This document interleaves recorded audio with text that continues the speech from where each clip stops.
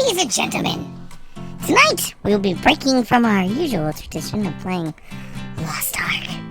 Because Sig is stupid, and he needs to, actually build some characters for, Society Play or something, and he knows he will never get around to it unless, he does it like this, where he goes, I'm gonna build it on stream, because then guess what happens? He builds it on stream, which is, what he needs to do. I mean, at some point, Sergeant Tovo is gonna be rebuilt on this stream, because for the love of all that is holy, one day, Sergeant Tovo will need to be fixed. Look forward to that in our Starfinder version. But for now, we shall go on and take on Pathfinder 2nd Edition. Now on with the show. Hi everyone. Yes, we're going to take a slight break tonight. I have at least two characters, that I need to get done. Post haste. One, because he just leveled and I haven't really figured out his future. And so I need to kind of figure out his future so I can figure out his level 4 stuff. And then the other one is the brothers. But I will explain more about that in a little bit.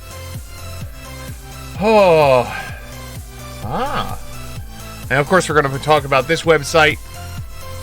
I know we've done some character building in the past. I've slightly talked about this page, but I want to go a little bit more in detail. And then finally, just so you know, all music during tonight's show, while we are building our characters, is brought to you by NCS, No Copyright Sound. If you enjoy any of the music that you hear during tonight's show, make sure you look them up on Spotify or YouTube. Just type in NCS or No Copyright Sounds. All of their music is free to listen to, free to download. So if you enjoy the music, make sure you support the artists, give them some love, give them some hype. There's not many places where you can go nowadays and listen to music and actually just listen to music. Other than that, there's an Erica. Hi, Erica! We're building a character. I should build you a character. Because you're gonna have to play...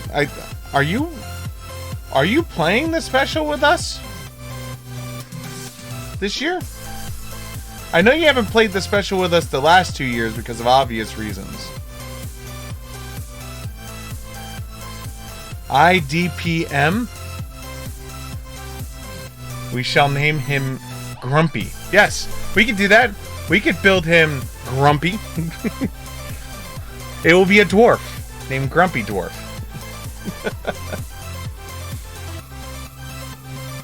This is Grumpy the Dwarf. Okay. Now, I remember YouTube made this a pain in the ass on how to do this. So you need to go over here. You need to go to...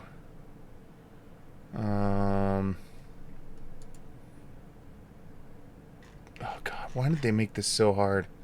This used to be so easy. There used to be a button that you just clicked on and it would play all of them. But now you have to go into a window, and all this is probably because of there we go. That's a bit loud. So let's turn that down. So our first song tonight is Diviners with the song Reality. Okay, so let's first start with this. A little bit of a post about whom I am. For people who don't know. In case we have anyone new here. Or anyone who tunes in at any point. I don't know if I am.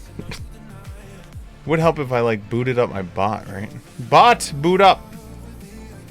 Bot do bot things.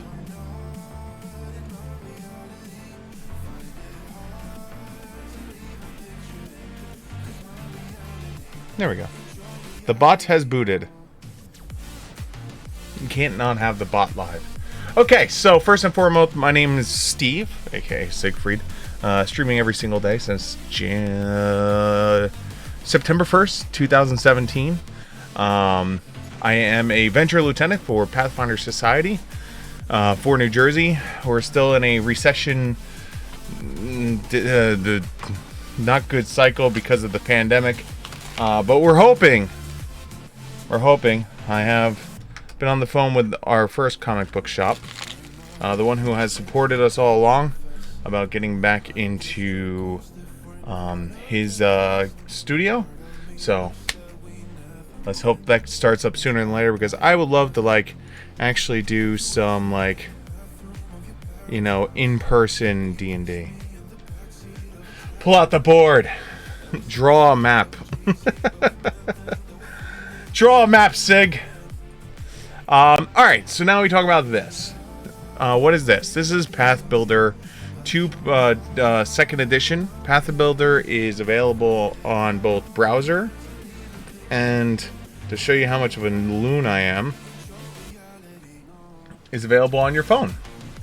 It is a app that has been built, designed, and published by, let me make sure I get his name right, David Wilson. David Wilson is a badass. He has basically done this all from the ground up. You do not have to give him a single penny. You don't have to give him a single penny to access or use the web page, or to use the phone app. The phone app is available both on iOS and Android. But if you do give him money, a one-time payment will give you the ability to add customizable stuff. And so, as someone who has done this, I have supported this man not once, but twice. So I have bought the version on the webpage to support him, and it's not. The worst part is it's not even that much. It's like, I think it's like what, $5?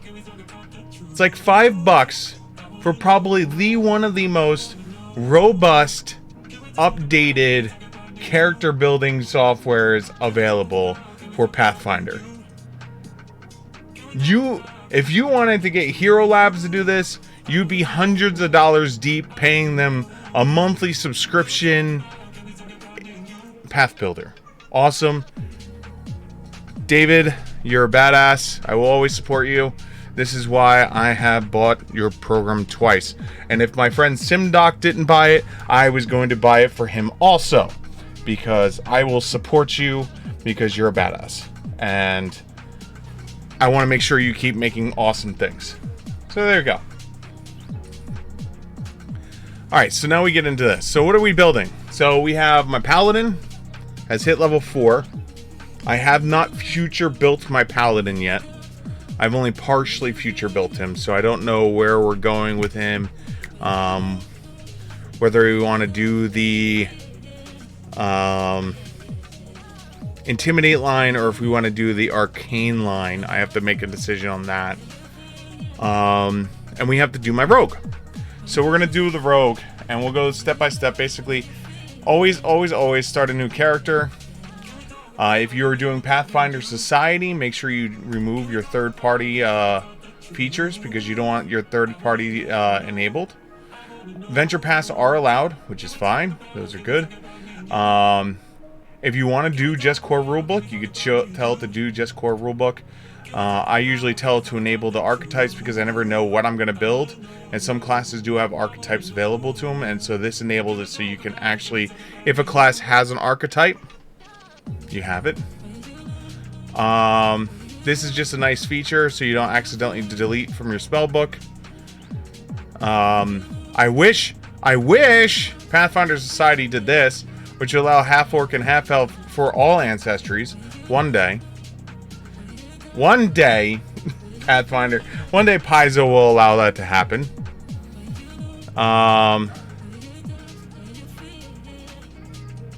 And that should be good. You don't need to enable anything else. And that creates your character. So let's kill this, because that was the original character. And then if you go on here, it'll tell you that you disabled one rulebook, which is the third-party rulebook that he just recently added. So we're going to do the Rogue first. He is going to be probably the most complex, problematic thing. So for anyone who doesn't know, Simdoc and I played 2 rogue tieflings in Pathfinder First Edition. Pathfinder First Edition, we played half-brothers, different mothers, same demonic father.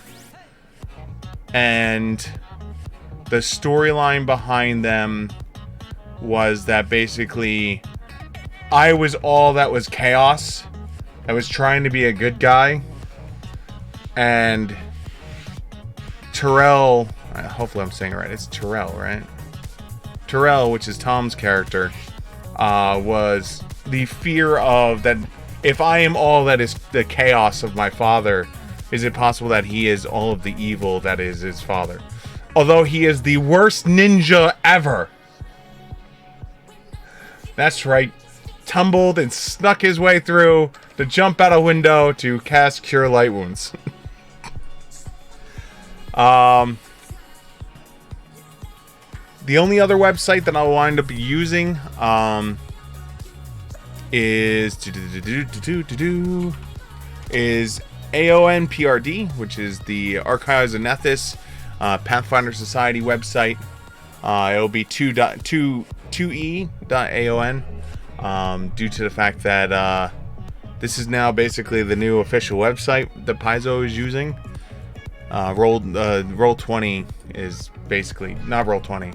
What's that other one? What was the other one, Sim? The one that was before Archives. God, it was so long ago I can't even remember anymore. Archives just blew up and I would just use Archives. But anyway, Archives of Nethys. The only caveat with PFSRD. There it is.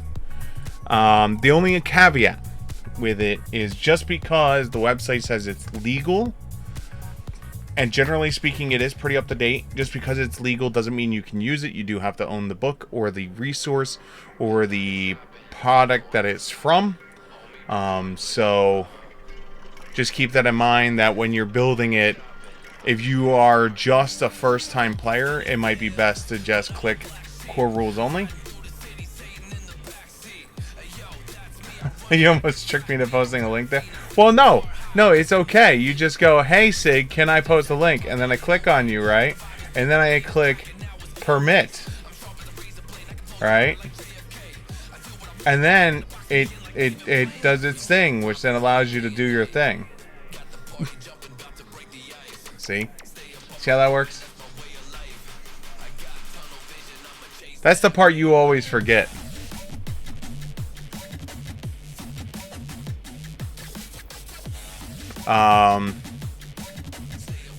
So, alright, so we build from top to the bottom. This is again another one of the beauties of Path Builder, is it basically, the way you choose your stuff is how it works in the rulebook. The only caveat to that is your I guess your ability scores and all that are all like it, as you build down and across and then down, this is how your character would be built. So, all right, so Deserath. Deserath was many things in first edition. Deserath was the smart boy, where Terrell was the pretty boy. Deserath talked to his tail, quite literally. And he was very good at fighting. Some would say even ridiculously good at fighting. So learned, good at fighting, and crazy. That was his big things. So and crazy. All right, so first things first, we have to figure out our ancestry. So what are we gonna slap? What are we gonna slap this onto?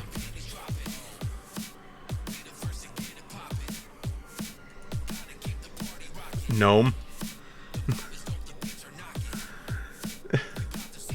If it wasn't for the fact that it's completely the wrong ability scores, it might be possible. Like, completely the wrong ability scores.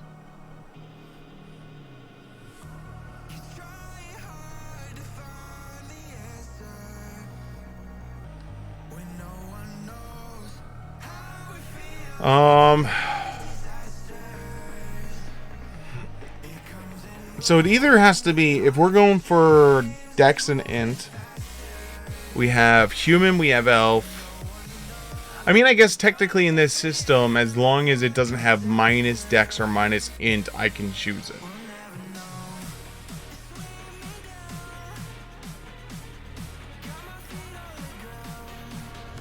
In theory.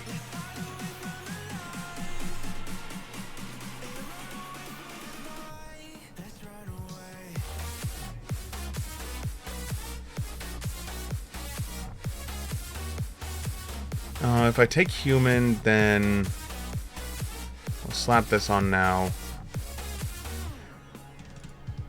That forces this. Wait, no, what is it? It's this if I want Dark Vision.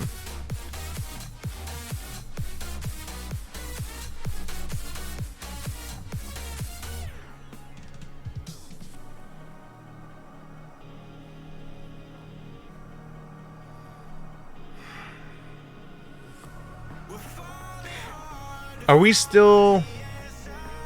Goblin. Ugh.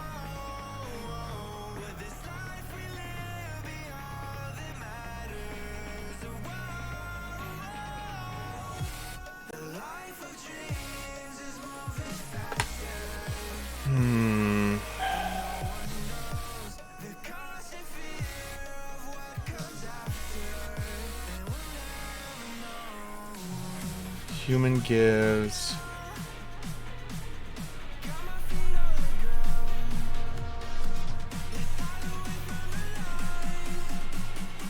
We're not going to have an archetype. We already know this is going to be Rogue.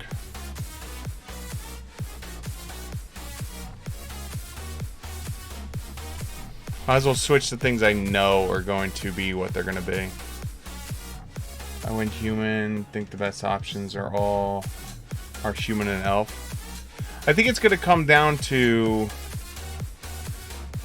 Am I taking all Tiefling...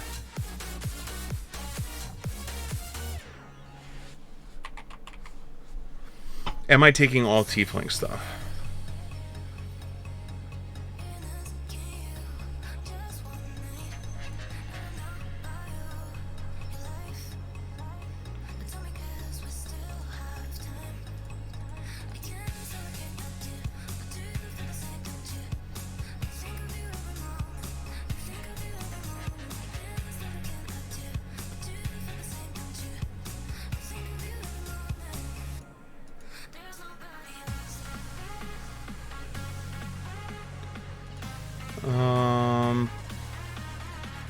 I mean, in theory, I have level 5. We could use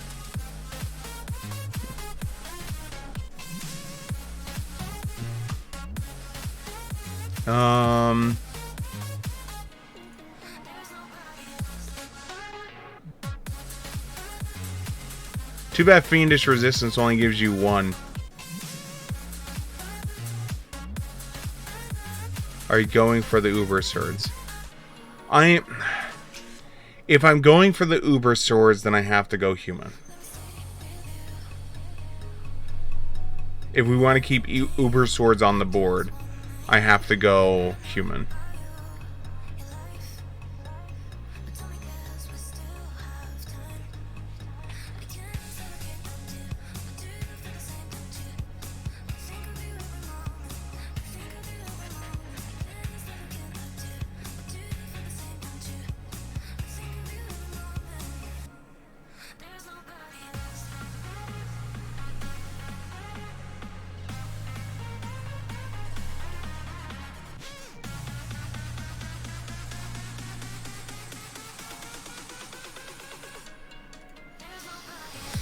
No. Well, wouldn't it be 2? I mean, in theory...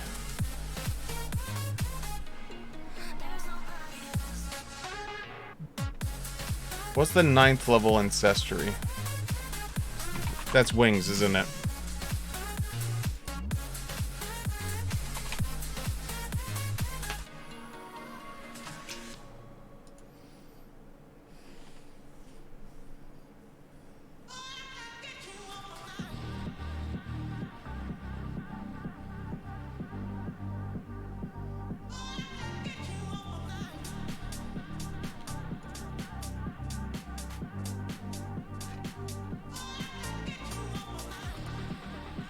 Unconventional.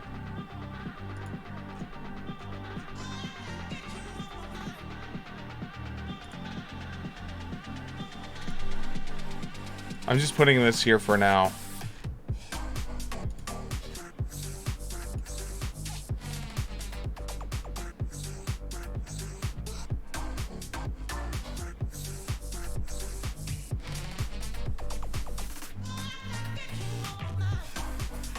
But then I would have to do... I mean, the other option, if I don't want to buck... If I don't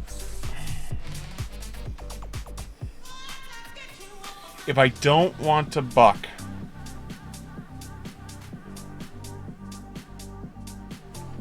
Alright, follow me here. Dexent.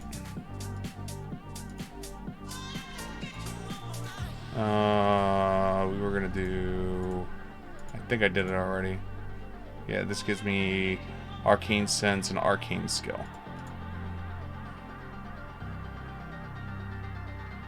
So these are the brothers. The brothers have unfinished business, as we have discussed it. Basically, our brothers never made it to endgame. And so in Pathfinder 2nd Edition, we want to make sure the brothers get the endgame. And now that we have the points to be able to make tieflings, is why it's now back on the table. Because you need a certain amount of achievement points to be able to make the character. If that makes any sense. Okay, so...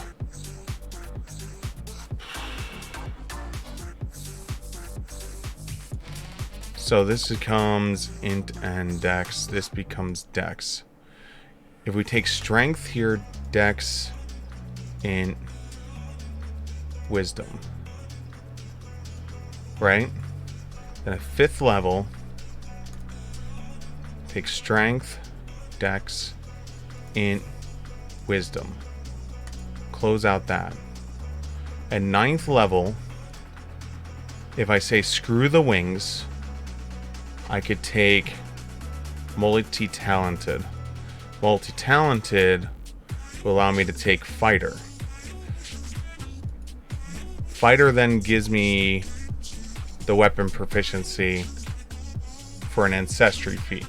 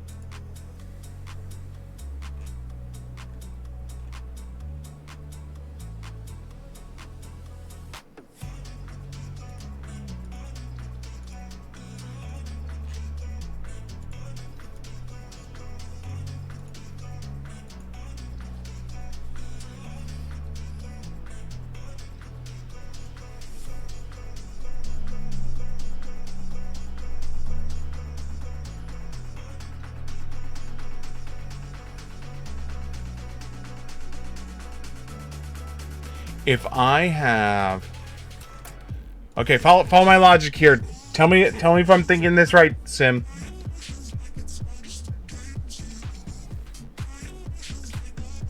Tell me if I'm thinking this right.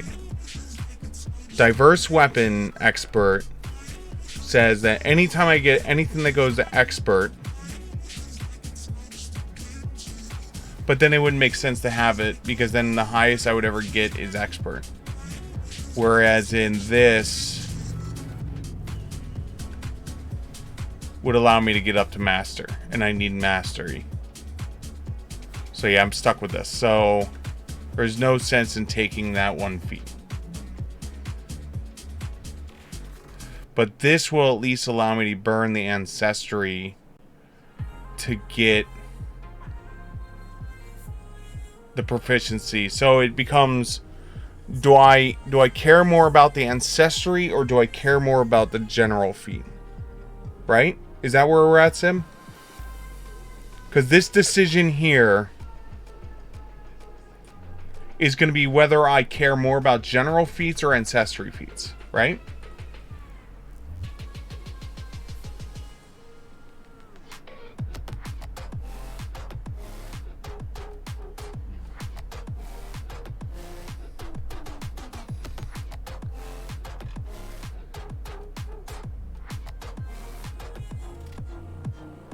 Because what I could do, take Fiendish Eyes here. This is my first general feat, right? If I take Ancestral Paragon, it gives me a free first edition, the first one, which then I could take Uncon Weapon, then take Sawtooth. Where are you at, Sawtooth Sabers? Am I just going over it? Or is it no longer on the list?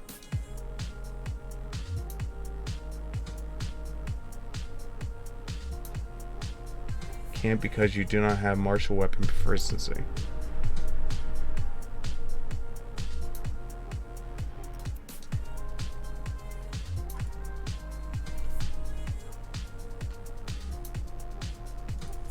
So this would have to be...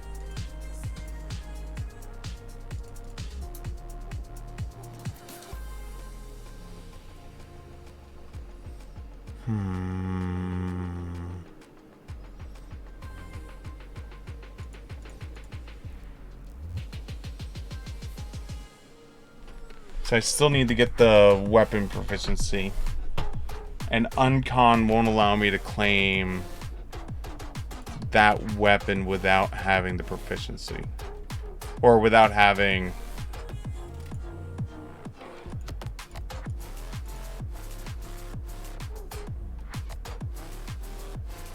Is that what I'm understanding? The reason why it's not here is because I don't have that proficiency?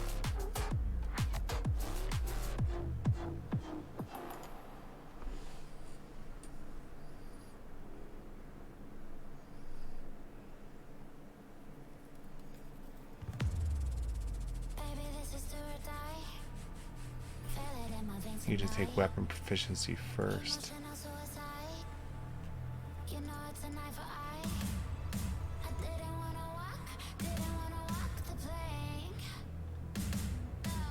So what, like do that, and then at 7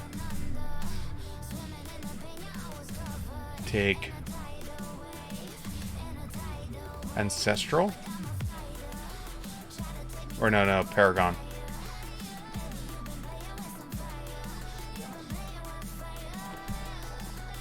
Ancestral Paragon, which then will allow me to take Uncon. Which then I should be able to take Sawtooth now, right? Yeah. Okay. So that's why I wasn't there before. Oh, I know, but I'm trying to transfer them from class feats to general feats if I can. You understand? Class feats mean more to me than general feats.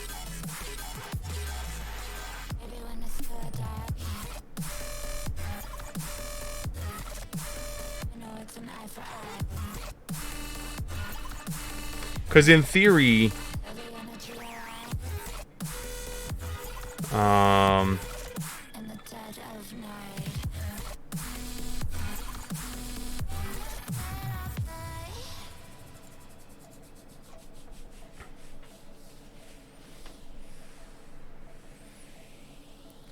Well, that's what I have it right now. So right now it would be Fiendish Eyes, so I have the dark vision.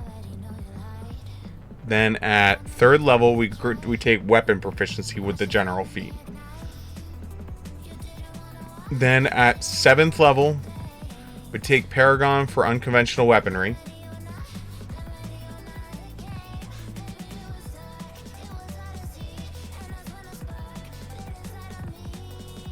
When's the next general? This is Ancestry. Class. This is general. So...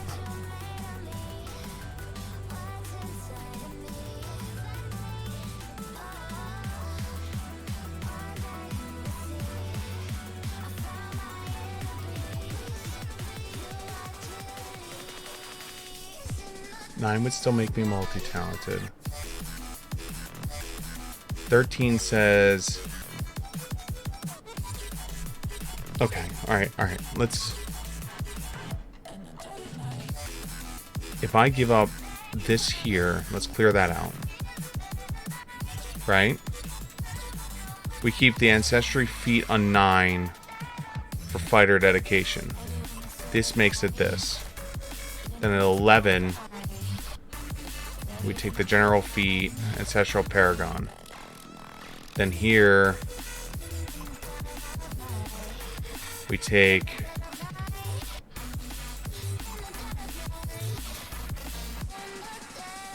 unconventional weapon.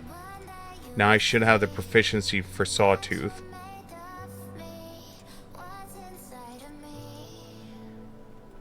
And then at 13... take expert. Right?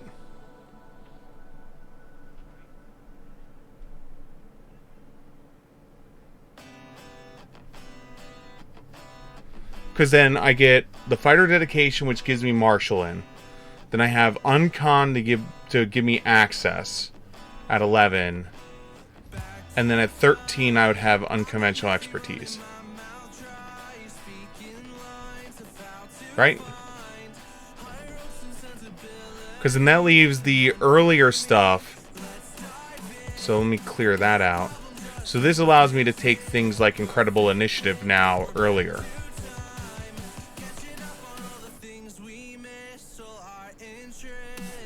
Oh, you're doing the retraining thing?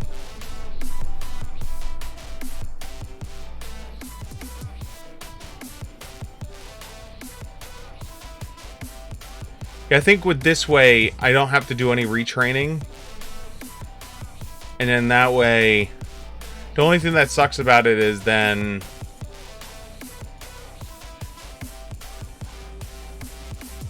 my stat line, I'm wasting 2 points on strength.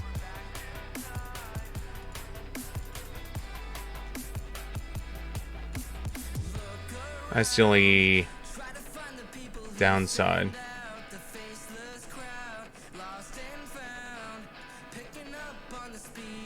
Which I guess that's not that bad. Well, no flying unless I buy freaking... What the hell is that one thing?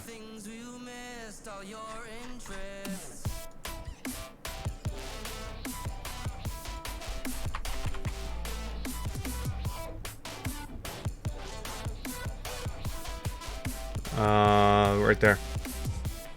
850 boots fix the same problem.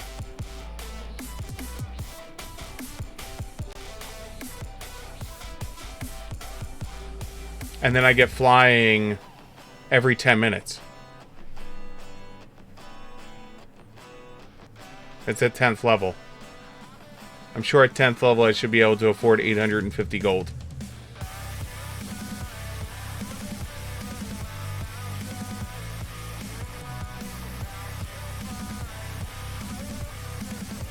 And they're not rare. They're not uncommon. They're in the core rulebook. And they're a better version of your wings. with no feet spent. I'll just throw money at my feet problem. When in doubt, throw money at your feet problem. I'm fixing my feet problem by buying shoes for my feet. It didn't work. There it is. Now it works.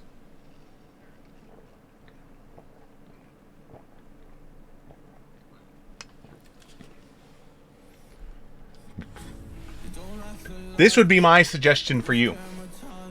Also.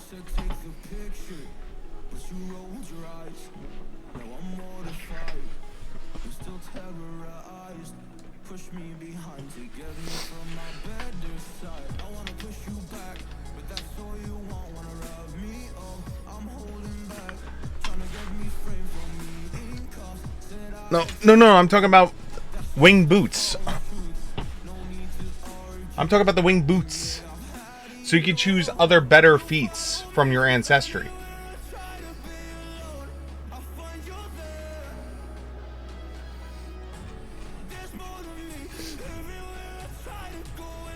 Okay, so we got the bases down. We're now level 1.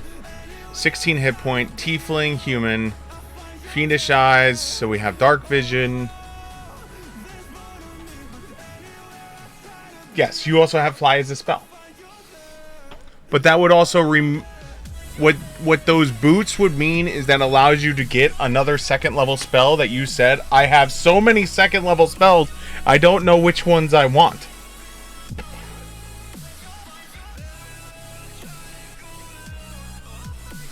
$850 gold solves a lot of problems. And in second edition, at least unlike first edition, where in first edition, remember, we had to power up 2 weapons. 50 gold. And then power up a weapon.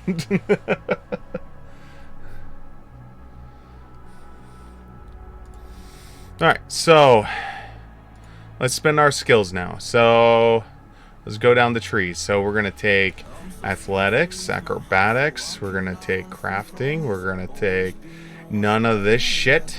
We're going to take medicine, nature, occultism, performance, religion, society, and survival. Oh, wait, hold on. What is the one thing I don't care about right now? Take it out of that and put it into that. Okay, so that's first level. Because on this level, we're taking dedication,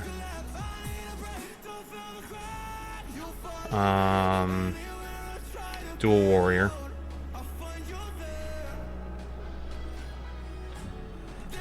we also got to take the thief bracket.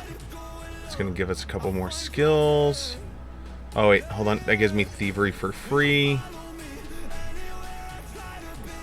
So now we get performance, darkness, invisibility, restoration, see invisibility, mirror image. Yep. There you go. 850 gold. Frees up 2 feats, 2 ancestry feats, and a spell for you. Easy mode. Okay, so then we have 4 options to choose from. I feel like the best option for me is Pathfinder, since that's going to be my bread and butter, and that's basically what I did in version 1. Skill feat. Oh, sweet Jesus. Ha ha. All the skill feats. Oh, man. So this is where we have to make the choice of what skills am I going to max. So we know we're doing thievery, we know we're doing stealth, and identification was the thing that I always did. So that would be religion, occultism, nature, arcana.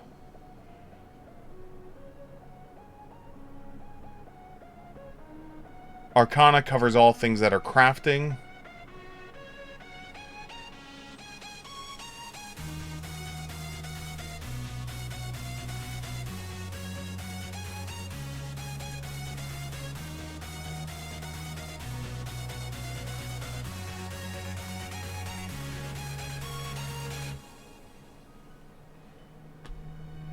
Oh, yeah.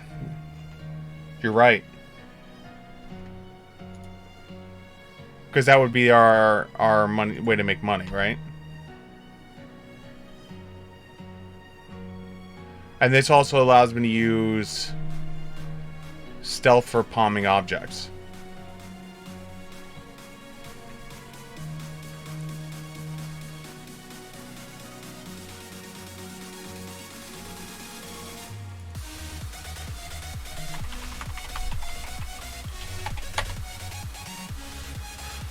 Oh. No, I keep you around for a reason.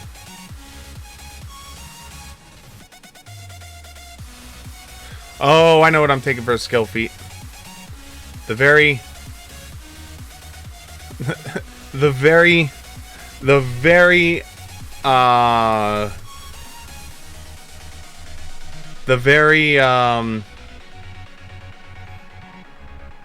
The very freaking blood and water of oh wait, we never even put his name on here. Dazorath Gonthor. If we're gonna do it, we're gonna name him. So there we go.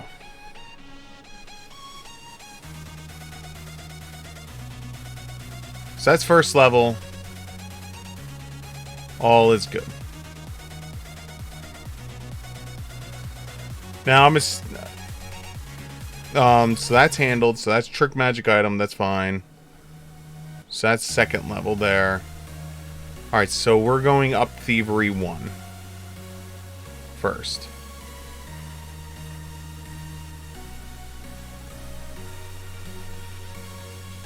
Our next thing we'll go up on is, I guess, Arcana.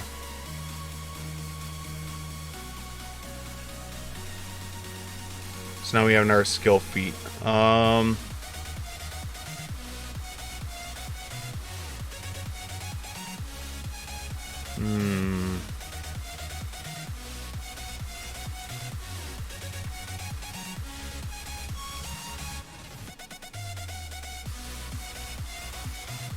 Call knowledge using any lore subcategory in which you were trained. Roll critical failure, you get a failure instead. If you're master in the lore subcategory on a critical success, you gain memorial. No.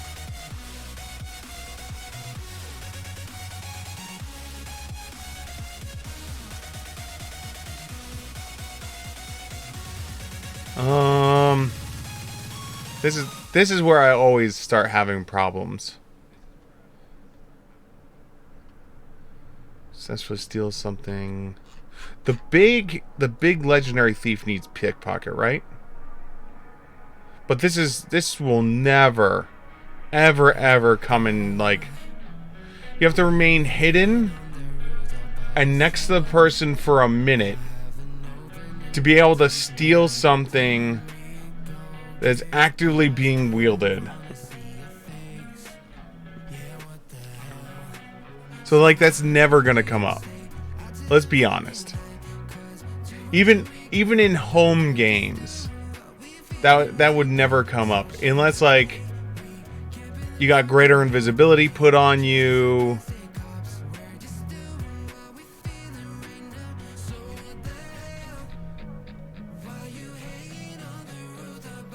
I mean, don't get me wrong, pickpocket sounds nice though. Being able to do the pickpocketing without the -5 is nice.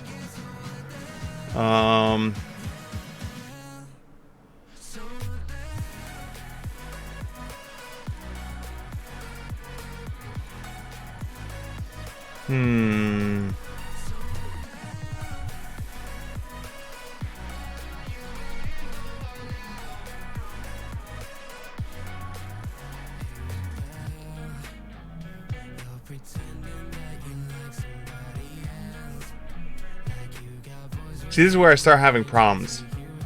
Like, skill feats, there's so many of them, but they're, like, so narrow that it's like, which one thing do you want?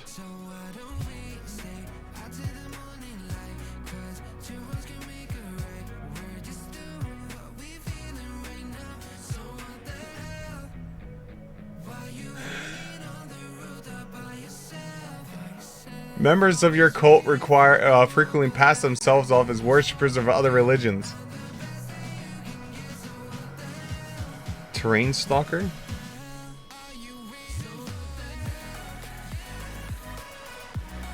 Rubble, snow, and underbrush.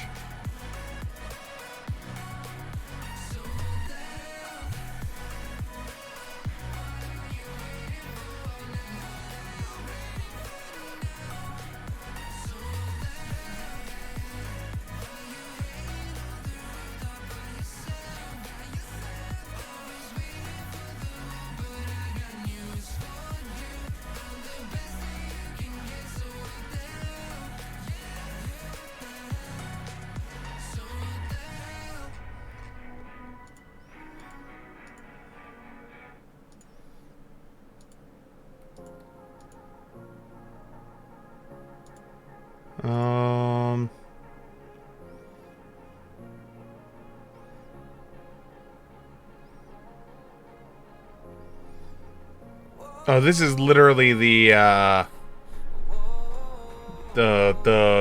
what movie was that? The movie with the magicians that stole shit. The hell's the name of that movie?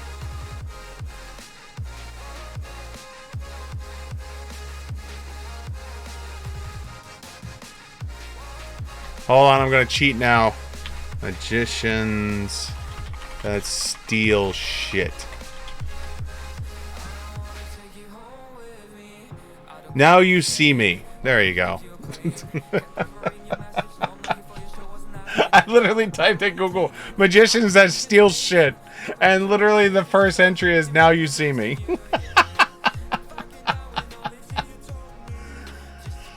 Oh, deceptive worship would be interesting.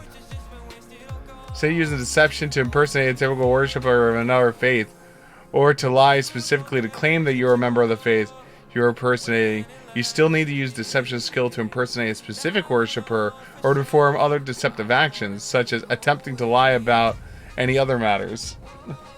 So this would literally be the thing that Deseret did, where he would reach into his bag and pull out amulet of blah blah blah religion and just be like, yeah, I love Torburger. Torburger is great. I love Torburger.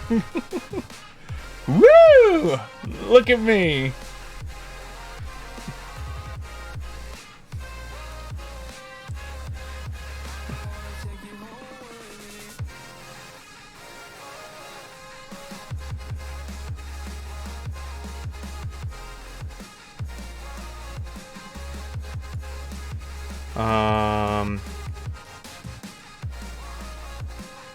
Clean contents. Hefty. I don't have to worry about Hefty Hauler anymore.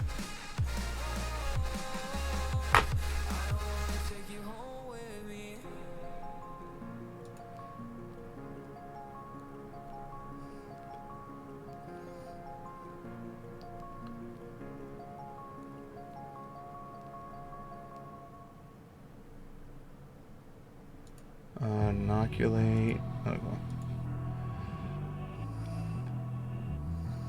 I mean, I could just start taking a bunch on multilinguals and just try and speak every language in the game.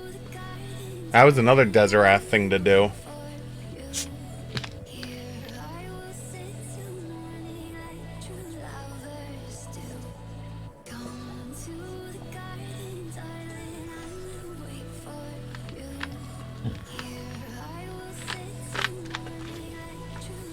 You know what I should do? Hold on. Let me look at something real quickly. If I give myself minuses in charisma and wisdom, I can give myself a plus in con. But that would hurt my will save.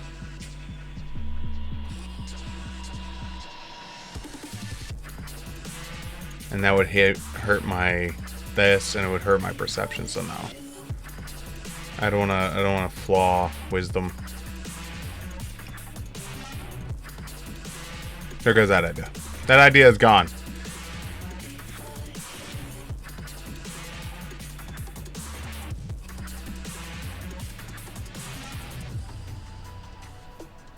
You went level 1 bargain hunter. Well, yeah, you can do that. I can't.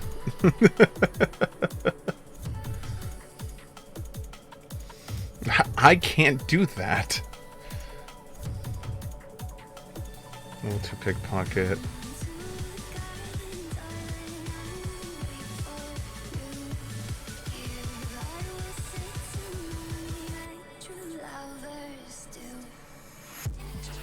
Well, yeah, it gives us... We always had the abilities to speak to each other without... So, yeah, we'll do that. Because it gives us a means to converse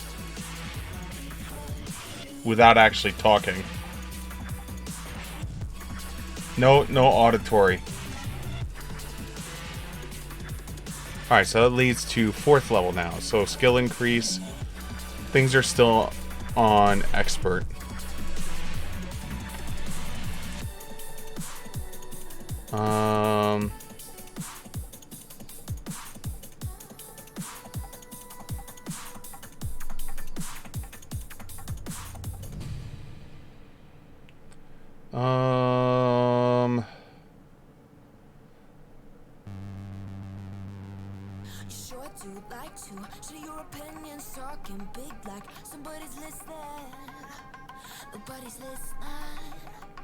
We'll do stealth now because that's going to be... This is going to be my frickin' how we usually do our initiative, isn't it? Alright, so now we get a class feat. There are no dedication, there's no archetype yet other than dual thrower and dual reload, which does nothing for me. So we go back to our class feats. I think this is where I was taking...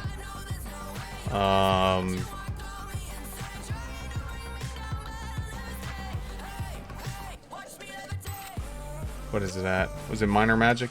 Yeah, I think it was minor magic.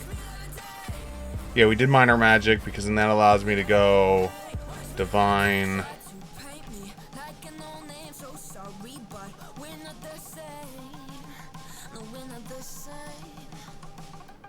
And we take read aura, which you need to be able to identify magic items. And then we take stabilize.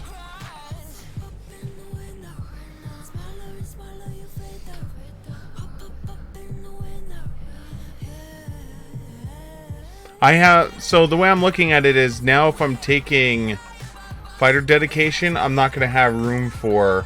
So here's the issue. All right, I'll show you where my issue starts running in.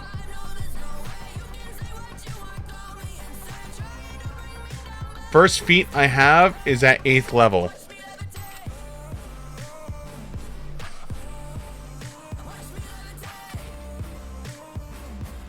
There's no way for me to get it online before fighter dedication comes in.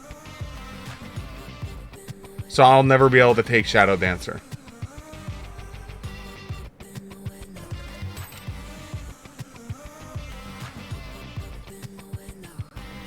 I mean, the only other way I could do it is if I were to get rid of... if I got rid of dual weapon dedication.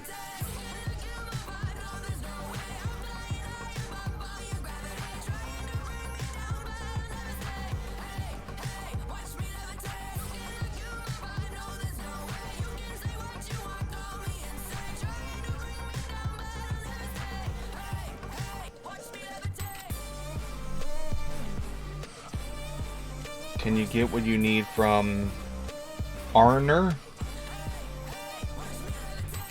Are you talking about Ranger?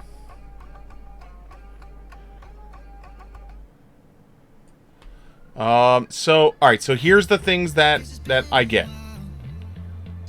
You know Ranger better than I do. So, Flensing is how I'm getting my bleed.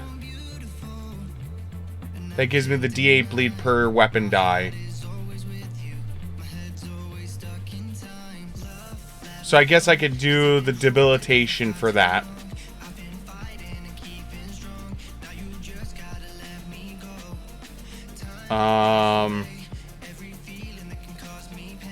Dual weapon blitz is nice, but not necessary. That's basically the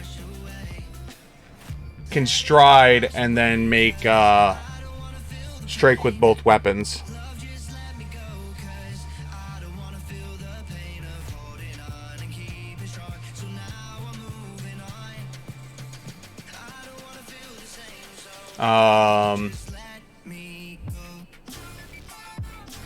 I'm not going to be taking this because how often do our monsters really critically fail against attacking me?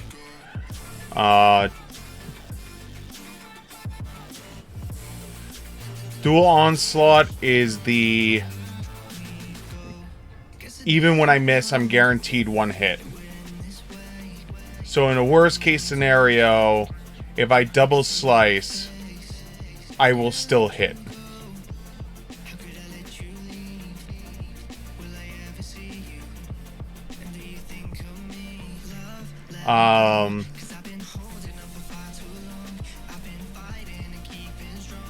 This is the parry thing again. This basically allows me to have the parry stance up. Basically, it's more reactions to parry.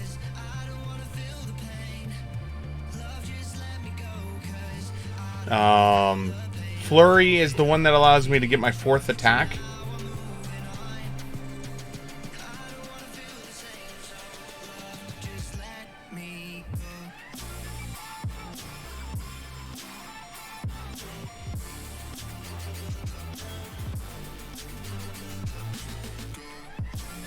Which I do question whether mathematically it'd be better to do 0, 0, -8, -8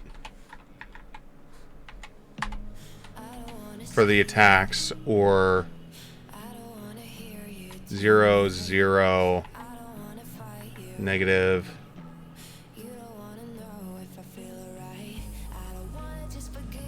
Yeah, it would work out.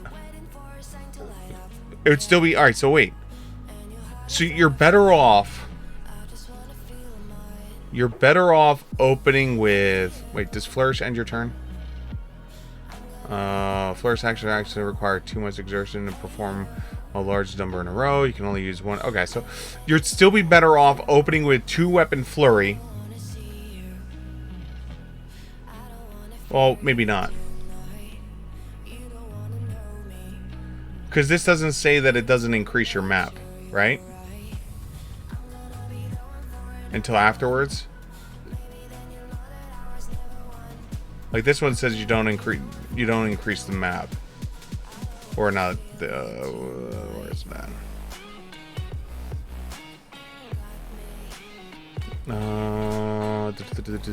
There it is. Here is both weapons, make 2 strikes, one of each 2 weapons. Take a -2 if it's not an agile weapon. Both hits, blah, blah, blah. This counts as 2 attacks when calculating your map penalty.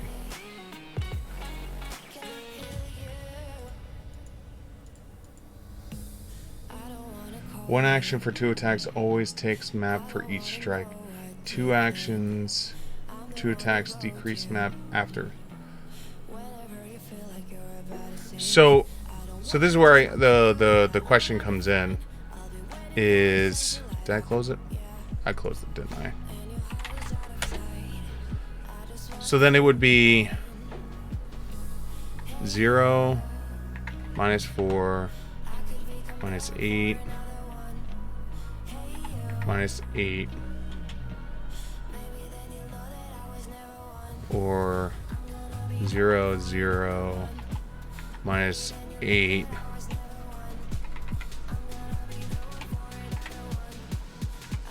-12.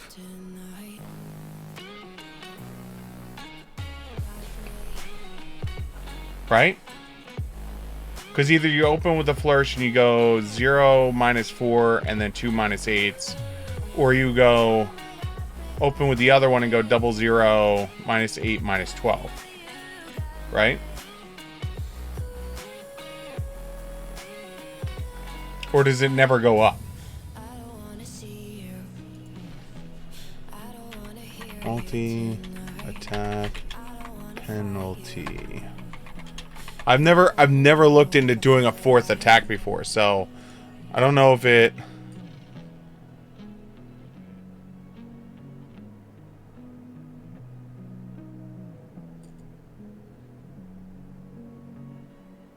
Turn, so don't keep track.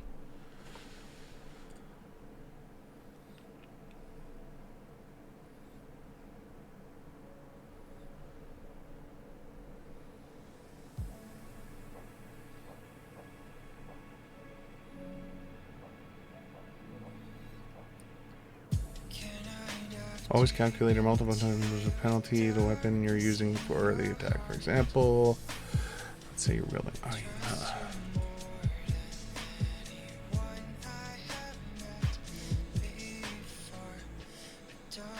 Oh, it doesn't increase. So it would stay like this.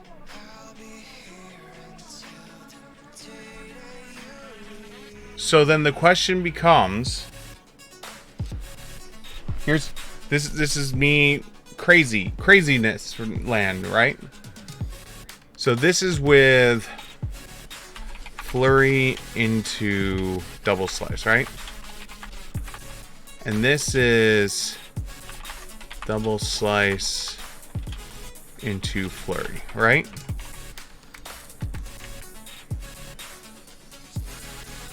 The only reason why I put this up as an option, right, is if I take that 1 feat that I was showing you.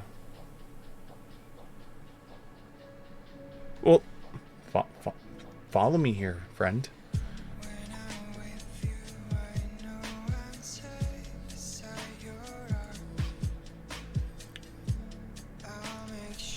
Dual Onslaught says that even if I miss with both swings, one will always hit, and I will always do my damage.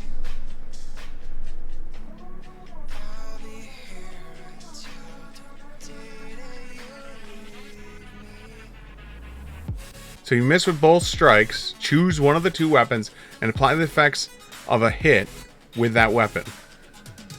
So the reason why I point out that the flurry into double slice might be better off is, sure, it's 0 then -4, but then I'm guaranteed the 3rd hit. Versus the 0-0 and there's no guarantee on the 3rd hit.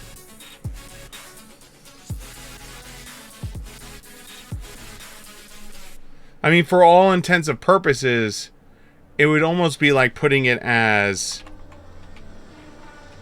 star for the first one.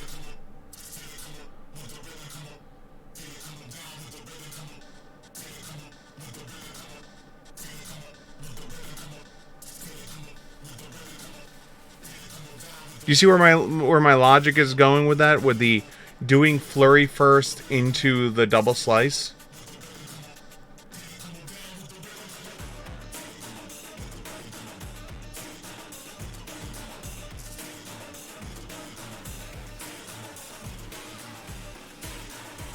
Because even if I miss with the -4, I'm still guaranteed 2 hits.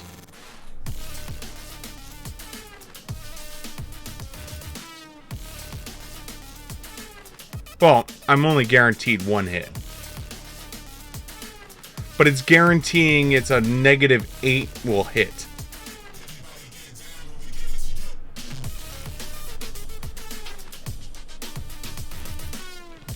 Because it's either put the star here for the guaranteed hit, right?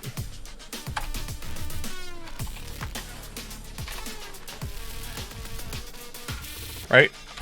So it's either the star is here and I'm guaranteed 1 hit, and then I have to deal with the compounding of -8, -8, right? Or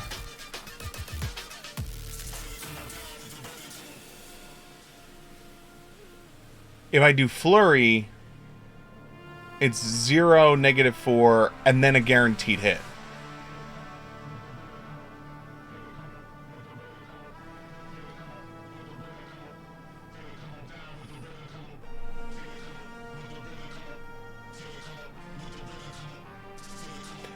Okay, I'm gonna play devil's advocate here. Ready? We had access to deeper darkness, and we never dropped it because, and I quote, the one time we did, we felt really bad for gimping the entire team.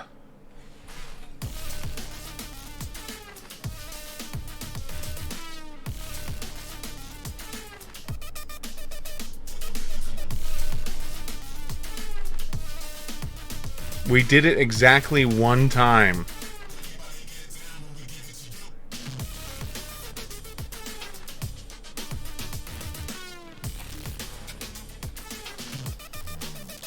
Remember we had the dwarf fighter that we completely neutered him, and we had, who else? We did it at one Gen Con table. We did it once, and we felt really bad.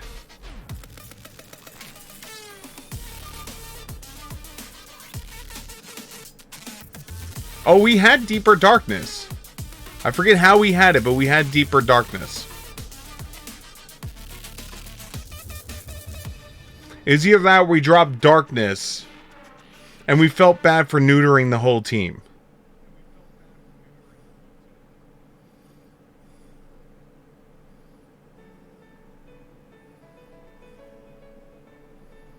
It was one way or the other. Either we dropped darkness and neutered the whole team, or we dropped deeper darkness and neutered the whole team. It was one or the other. I remember we did it one time.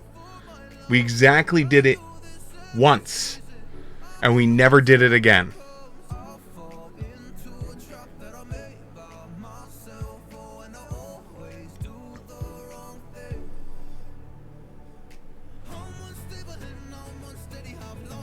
That's why as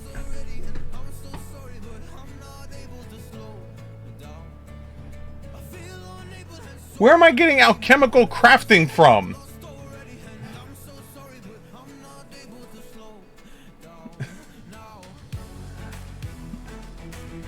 Where am I getting...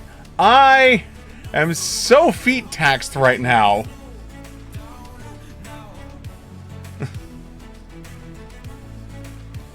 Why do you think I was trying to off everything onto freaking... onto general feats? My class feats are so taxed.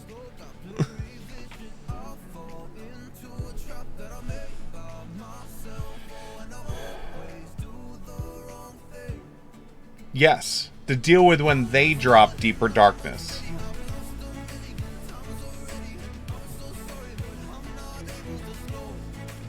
But we as a team, you and I, only dropped darkness once. We loved the idea of it. We did it one time, and then we felt bad because it was you and I beating up the enemies as our team sat by and watched us and cheered us on. And then we felt bad afterwards.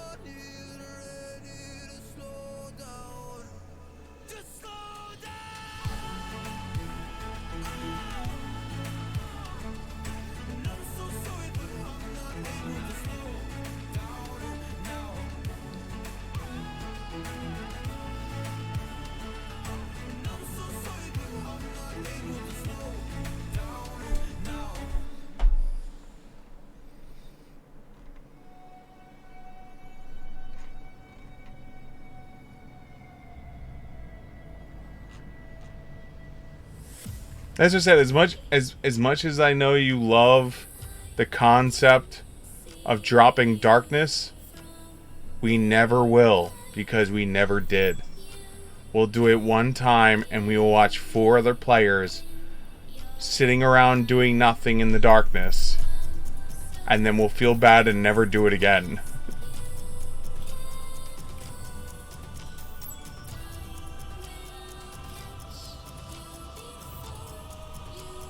I mean, unless your perception is completely changed.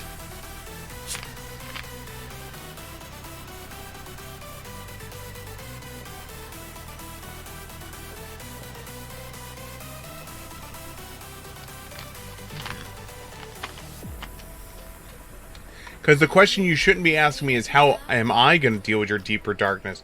The question is, how is the other 4 players in our team going to deal with your deeper darkness? Because even if I was an alchemist handing out dark vision elixirs, they still don't give you deeper darkness.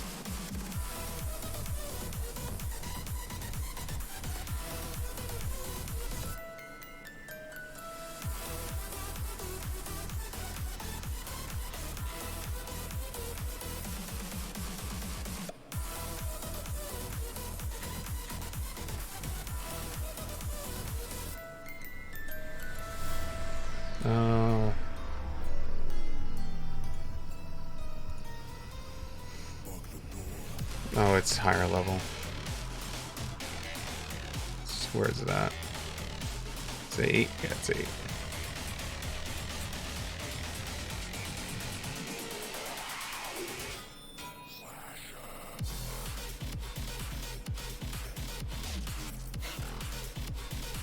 Oh no, if you... Listen, I am all for you having deeper darkness. Because having deeper darkness is like an I win button, right? It really is. It's an I win button where if like we are getting our snot beaten by the bad guys, we could drop deeper darkness and then all of a sudden we have the advantage, right? So it's one of those like, it's a catch-all. It's one of those, you and I win, but everyone else loses. But I could see holding on to it for if the team is losing and the choice is drop deeper darkness and win or lose. You know? I just don't know where I would fit in. I don't know where I would fit it in at. Because the only way I would be able to fit it in is if I get rid of dual weapon dedication.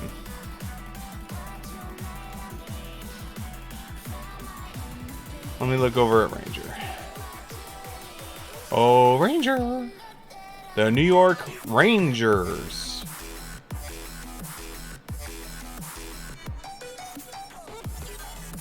Because I know Fighter just does not have enough. Fighter only has like 1 dual weapon attack.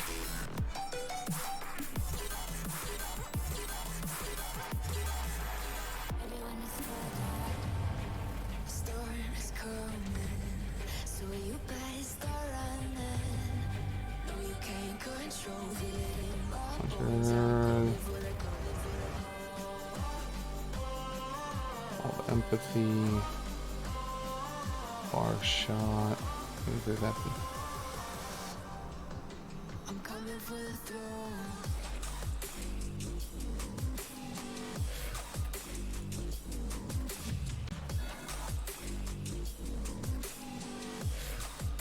I'm coming for the throne. But no, I'm all... See, this is the whole purpose of this, is to figure this shit out. Because I like figuring stuff out. So double slice is a fighter feat.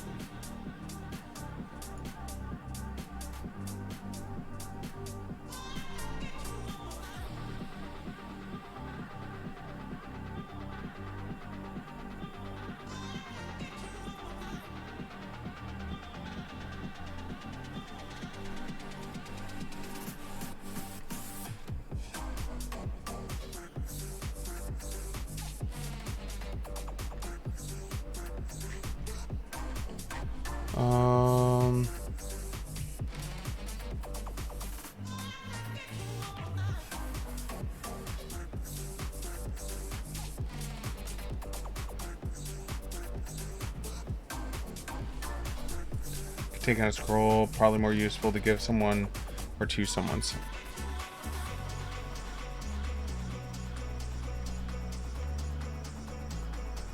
Feet, resiliency, ranger feet.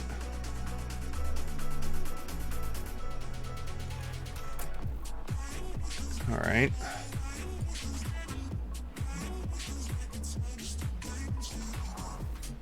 Twin takedown. It's a flourish. One attack.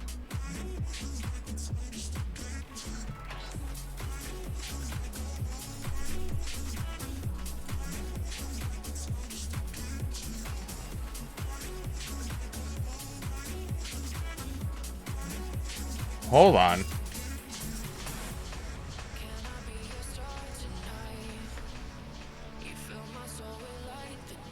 Hold on.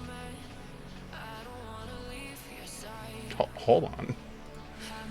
Double slice. You're wielding 2 melee weapons in different hands. You lash out at your foe and make 2 strikes, one with each of your 2 weapons, each using your current multi-attack penalty.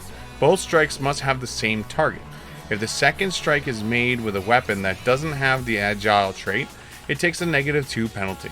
If both attacks hit, combine their damage and then add any other applicable effects from both weapons. You add any precision damage only once to the weapon of your choice.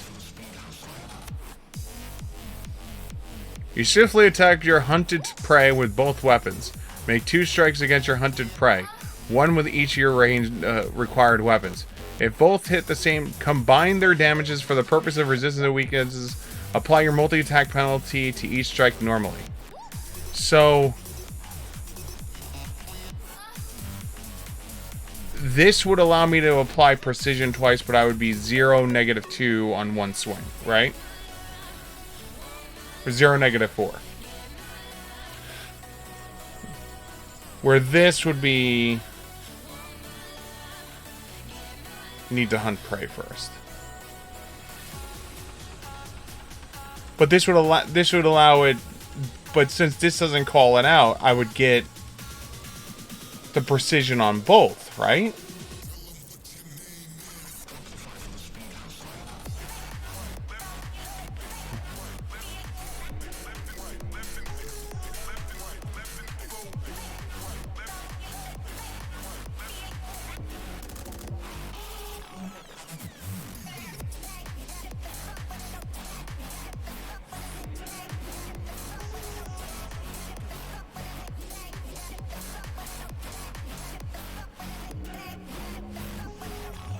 Right?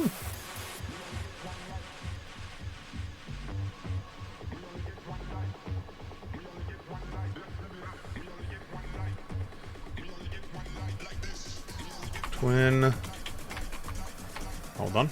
Let's see if they've answered this question. Twin takedown. Rogue.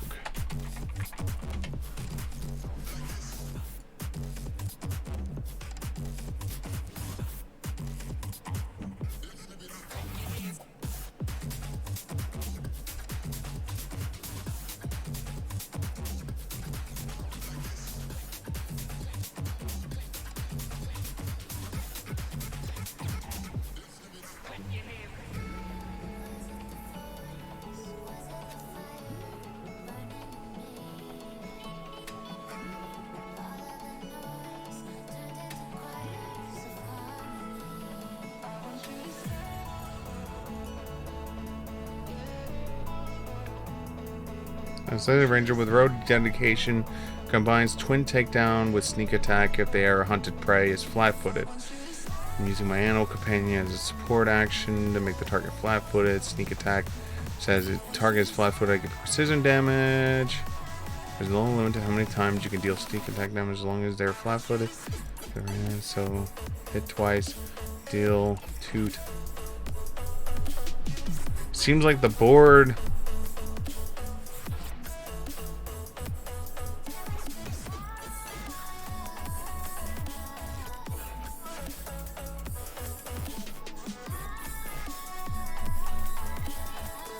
Seems like it works.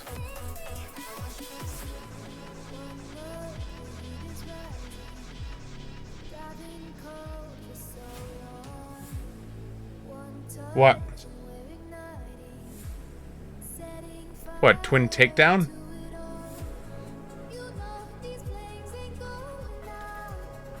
Tell me you have twin takedown and you haven't been using it.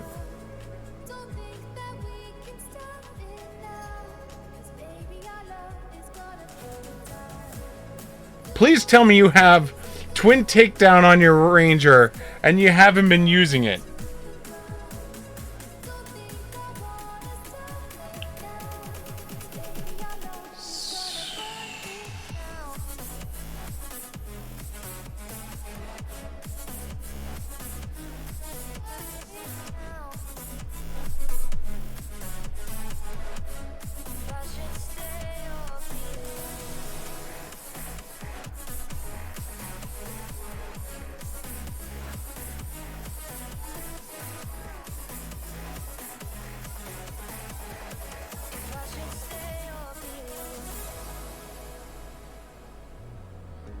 So that would allow me...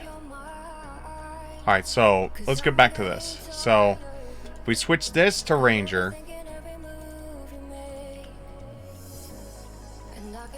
This gives us a skill. We still won't have... But then we're giving up minor magic. So I would have no means... I mean, minor magic's not until 4 anyway.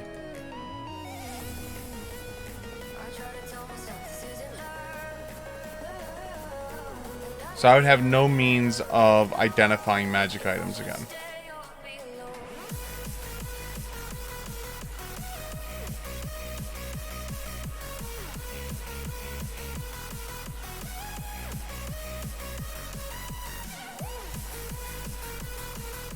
Because we take basic trick, twin takedown.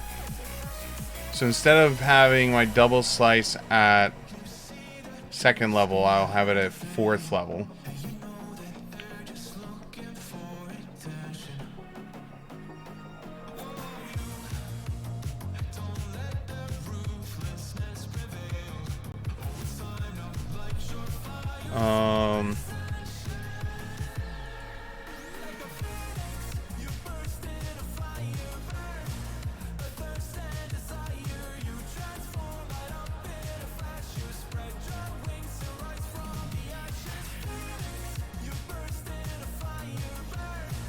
Hunt Prey really doesn't do anything for me until 4th level, right?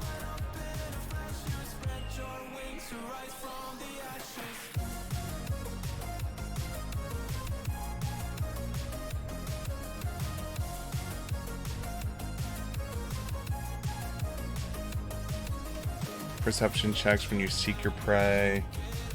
Minor stuff. Track your prey.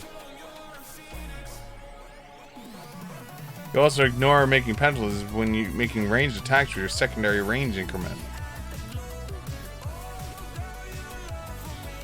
Alright, so at 6th level, I don't think...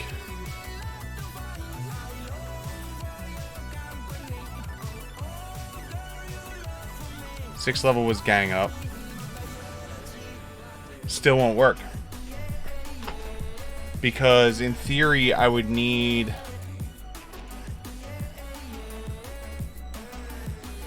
I would need to give up my 4th level feat and my 6th level feat to be able to take Shadow Dancer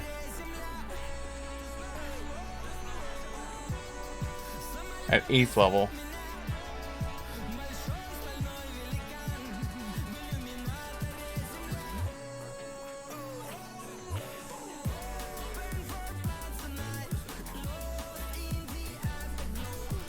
And giving up gang up is, I don't think, worth it.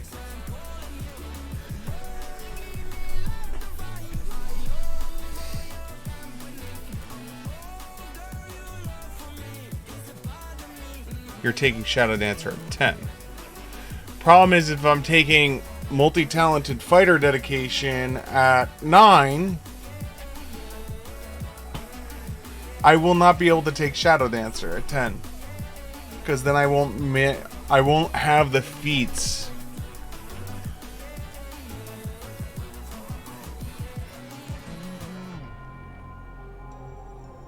I mean, unless I went, instead of going fighter dedication, went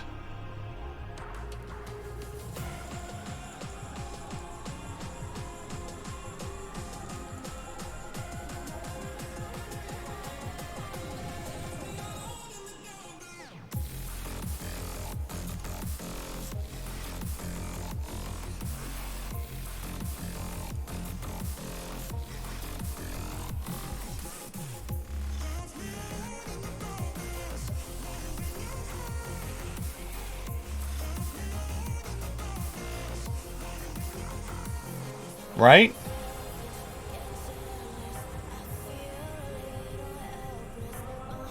That would work.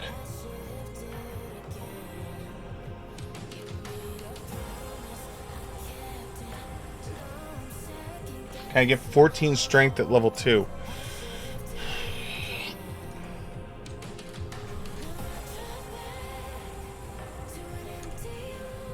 If I give up a point of intelligence.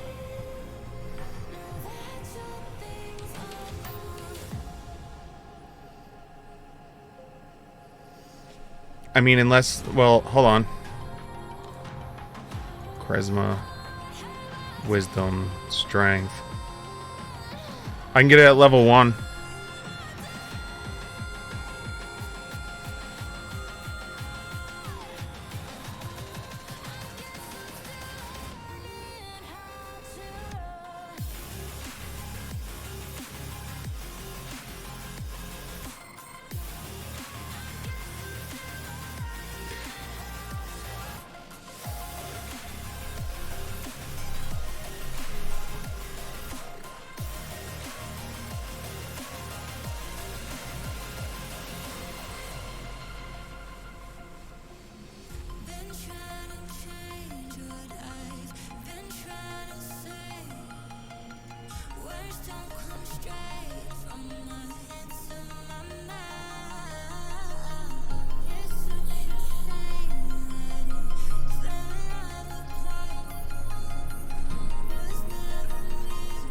So... Fighter.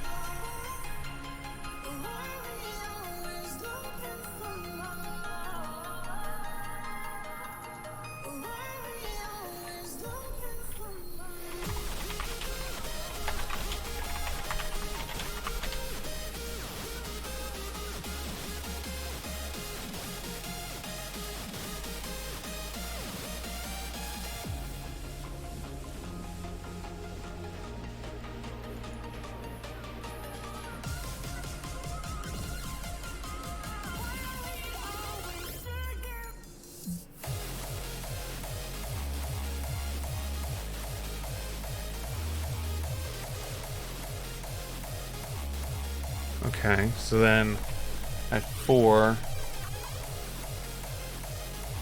basic maneuver.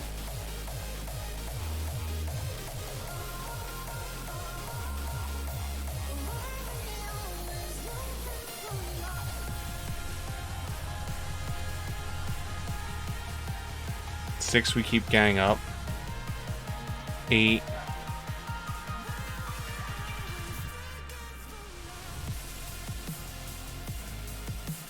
We can gain attack of opportunity at that point if I wanted to. I mean, I have no reactions, right? Or we can grab an advanced maneuver.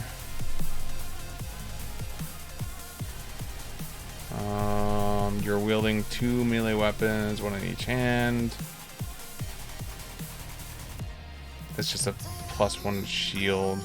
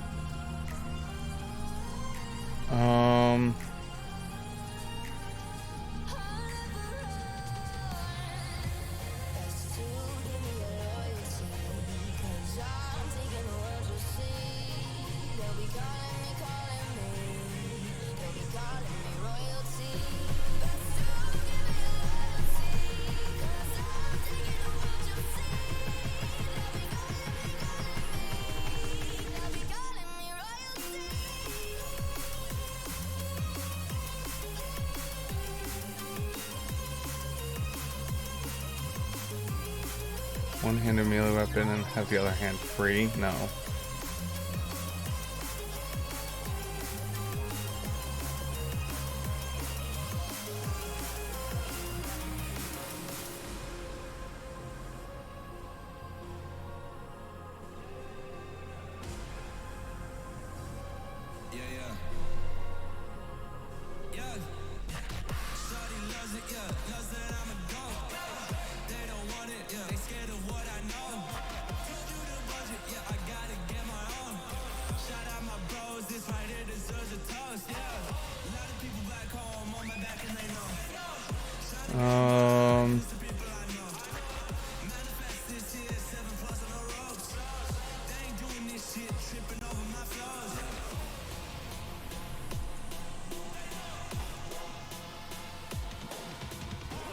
Because I don't have any other...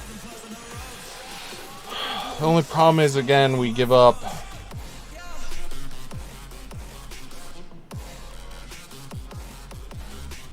I've given up my...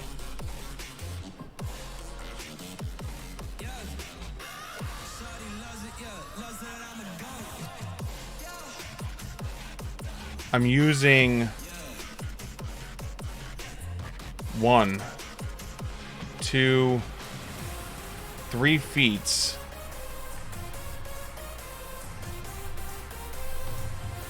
I wouldn't need you anymore.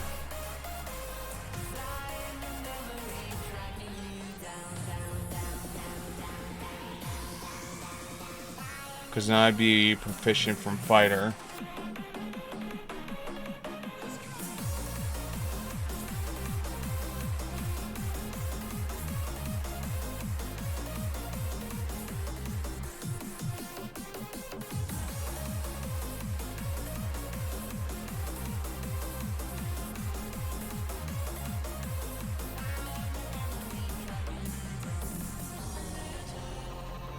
The only part that sucks about it is losing minor magic, though. Because without Read Aura... Without Read Aura, I can't identify magic items.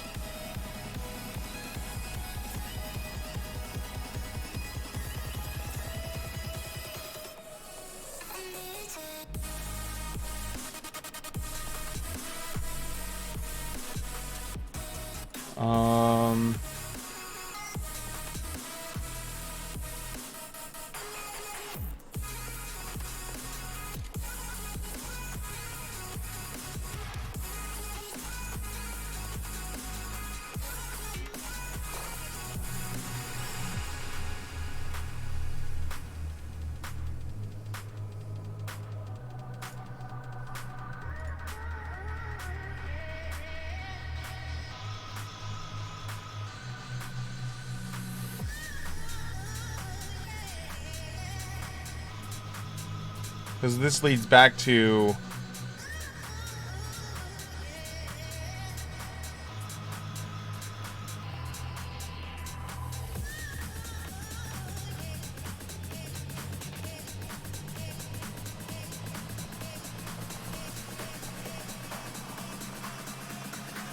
So right now it's fighter at 2. Then nothing with it until Paragon for Uncon. And then Expert at 13.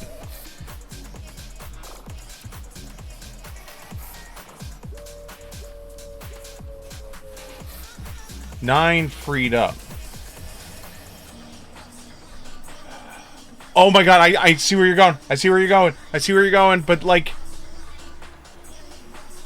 No fighter ever.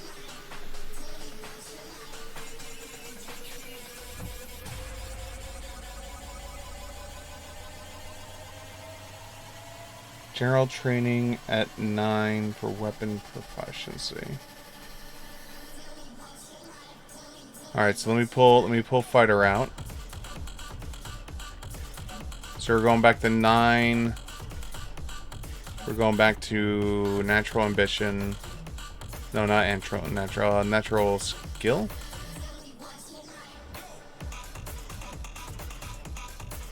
Oh, it's one of these. General training, there it is. Then take weapon prop.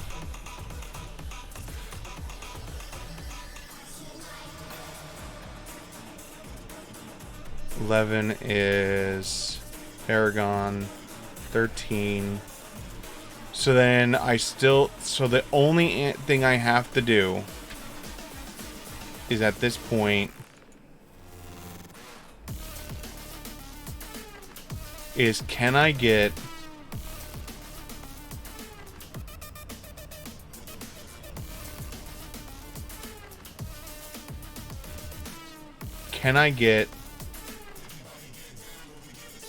This becomes minor magic again.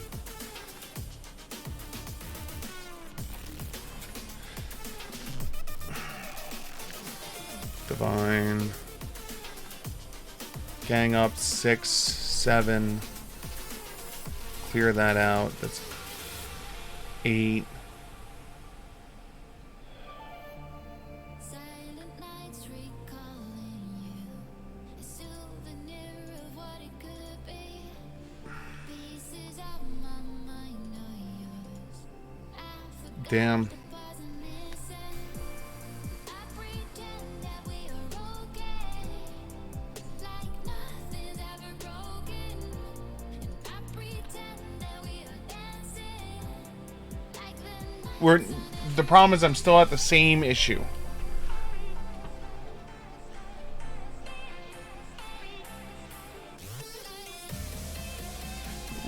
We still have the issue. So assuming I'm taking gang up at 6, right? I'm willing to throw that away, right? I guess if we take instead of dual weapon, we take ranger. Then at 4, we take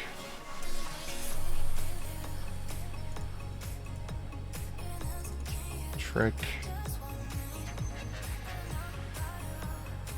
twin takedown.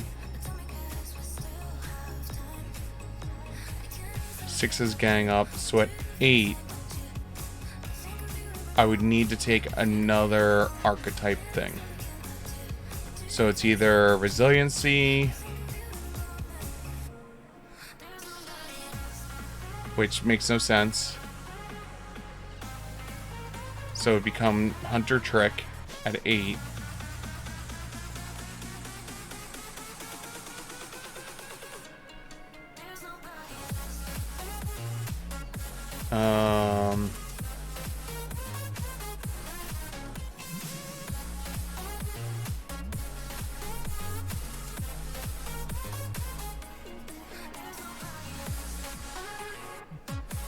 Choosing the creature you are hunting attempts to move away from you using an action that has the move trait. Your hunted prey cannot escape your relentless pursuit. Stride up to your speed to tandem with the target.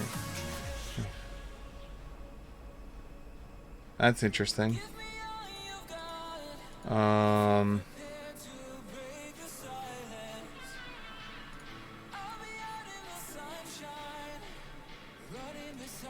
Parry.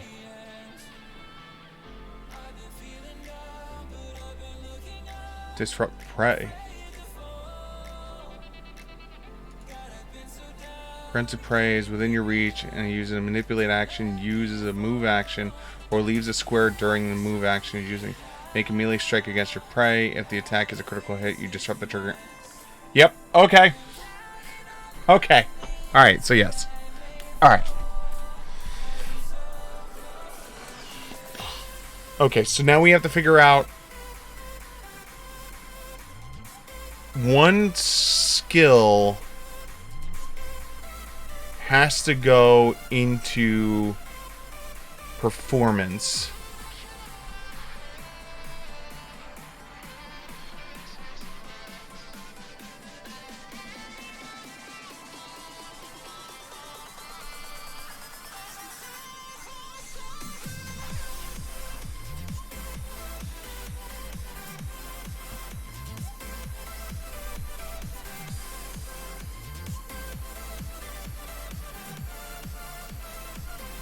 Okay.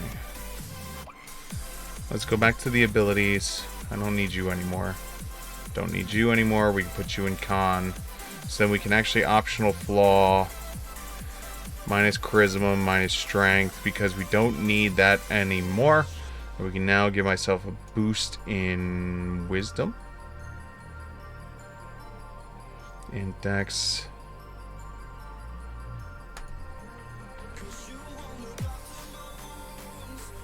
Right? I could do that now?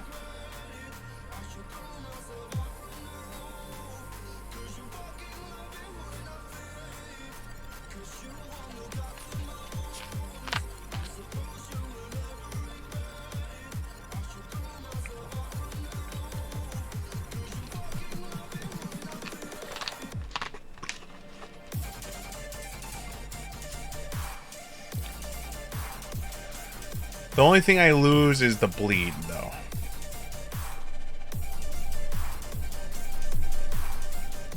I no longer have the bleed.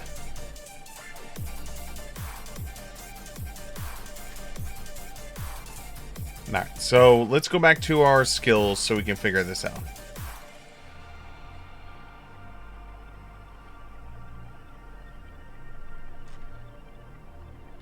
So at level 2, taking Ranger, we get a free skill. We're going to put in Deception.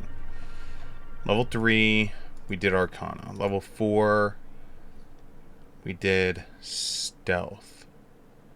Which is fine, because we have to get that Master anyway. We have a skill feat. So let's take... Let's give up... Let's give up one of our knowledges.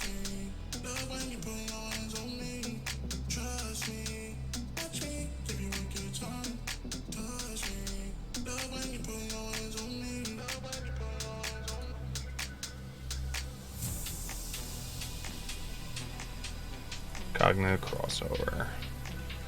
So, cognitive crossover, we will...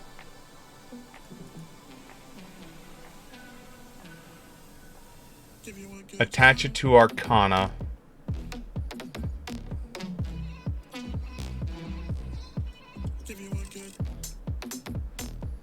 And we'll attach it to...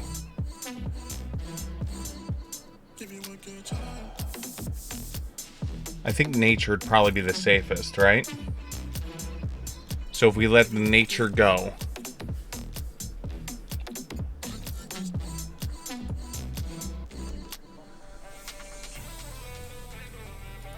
Alright, so this is intellect. Wait, hold on.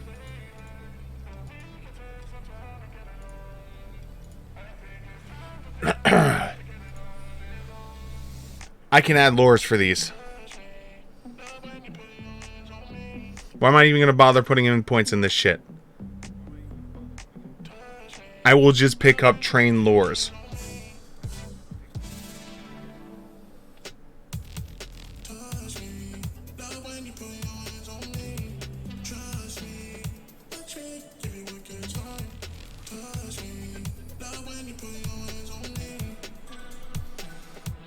Okay, so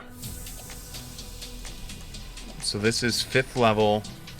5th level, we're still in the lower, so this is going to be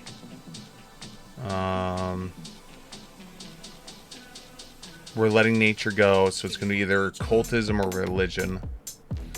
We'll do religion is going to come up more often than that.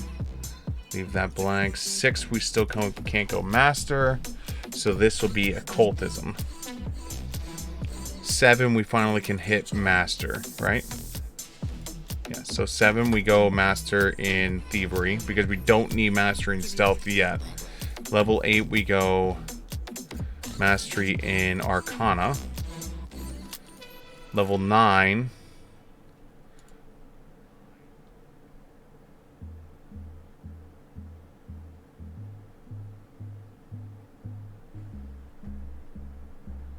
Level 9, we will grab our mastery in stealth.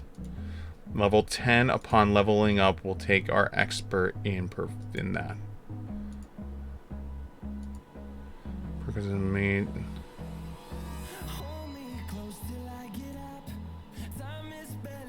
Hold on.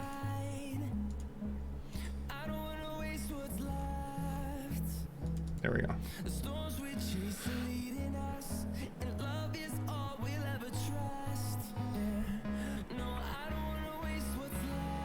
So then at level 11, we still can't go up. So we'll go up in... religion will probably be the thing that comes up more often. 12. We still can't go up to legendary, so that's going to be occultism. 13. We still can't go up. So this will be...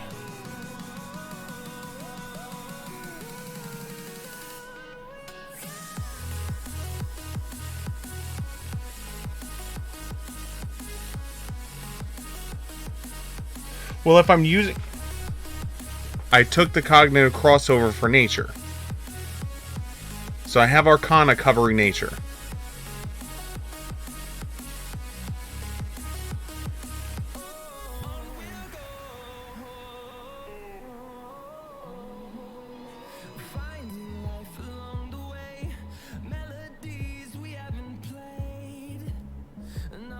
So yeah, society would probably be the best. And 14 we still can't go up. So that will be society number 2. 15.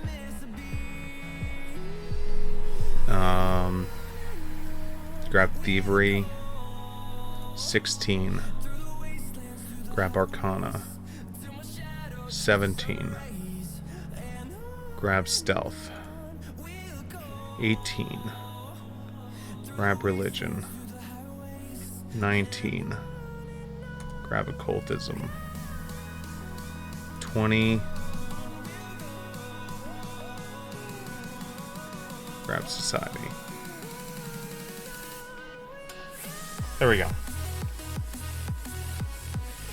All the skill ups that we have are going to become just different lores I'm just going to grab. I'm going to keep them as like fun lores. So like as we're leveling, if we dealt with something that came up multiple times and no one knew about it, I'm literally just going to grab a lore in it. So it's going to be like, oh man, there was this fiery burning monster in the last 3 missions. We got our ass handed to it. Well, I did all kinds of studying on this fiery burning monster. It may never come up again, but I will take a lore in it. Or like, oh, this entire season's taking place on the plane of air. Well, plane of air lore. I did some studying. So that's what we're gonna use those bonus ones for. So any of the skills that are not taken up yet. So 2, 5, 2, 5, 2, 5, 15, and yeah, 2, 5, 15. So we'll have 3 additional train lures.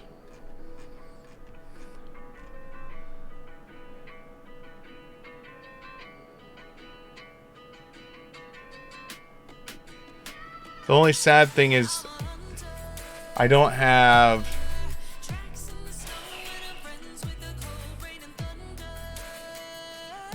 so this is the sad part is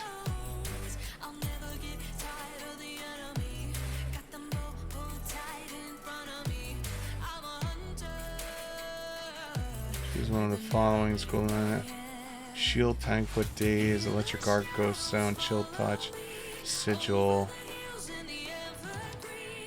No. No.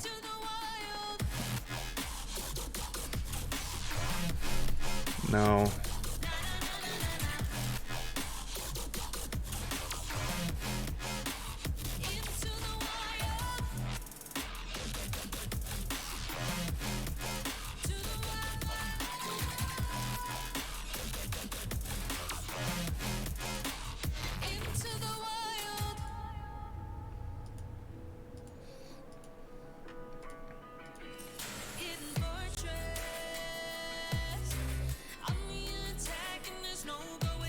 Sense.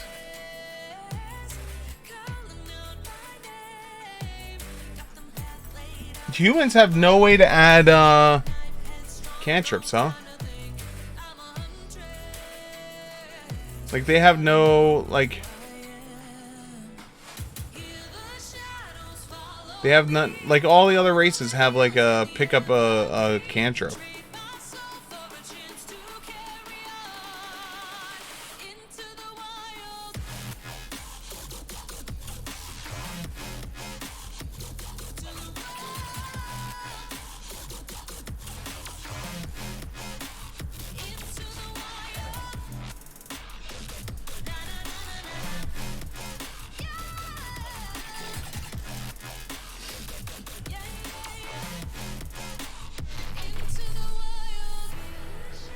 Yeah, but I don't want an attack.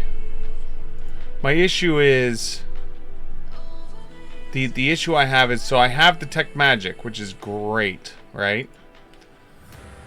But you need read aura to be able to identify the magic item. So detect magic will say, is it magic, yes or no, but you need read aura to be able to identify.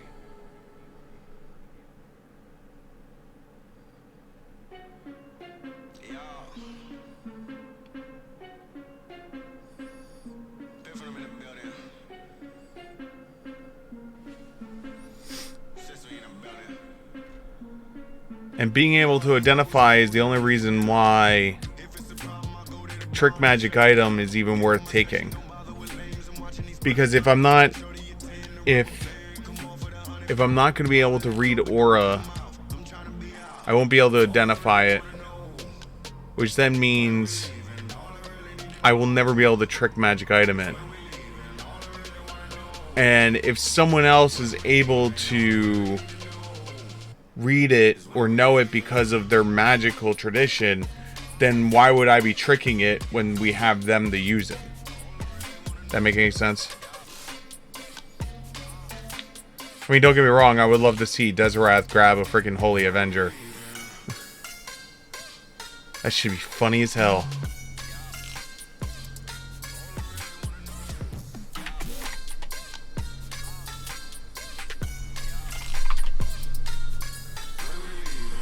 Oh.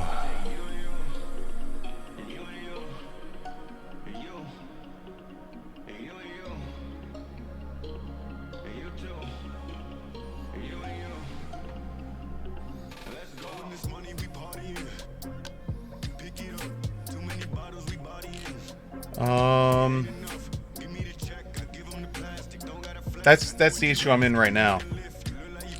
So that leads me back to, do I go elf?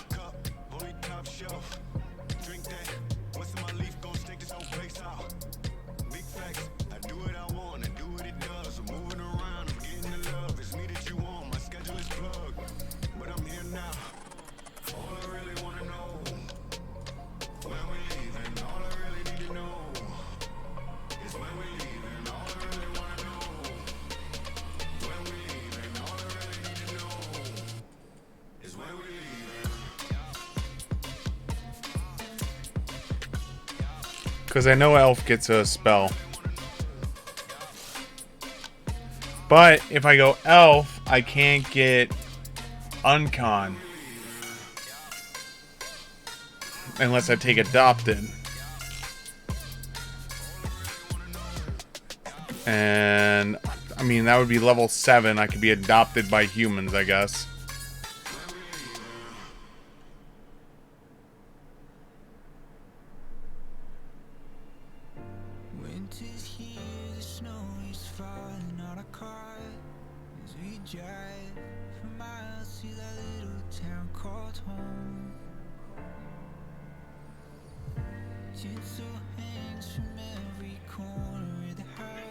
So I know that's what it says. But if you look on the forums, there is an argument that is being made that's currently going in the one direction, saying if you don't have read aura, you don't know it's school of magic, which means you can't identify it. That detect magic is just not enough to be able to do it, and that's why the 2 spells exist.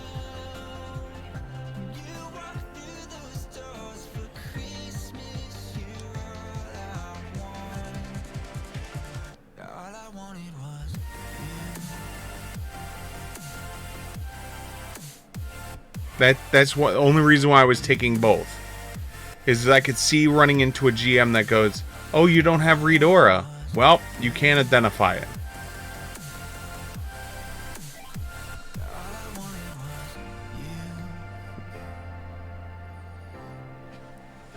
I try and make my characters that have at least problems as possible.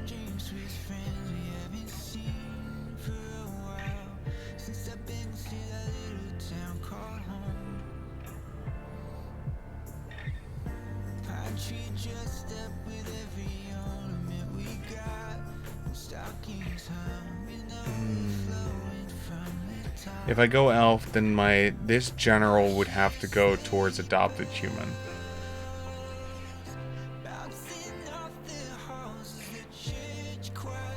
Um,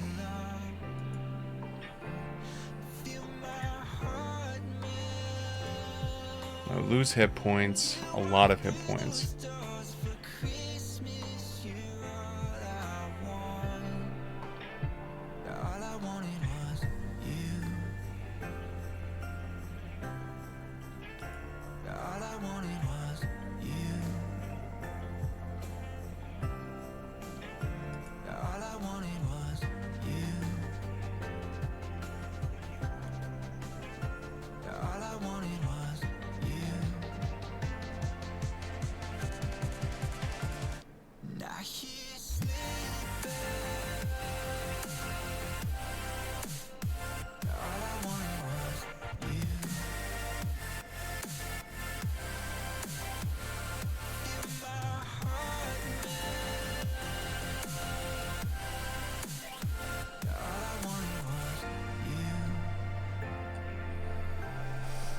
Oh. Oh, I'll have to think about it. I has to think about it. But let's move on. So we've got first through 4th levels done. So we're at 5th level now. 5th level.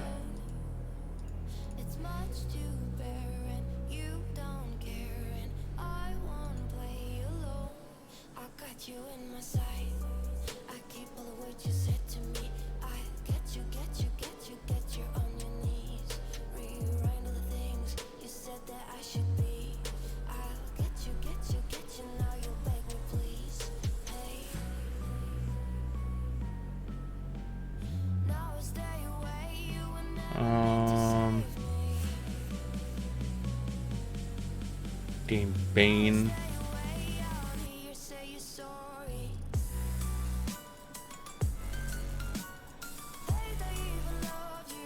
That does nothing for me.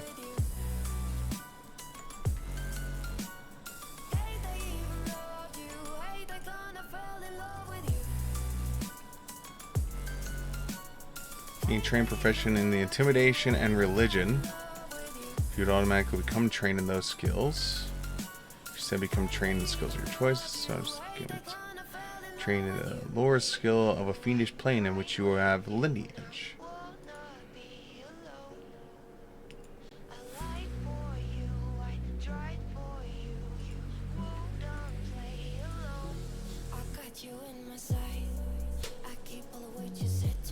Well, this gives me a move speed increase.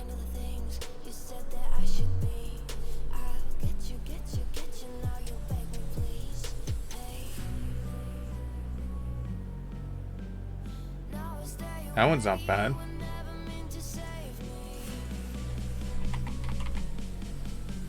TIEF.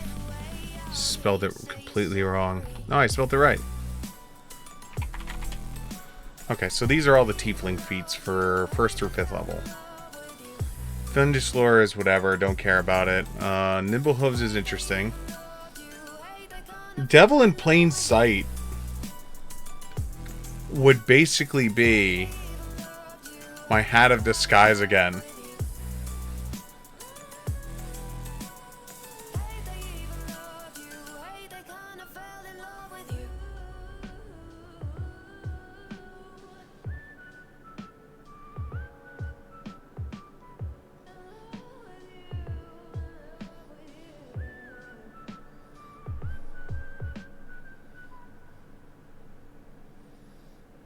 This is literally my Hat of Disguise.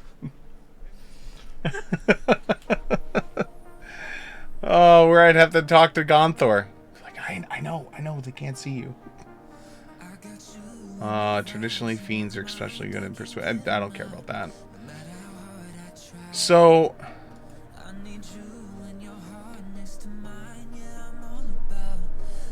what was your reasoning for taking the tail here?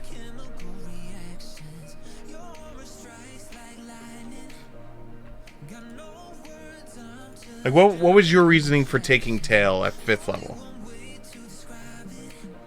Because this tail compared to 1st edition is neutered.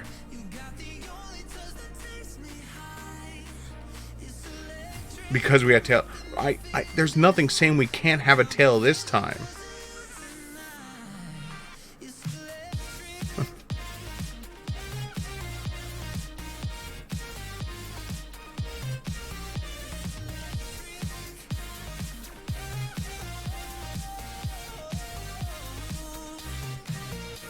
I just see it. We take nimble hooves and just say we have a tail anyway. We could still do the mini game at the beginning of the frickin'. Well, Gonthor can do the mini game, but at the end of the day, it has no in-game effect, you know. Because the only thing I used my tail for was quick draw, and we don't have quick draw anymore. Goodbye, quick draw. I will miss you. I will miss you, quick draw.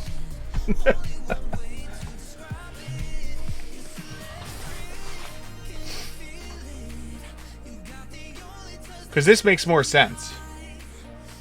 It's taking nimble hooves and then just saying we have tails. Because there's nothing saying that we can't have a tail. It just says that we can't do things with the tail.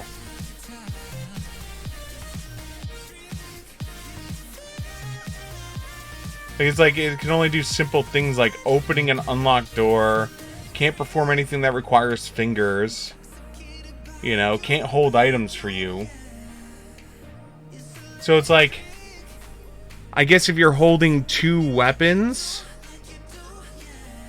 and you don't want to put a weapon away to open a door, you can say, alright, tail, open the door.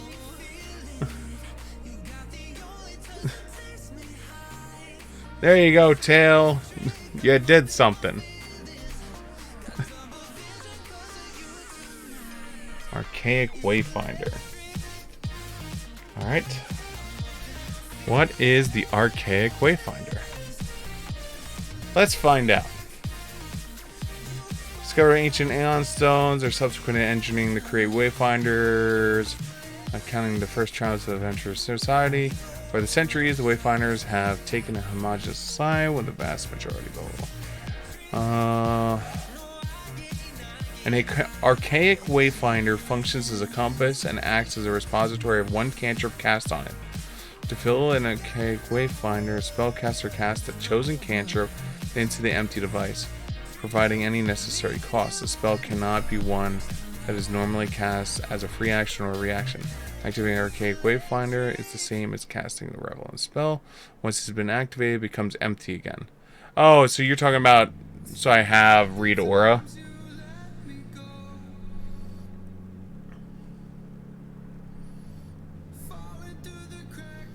So it'd be one-time use Read Aura.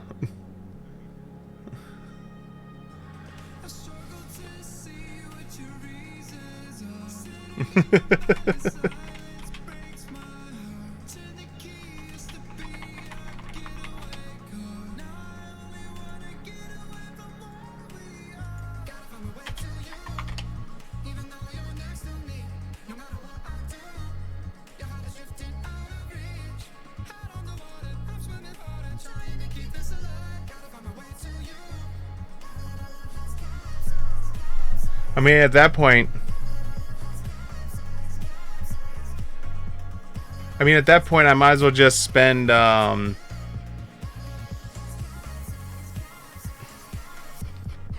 Do you have Read Aura as a cantrip?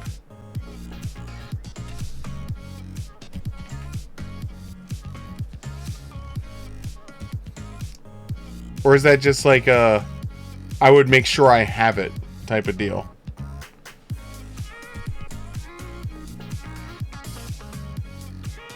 Look at that, I got it at second level. Alright, well. That solves that problem for Deserath. 30 gold pieces. Alright, cool. Alright, so we solved that. Problem solved.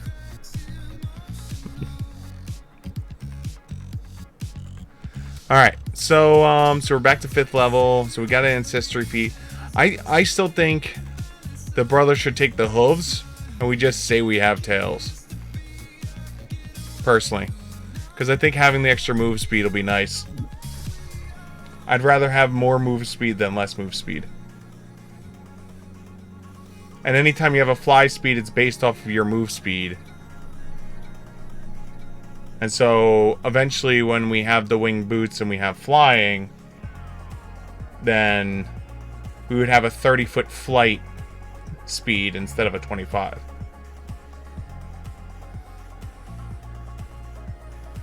Okay. So for anyone turning in right now, basically we're building 2 rogues that are both tieflings for a society play, based off of our characters that we played in first edition. And trying to get them as close as possible to what they used to be. As close as possible.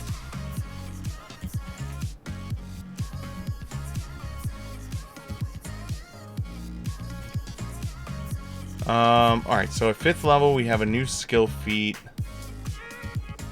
Oh, I forget, we get a skill feat at every single level.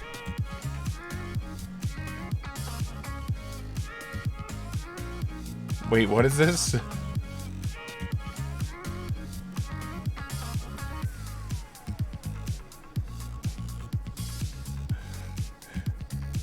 Oh, it's an it's uncommon. Boo! Oh!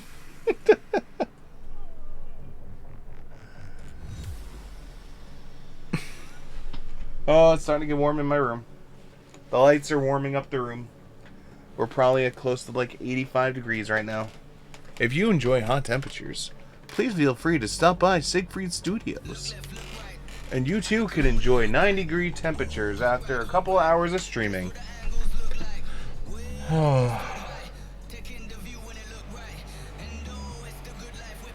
If you're an expert in traditional skill, you gain 10 minutes per... Oh, the fan's on too high.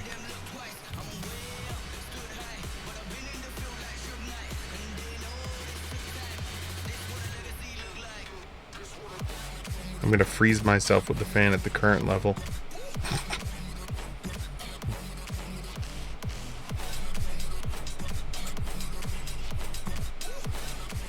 When my fan officially connects to the Wi-Fi, I'll be able to affect it.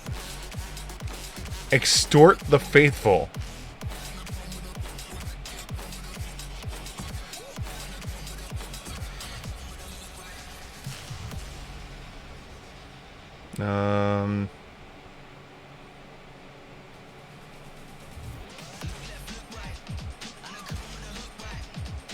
The shirt identification is kind of nice.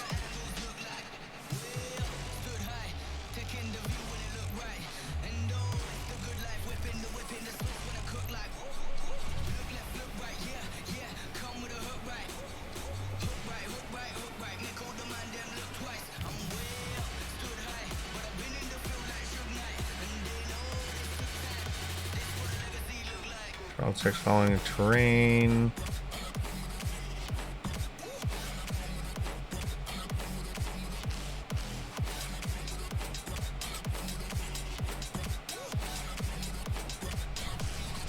Alright, man. Sleep well, sweet dreams. Most likely kill you in the morning. I will hopefully have this complete.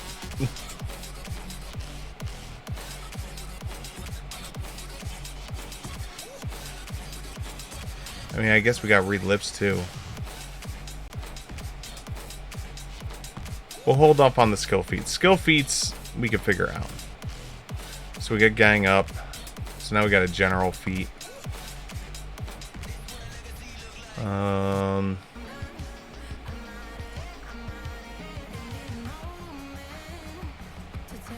Ooh, wait, whoa. 5. Where's that? Trade.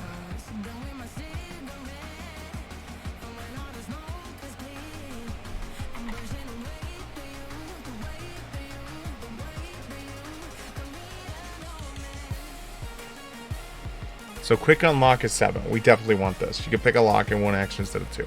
This comes up way too often in Pathfinder Society where you have a short amount of time to pick a lock, go for it. So that's 7. So at 7 we're taking quick unlock. Because then that basically makes it that I can roll and roll and roll and roll and roll 3 times around to unlock a lock.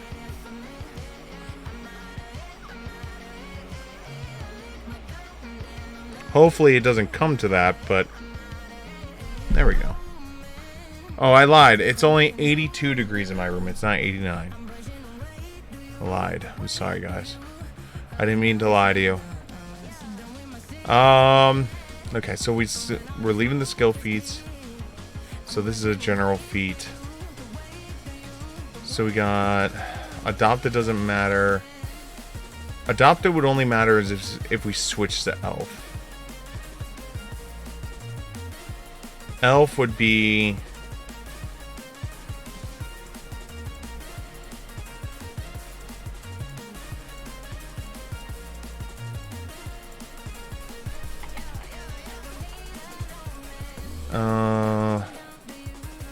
that goes there. And then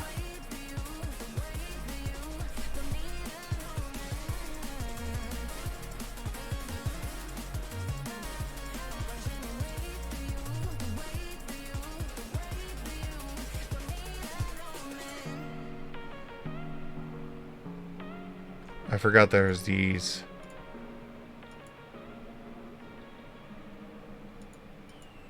Grimspawn is the demon, one of the manifestations of Hark, death that devoured the souls of their foul home of Abaddon. As a result, you cling to the last shreds of your life force. You gain the Die Hard feat. Sends from devils, considering schemes of hell. No, we don't care about that. Blares the mark of a demon.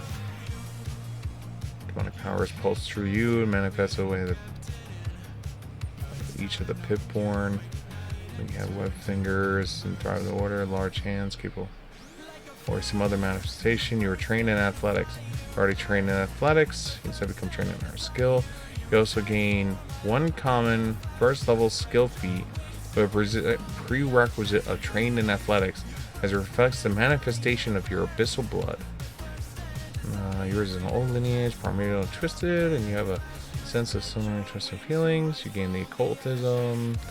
If you're already trained in occultism, you can get trained in our skill of your choice.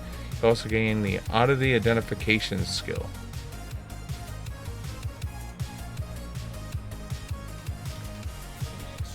Correct. Gain fast recovery feat even if you don't meet the requirements. What's the fast recovery feat? You regain twice as many hit points from resting each time you succeed at a fortitude save against ongoing disease. Oh, this is just the...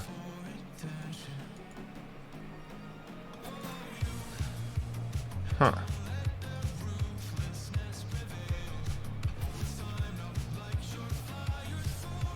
What's oddity identification? You have a sense of spells that twist the mind and reveal secrets. You gain a +2 circumstance on your occultism check to identify magic with the mental, possession, prediction, or scrying trait. Eh.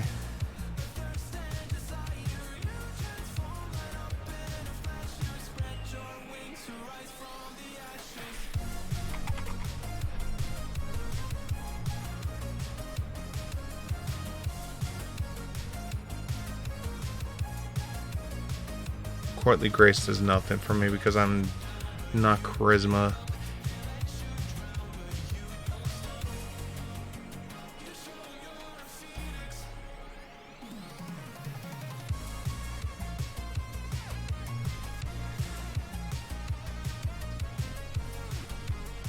I also become trained in a lore skill related to fitness.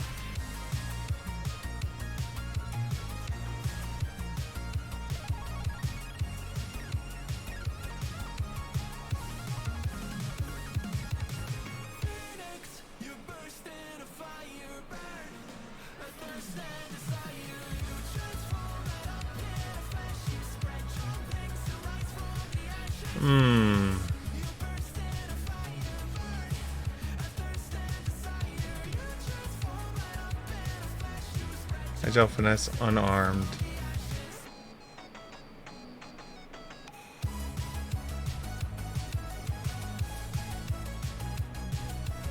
Beat people with my tail if I need to do bludgeoning damage.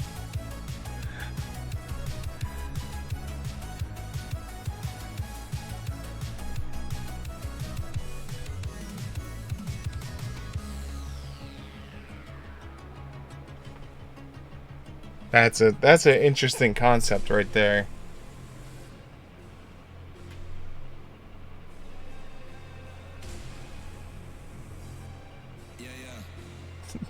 Because anytime I would fight skeletons, I would literally just have the tail beat the shit out of them.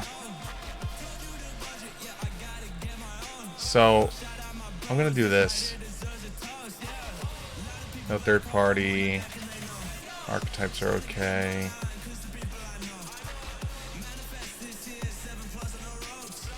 So this one we're gonna make an elf. They're basically going to be identical. I just want to see where they're at.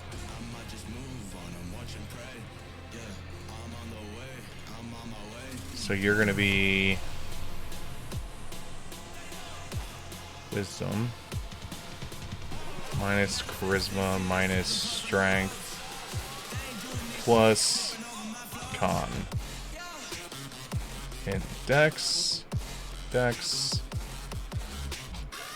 int, wisdom, con.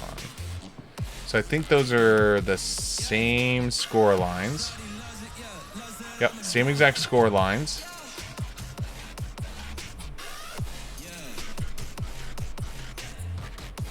But by doing it this way,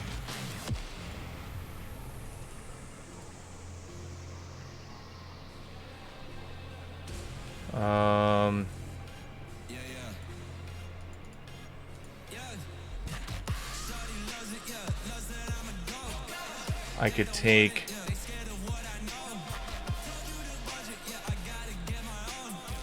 because I now have dark vision. I could take form of fiend. I could take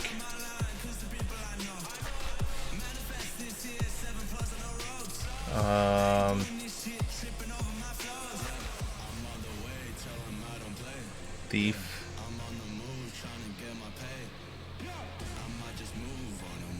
So then it's... This is still going to be Ranger.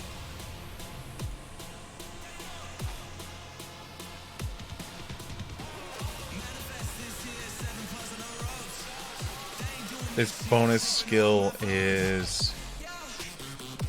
Okay, so we go down, down, down, skip these three, down, down, down, down, down, down, down. Okay. Level 2 skill increase goes into thievery. This was additional lore, underworld.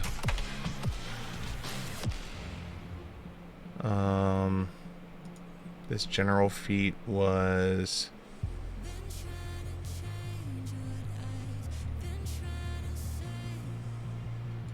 what was it?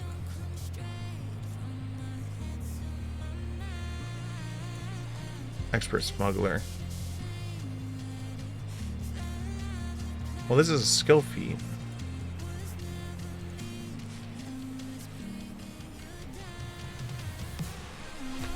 When do...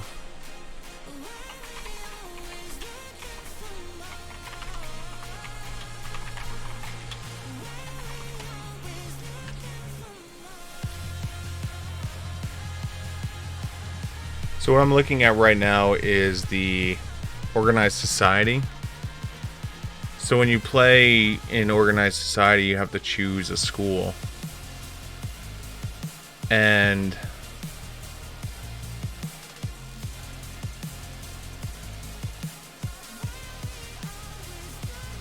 Field Commission gets experienced smuggler.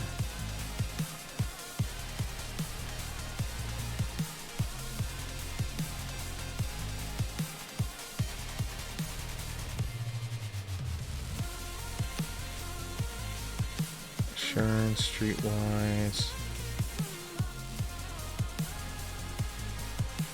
I definitely don't want...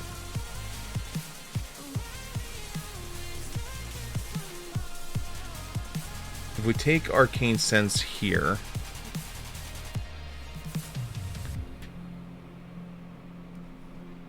So I'd be at 5th level.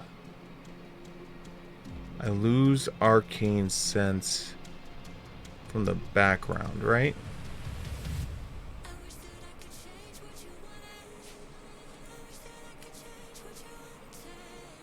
So that'd be 5th level.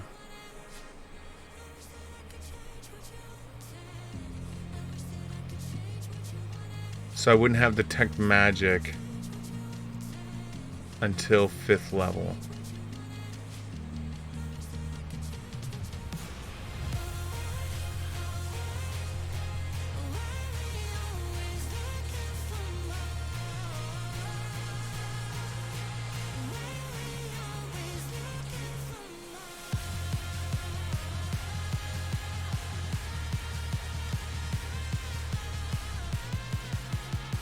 So if we were to change my background, let's go to all backgrounds.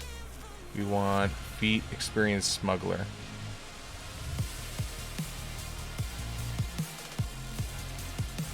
Smuggler gives us Stealth, Underworld Lore, and Experienced Smuggler.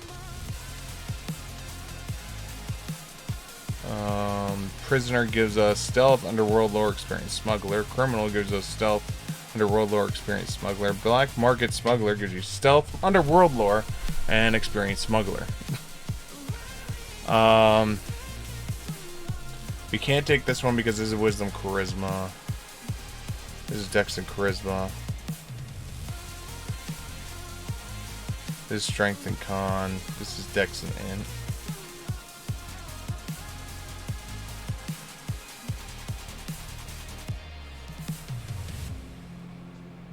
So it would be... If I did that... It would free up a general feat.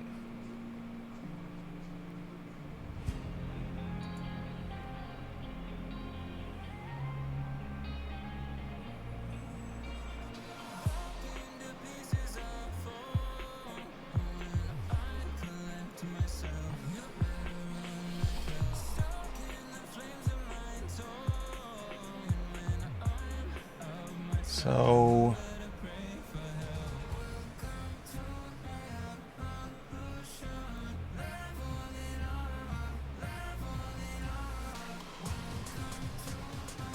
I forgot when I do this, we're gonna need adopted at some point. That was the big difference. So I need... So the whole key of this is what it's coming down to is... We want to try and get the Sawtooth Sabers on our rogues. To be able to use the Sawtooth Sabers properly, basically it takes till level 13. Basically, you could start out with it if you spend 2 feats, then it falls off until you get to level 13. Because when you get to... Is it here? No.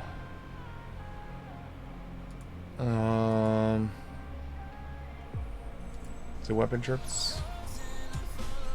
Yeah, here it is. So at level 5 is where, like, your Sawtooth Sabers would fall off. That's the issue. Is so your Sawtooth Sabers fall off because you can't keep them. There's no way to keep them up unless you're playing a class that has a martial or has a way to increase it.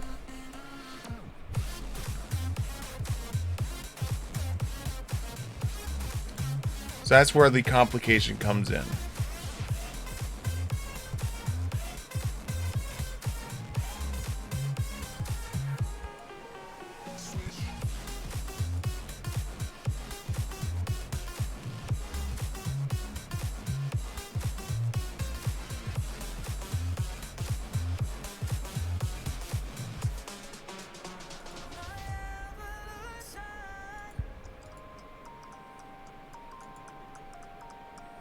Oh, you're supposed to be Phoenix Eyes.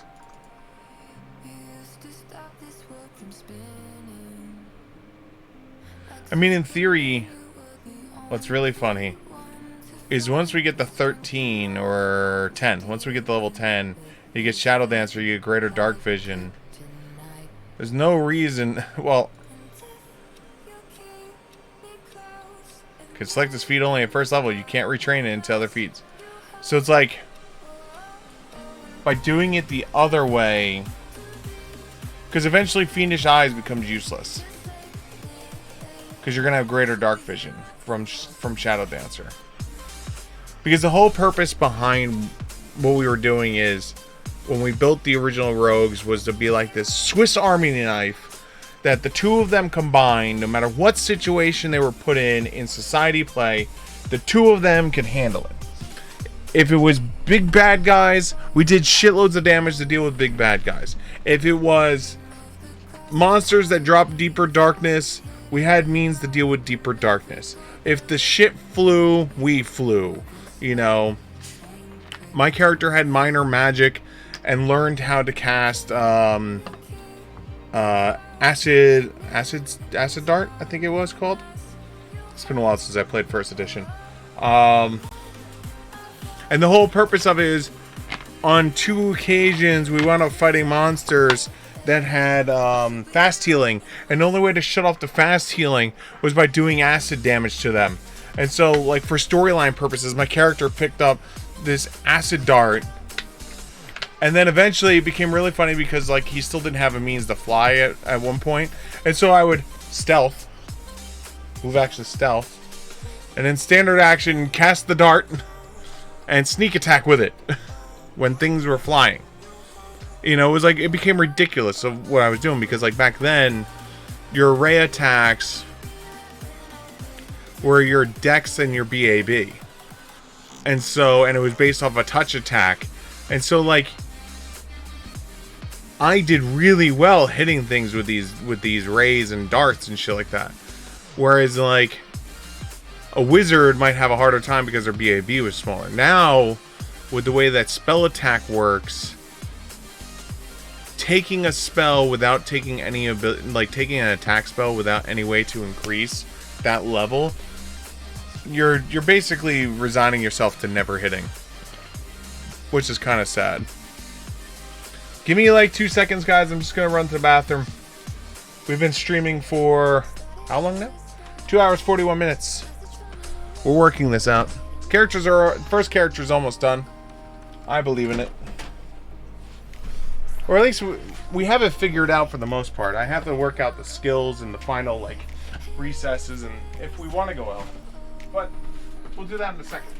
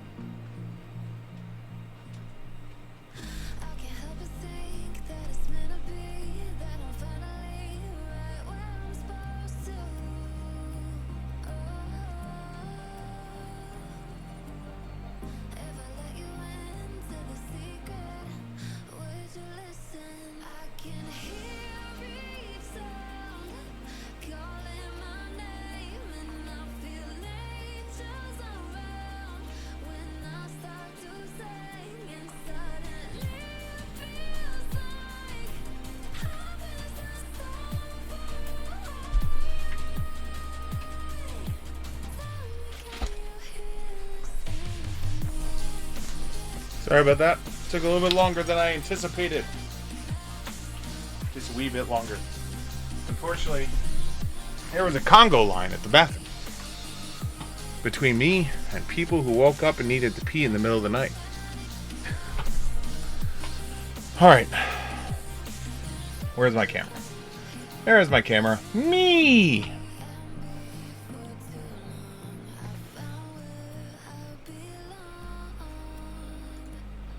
So if we did this, the general feat I freed up.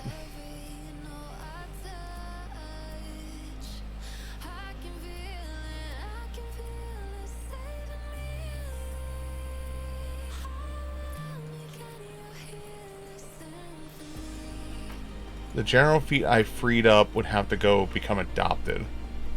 Because I'd have to be human. So let's just keep this on this. We're going to have to spend 1 day retraining. So let's switch this over. I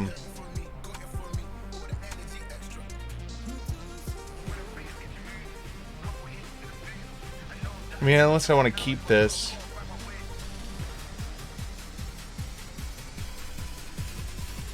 That would be... So that would be 2 retrains. That's the only problem. I mean, unless I just don't care about... Unless I don't care about day job. Problem is... Pathfinder... 2E. Earn income actions become significant as you go up in level. So like, where most people are just gonna forever stay in the train category here, and that's not really gonna mean much. Once you start getting down to, where is it at? Here we go, 16, right? But let's go even before that, right? Let's go to right here. So at 10th level, someone who's trained is only getting 4 gold per day, whereas a master is getting 6 gold per day. You know, it's like a 2 gold slip. At 11th level, it's 3 gold per day. At 12th level, it's 4 gold per day, right? And it just exponentially goes up. And so, like, having that extra amount of gold, so, like, we're talking about, like, at 12th level, it's 48 gold versus, well, you'd have to go minus 2 levels. So at 12th level, doing normal, right? So you'd have 4 times 8, 8, 16, 32. 32 gold is the most you can make if you are trained in a lore and doing an earned income at level 12. 32 gold, right? But if you do underworld lore and you're a master, you're level minus 1, which puts you here, and then your master, which is 8. So 8 times 8 is 64. You're literally making double as much as the trained person. Like, literally double the amount of gold per mission. And so when you start adding it up, it's like, okay, so I'm making a 32 extra gold every mission for 12th level, right? So at 12th level, I'm making 32, 64, 96 gold extra. 96 gold extra is not something to scoff at. You know, when you start looking at things that, like, oh, I can pick up this minor thing here for cheap, and it'll really bolster my character, you know? Like, one of the things I buy for most of my characters in 2nd edition is the Aeon Stone that gives you, when it's slotted, permanent regeneration. Once every minute, you regenerate 1 hit point. Seems like nothing, but when, like, you're down, like, a hit point or 2, you know, like, you're down, like, 2 hit points or 3 hit points, and you're like, you know, I don't feel like burning a potion, or, you know, making someone burn healing, or burn the treat wounds on me, or, you know, so on and so forth. 3 minutes. 3 minutes, I heal 3 hit points. Done. Handled. I'm healed. You know? Most of the times, you don't have an encounter that goes into an encounter that goes into an encounter that goes into an encounter. Usually you have a couple minutes, which means if you're only down a couple hit points, you're auto-regenning back up. You know? It's really good.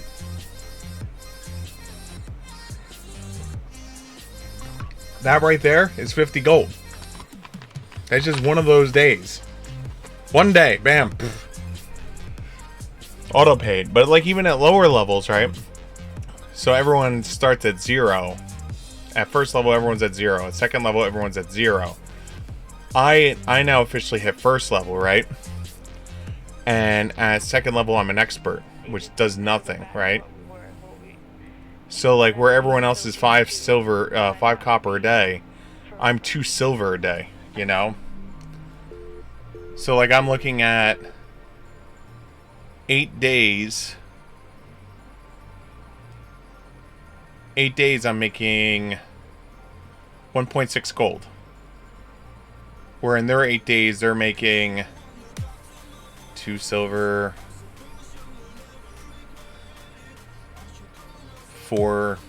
8 silver, you know? No, 4 silver. 4 silver versus freaking, you know, a gold piece. You know, that shit adds up. It really does. You know, especially when you're like looking at like making a dual weapon build and you're like, all right, I need 50 gold for doubling rings. I need this. You know, I want to be able to enchant my armor so I can, you know, like try and boost my armor just that little bit to help like protect me from dying. Protect me, Squire! You know? I mean, at 6th level is when you start seeing it real, like, well, 8th level. Or 7th level. At 7th level, I'm now master, so I'm here. And the rest of the world is here, so they're getting 9 silver per day, while I'm getting 2 gold per day, you know? And on top of that, I'm at +4 on them, right? So yeah, well really +2 because I have a 2 higher DC for Underworld lore. And so it's really +2. But like that +2 adds up, especially when you start talking about my character has a freaking intellect of 3. You know, so at 4th level, he's chilling with a level, you know, +11. +11 at level 4. I basically need a 7 or higher. You know? 7 or higher to make 8 silver pieces per level.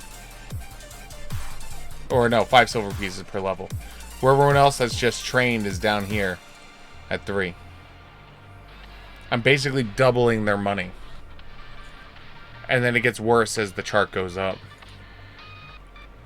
So that's why it's kind of worth, like this is why I tell most people, even if you don't do the additional lore experienced smuggler, right? Spending that 1st or 2nd level skill feat, right? On an additional lore is not bad.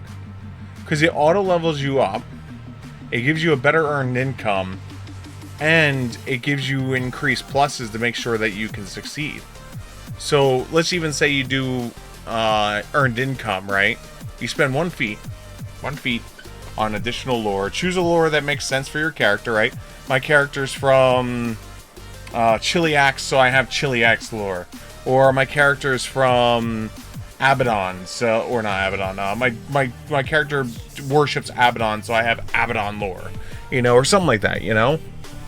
And so now you have an auto leveling skill. So like at here at 4th level, you know, and everyone else is down here.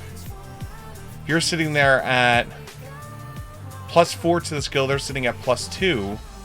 So you're sitting at, with no intellect. Let's say your intellect is 10. And their intellect is 10, you know, because no one puts points in intellect unless, like, you're crazy, like me.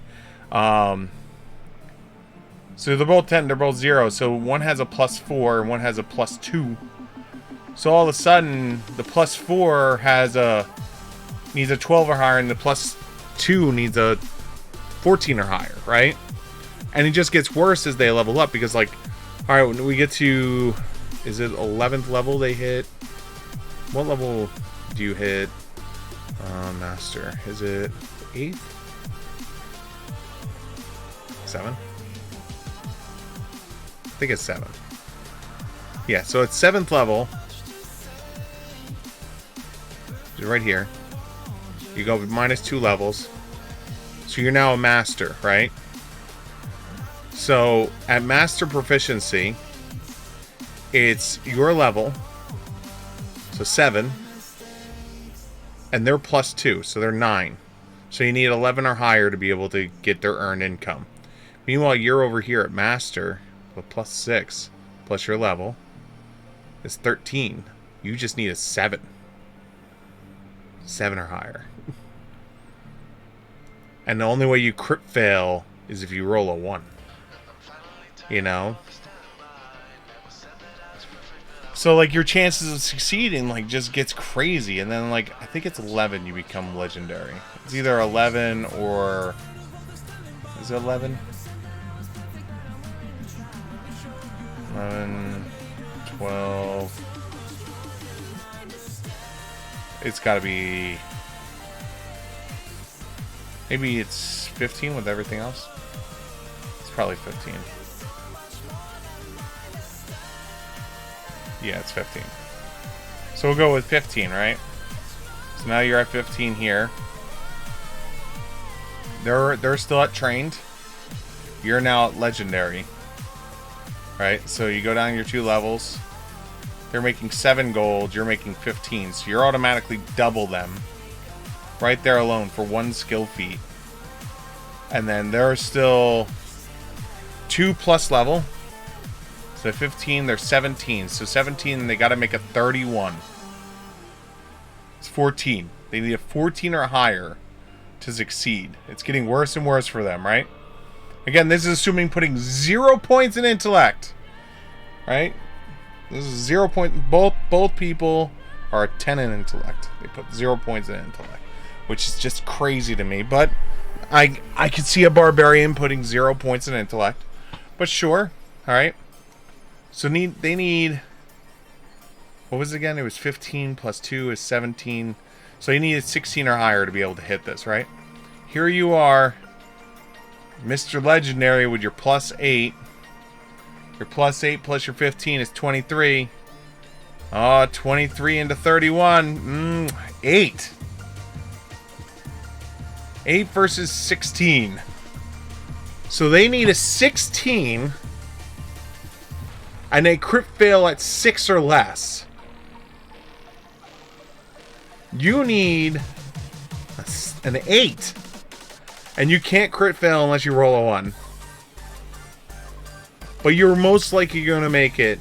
And when you do, you're making 15 gold per day versus their 7. 1 feat. It astonishes me.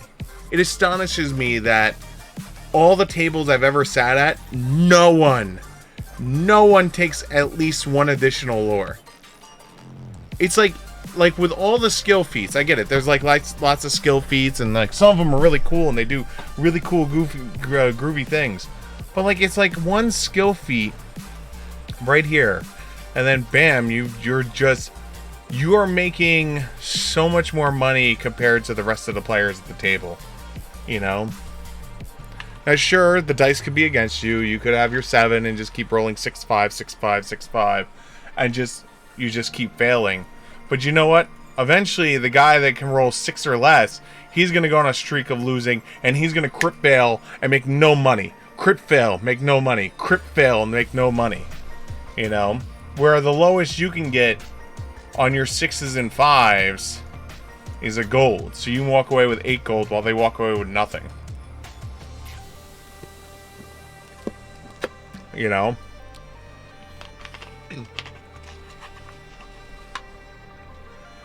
And that shit gets even crazier. It gets even crazier when you start talking about people who are field commissioned.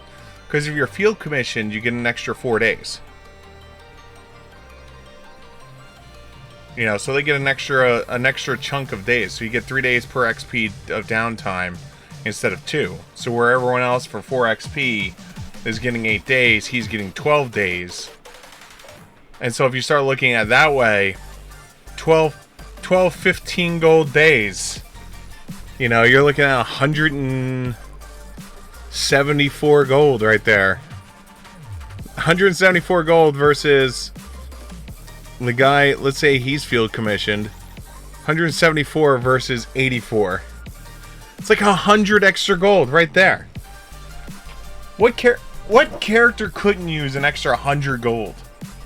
You know, you start looking at like property runes and stuff like that, and you're like, well, man, property runes are kind of expensive. Or, oh, let me get here we go. Let me give him explore clothing, right? Like, oh, you know, like this is 20,560, and then this is 49,440.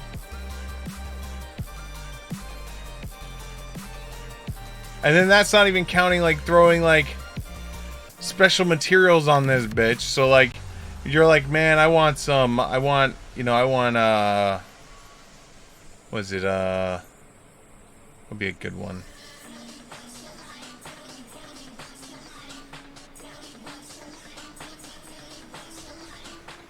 Well, it's society place, so you're stuck with silver or cold iron, because there's currently no way to get any of the rarer stuff, right?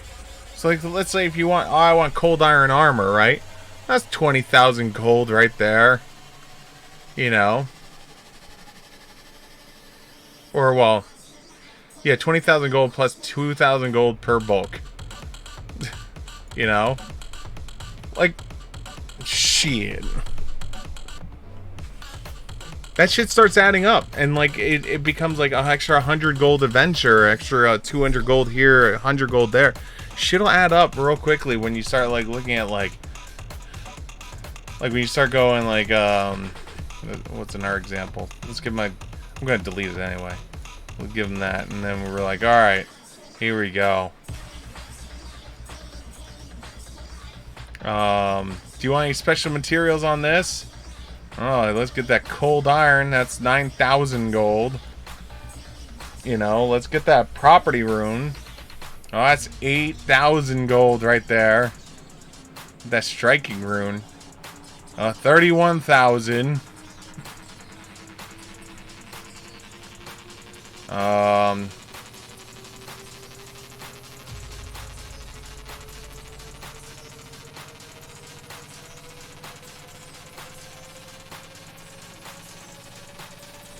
And then, alright, so here we go. Here's our property runes, right?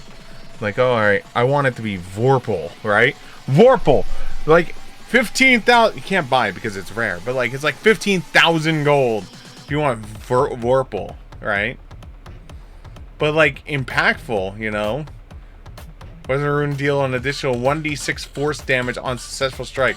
On critical hit, choose the force, the target to do a DC 37 fort save, or be pushed 10 feet away from you. You know? Like, extra force damage right here. Impactful Grateful. It's 150,000 gold. You know? I mean, I definitely, like, it's just like, it's interesting things that you could throw on there. Like, you know, like, one of the good ones to take is, like, taking shifting, right? Shifting is one of those ones, like 225 gold, and you never have to worry about not having the right weapon. You know, like I have an axe, so like my paladin is walking around with an axe, right? The slashing damage. Well, this monster is resistant, or if you do slashing damage to it, it's something bad happens, right? Like, let's just say, you know, like some creature, if you slash it, you're gonna die. Well, for the low price of 225 gold, bam! You could turn your axe into a mace, or you could turn it into a sword, or you could turn it into a spear. You know, like you could literally turn it into anything you're proficient in, you know? And it's just for 225 gold. And, like, if you start looking at like that, like, by 6th level, assuming you took lore, and assuming you succeeded at everything, right? I think you'd be able to, because that would be 4th level, you'd be expert.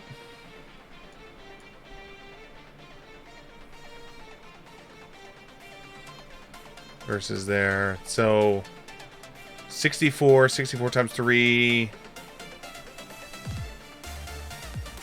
So that's 6.4 gold times 3 is 19.2 gold.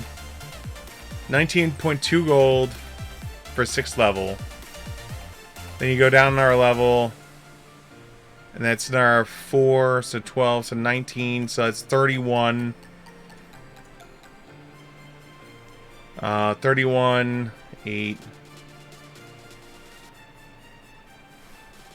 16, 24, so 2.4 times 3 is 7.2 into that. So that's 50 and change. So like you start looking at it as like by the time you get to level 60, if you saved up all this money that you got from earned income, you'll have 60 gold that this guy won't have. You know? 60 gold off of this is sounds a lot better to me. 165 gold to be able to have whatever weapon I want, or to just forever be able to do positive damage to undead, or forever have ghost touch. You know? You wouldn't believe how many times this comes up. This is 75 gold. 75 gold, 4th level. So, this is why I implore anyone who plays in society play, just spend the 1 feat. 1 feat. 1 skill feat makes you so much more income from earned income that it's worth the 1 feat investment. And you'll never know when it'll come in handy, you know? Like, so my paladin worships Apsu, and so, like, his additional lore I took on him was Draconic lore. I did a mission the other day that had Draconic beings in it. It was just, like, totally, like, left field, didn't expect it to happen. It was just like, well, I like to roll Draconic lore. You know, yeah, sure, I could have rolled my Arcana, but it's easier to roll Draconic lore, and you never know when it'll come up, you know? Alright, so where did we leave off at? We were leaving the skill feats. Quick unlock. So we have this general feat here.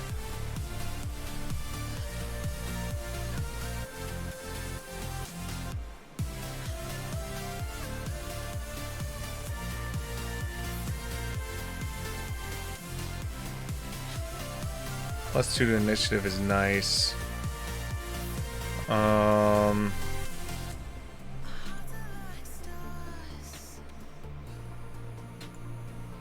Another additional 5 feet of movement. Move me out to 35.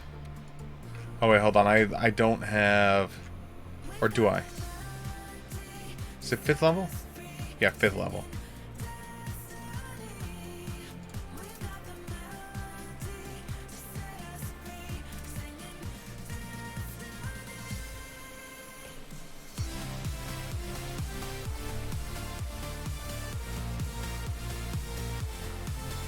No, general feats, please.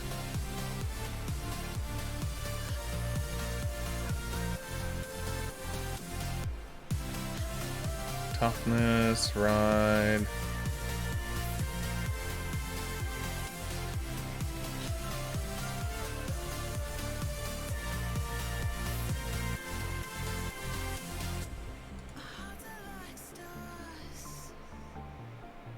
Precise Planner is one of those ones that I always like.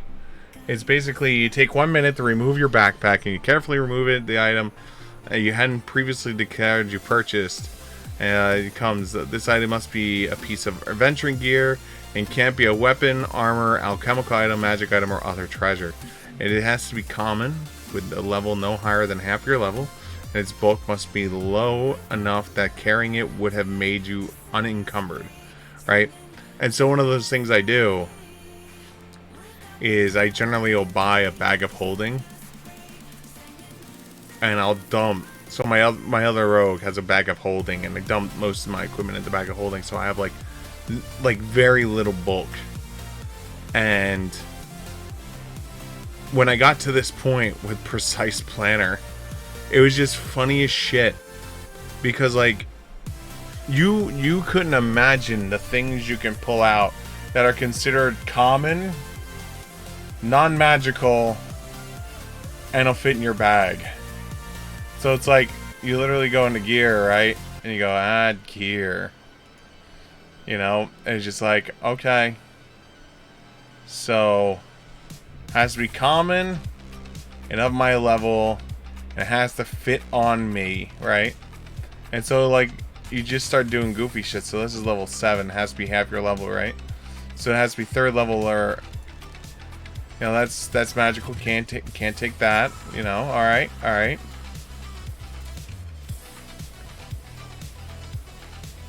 Oh yeah, it was this. This is I remember. One of the stories, the bard broke his musical, like I literally broke the adventure. The bard's musical instrument was broken. And so he was sending us on a mission to get his new, like a new instrument. And the whole adventure was supposed to, like, we go into these markets we're not sure of, and we get jumped in the market, the whole 9 yards. I didn't know this part. And so I literally went, well, what kind of instrument was it? And I take my backpack off, I put it on the ground, and I start rifling through.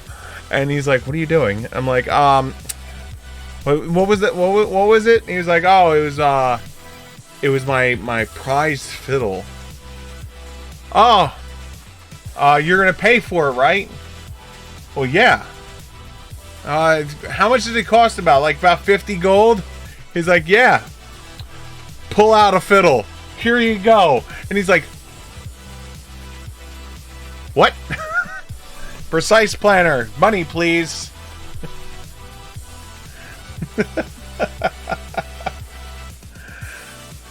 And he was just like... And so now, like, half the module that we were supposed to go through to, like, fight these people, be introduced to this, like, evil minion thing, and, like, it was supposed to lead to this whole thing, completely derailed because I handed the bard his freaking instrument and was like, "There you go. Plot hook gone." The plot hook is gone. I have removed it. And it was just like, it was one of those things where he was just like, "Alright, you know what? We're going to take a break. Going to take a break, and we're going to come back to this. And we're going to figure this out. Because I have no clue how this is going to work out." I'm like, "Alright, no problem." And so we wound up coming back from the break, and he was just like, "Alright. As you hand him the fiddle, you hear cries from outside. Oh no! There's a plot hook calling. Let's go find our way over to..." It's just like, oh my god. But yeah, it's why I laugh at that feat, because that feat is just hilarious the way it works. You know, you're just like, "Yep, I go first. That's me first."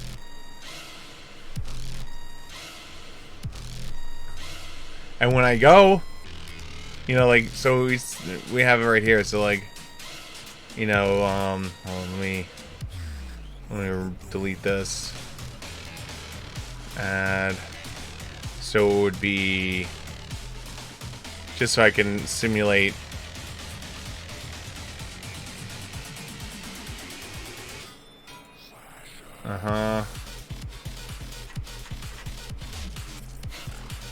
And here we go. And so, like, if you look at my total gear, right? My total bulk right now is 0.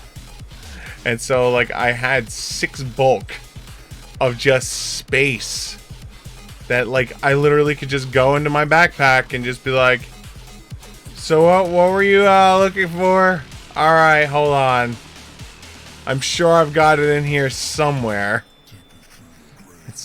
in there somewhere.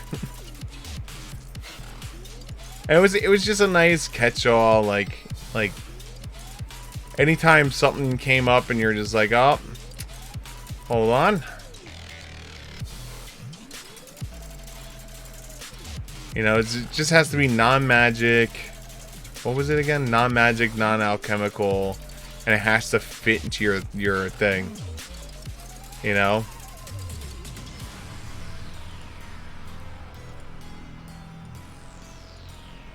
But yeah, you can do all kinds of weird shit with it. You know, just as long as it's like oh, what was another one? We had the fake being of a religious order, and I literally was just like, hold on. I pulled out a silver religious symbol of that order, and they're like, why did you buy this? I don't know. I figured at some point it would come in handy.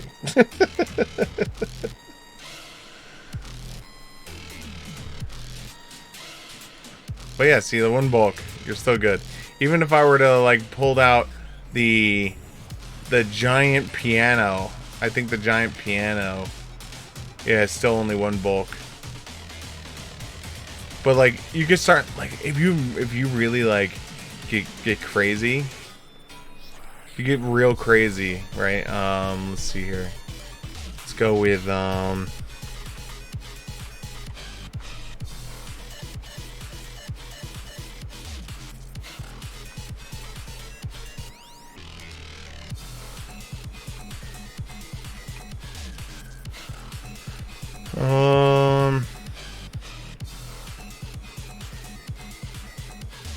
hold on.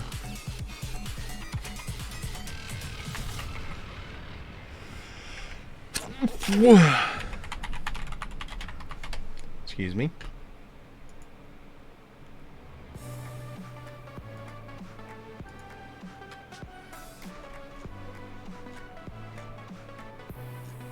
Deep in the dark, down on my knees, I've seen things that you wouldn't believe. I was lost until I found But yeah, it's interesting, especially when you start looking at like, I'm on a ship fight, and the only ammo we have is cannonball, and it's just like, no, we don't. I have this one chain shot. What? Why are you carrying a single chain shot? I don't know. I figure it would come in handy some point.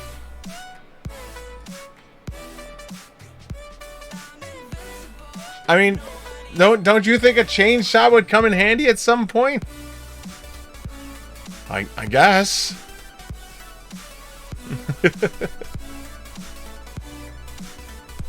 Let me delete these.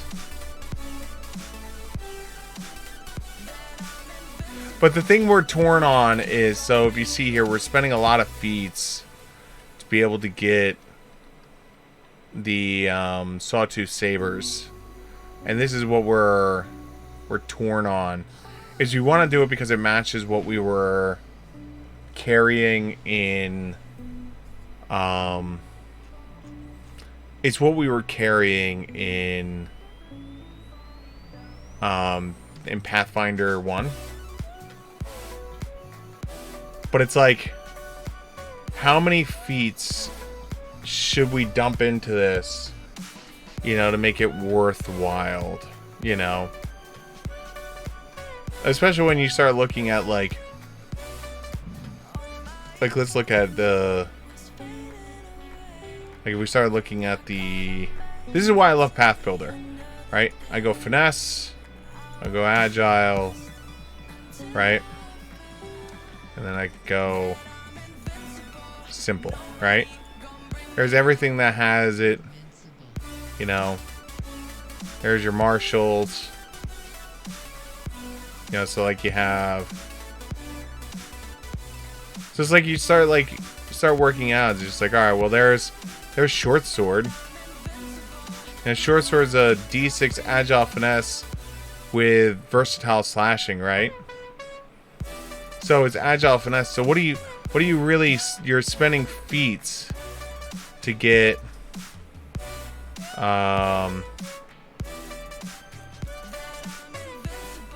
Where is it at? SA. So here it is. Agile Finesse. Agile Finesse. You're spending 3 feats to get Twin. You know? Whereas in actuality, what you could do is you could go and go, where are we at? So like for my build, you could go Rapier main hand, right?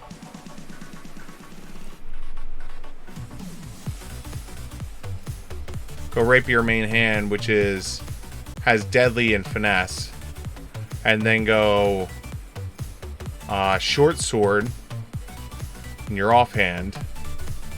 And then that frees up so many feats. Like, that frees up so many feats that, like, it becomes... Now I can start considering going Elf instead.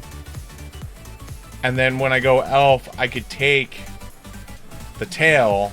Because then I would have piercing with the Rapier, slashing with the short sword or piercing, and I would have bludgeoning with my tail.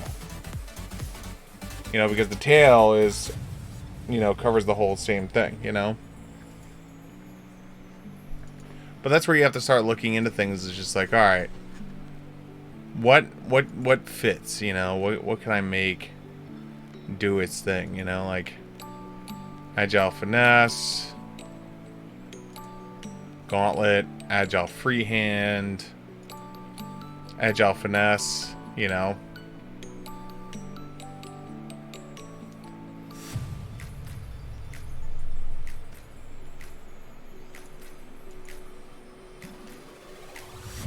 I mean, hell, technically, just 1 feat, you know, just taking Uncon would allow us to bring Tonfas in, right? So, you take Uncon, which allows you to take 1 martial weapon. We'll go to our giant chain, right? Here's our unconventional weaponry. You know, choose 1 uncommon, simple or martial weapon with this trait. Or that is common in other codes where you gain access to this weapon, and for proficiency, the weapon is a simple weapon. You know? If you're trained in all martial weapons, you can choose another common advance. So because the Tonfa, right? Because Tonfa is an uncommon, you know, is uncommon, then at that point you can literally just do, alright, well, I go Tonfas. Sure, I'm doing a D4 instead of a D6. We now gain the parry trait, right? Which is nice. Don't get me wrong, sometimes you want to be defensive.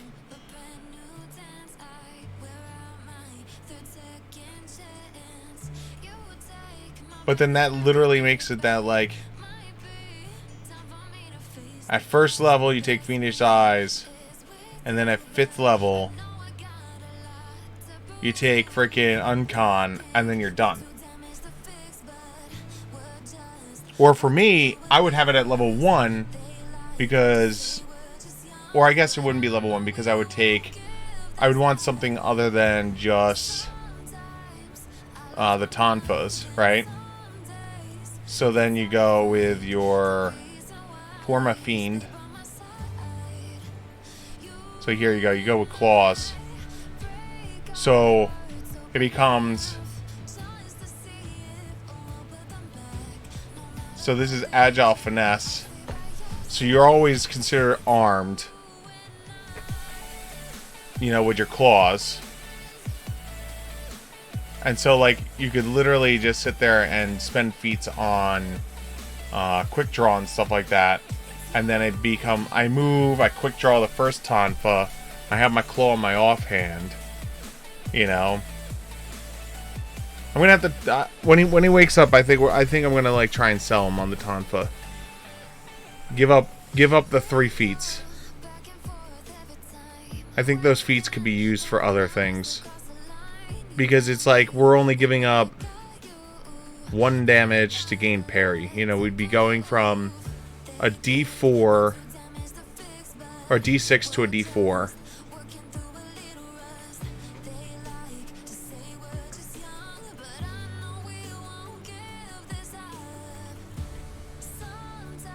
Too bad, too bad this doesn't work. Unfortunately, it's not a finessable weapon. Oh, man.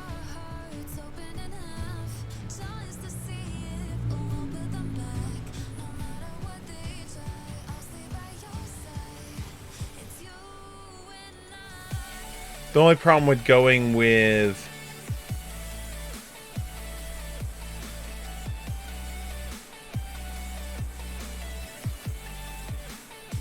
I guess the only downside would be with the splitting the weapons and taking the...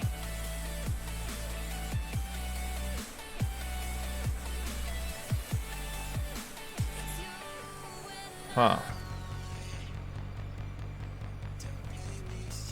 So this is Agile Finesse, Unarmed, Versatile Piercing. Agile Finesse, Unarmed, Bludgeoning.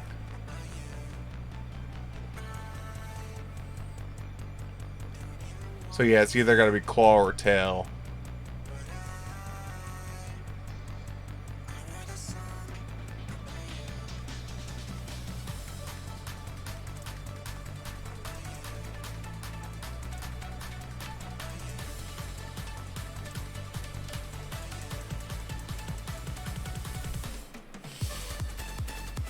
So I think for me, if I were to switch it up,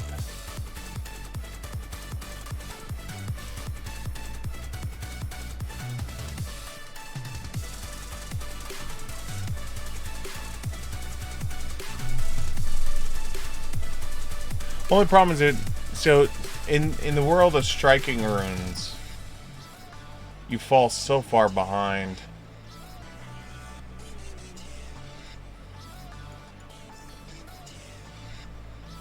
Because at that point it becomes, why would I even go the Tonfas at the point if I have the claws? Right? I mean, it'd be 1 feat to get parry. And then you take the tail, I guess, for bludgeoning. But again, it becomes... So the issue becomes when you start putting striking runes on. You'd have a 2d4 versus a 1d4. And then I guess when you apply the weakness...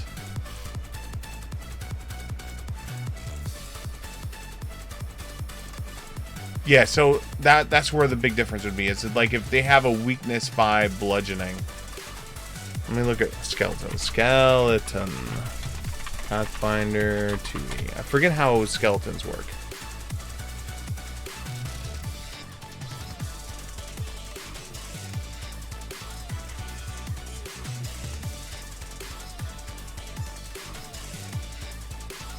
There we go. Skeleton champion.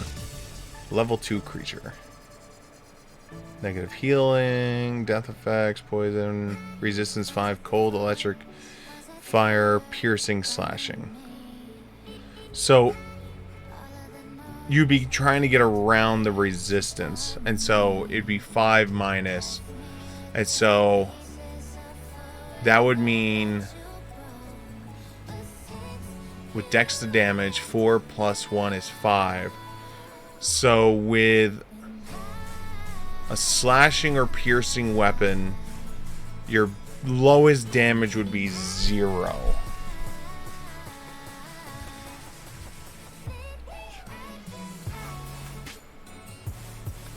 If you roll the 1, you get a 0.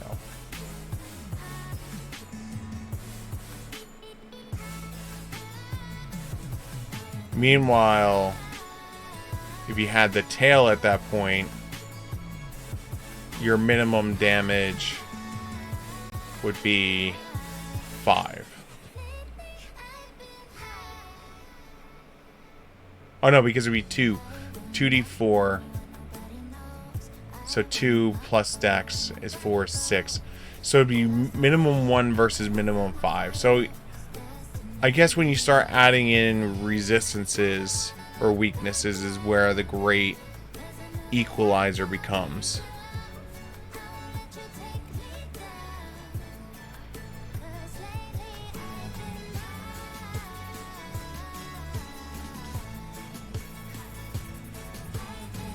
There we go. Tyrannosaurus skeleton. Level 7 dead creature.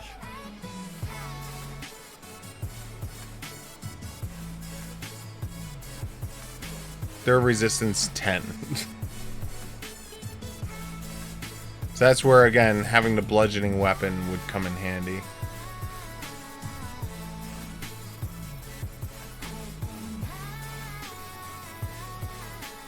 I never want to face one of these. Holy shit. This is nasty. Like, this is really nasty. It's like... Tyrannosaurus skeleton bends down and attempts to skewer one adjacent creature and one in its massive ribs. The creature takes 2d10 plus 9 piercing damage. Basic resave of 28. If the creature fails its save, the medium or smaller creature, it has been impaled or stuck in the rib. It moves with the skeleton and takes 2d6 persistent bleed damage until it either escapes or someone uses the force open to break the rib with a DC 28. Wow. And the worst part is that's as an action, not an attack. It's not considered an attack. Holy shit. So it literally, if it's next to you, can go jaw bite, rib skewer. Holy shit. I never want to face one of them. I never, ever want to face one of them. Holy shit. I mean, don't get me wrong, it's a what is this, challenge rating 12?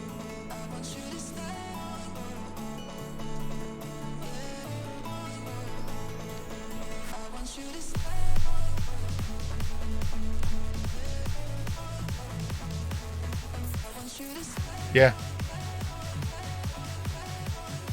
Just challenge rating 12. You know, nothing too big.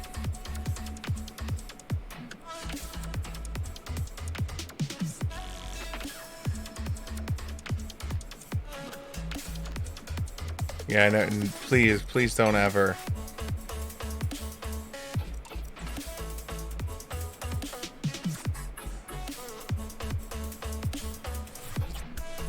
Okay, so back to where we were at.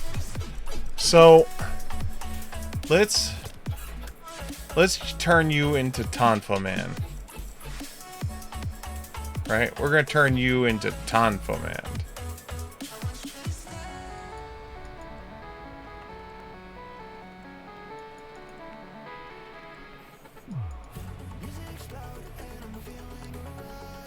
Tonfa Man would allow me to do what I was doing before, which is that.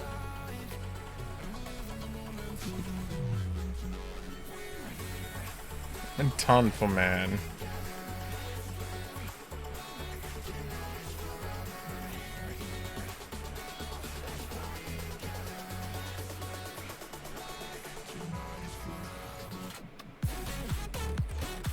Oh, 2 less hit points is gonna hurt. I mean, it won't mean much in the longer run scheme of things, but... So do weapon... So this now reopens up minor magic here for me.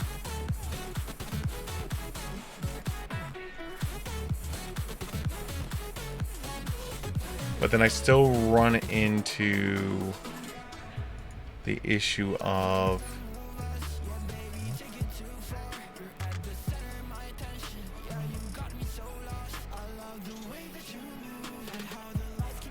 I guess if I'm going Tonfa, then I might as well go parry, right?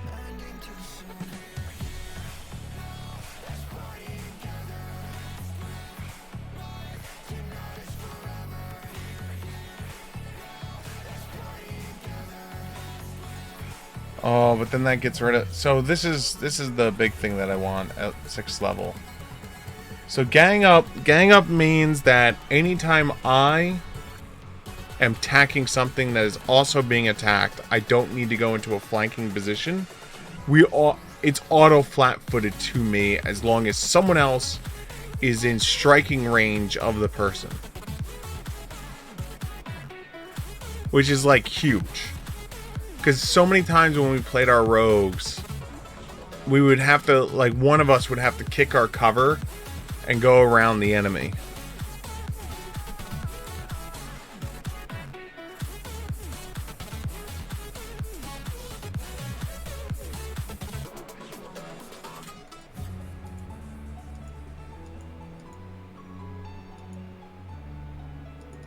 That's the bleed.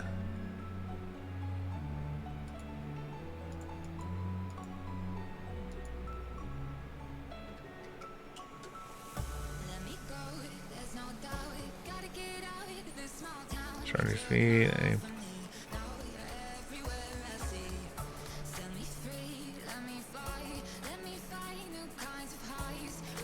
Wow, this is actually an interesting thing.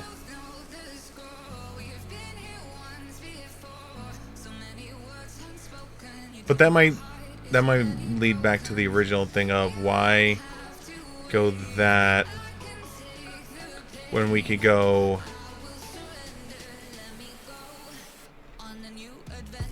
here, go Ranger, here go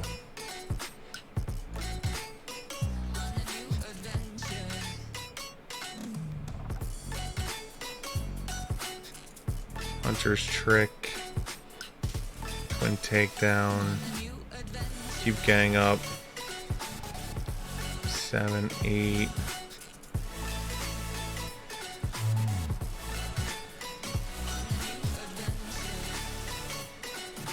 Disrupt Prey. And then 10 would be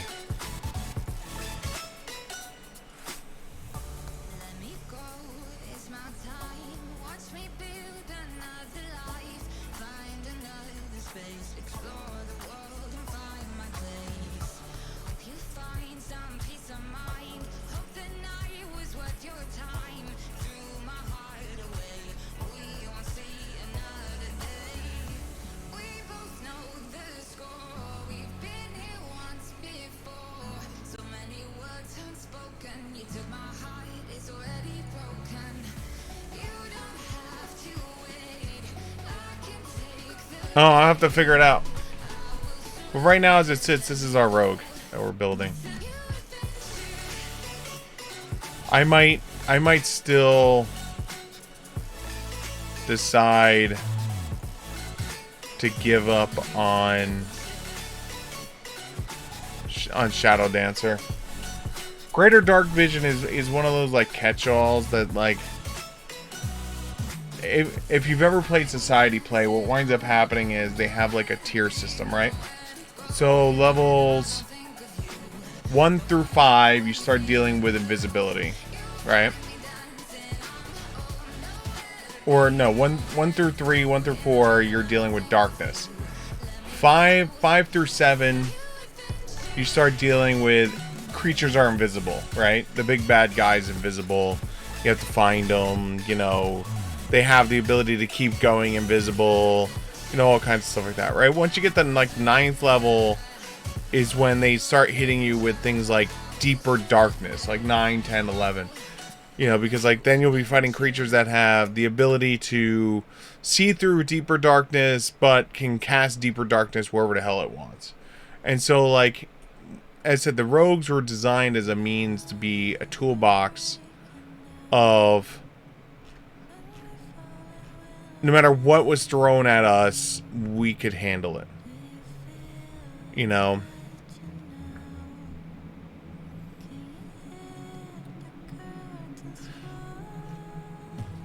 And so, like, there's that part of me that's like, I like the idea of getting greater dark vision.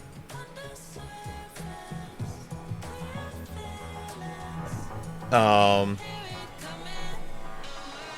the problem is I think this is the only way to get greater dark vision right now in the game. Because the only other way there is through Dwarf. In Dwarf, under Ancestry, there's a... I forget which one it is.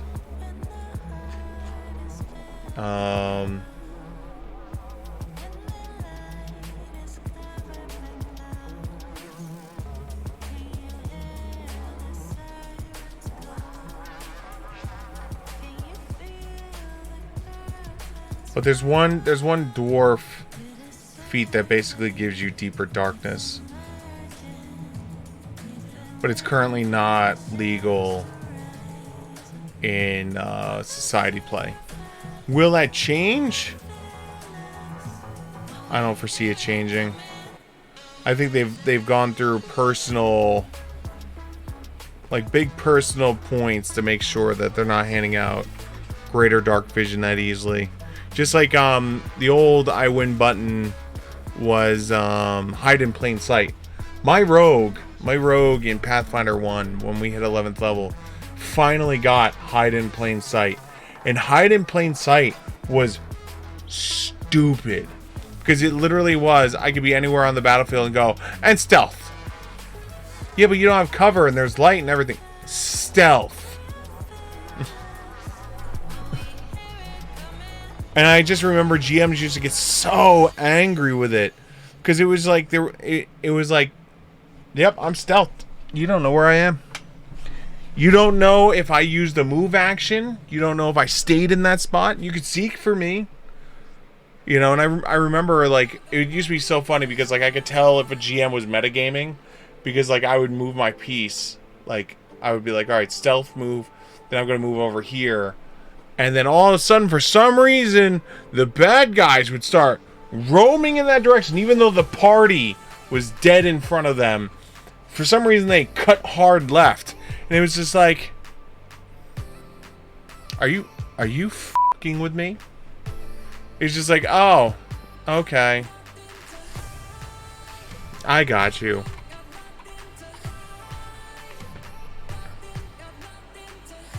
Yeah, here is Defy the Darkness. Using ancient dwarven methods developed to fight enemies wielding the magical darkness. You have honed your dark vision and swore out such magical yourself. You gain greater darkness, enabling you to see through magical darkness. It's a level 5 feat. You can't cast spells with the darkness trait, use items with activations with the darkness trait, or other abilities. It's currently a limited. You know what?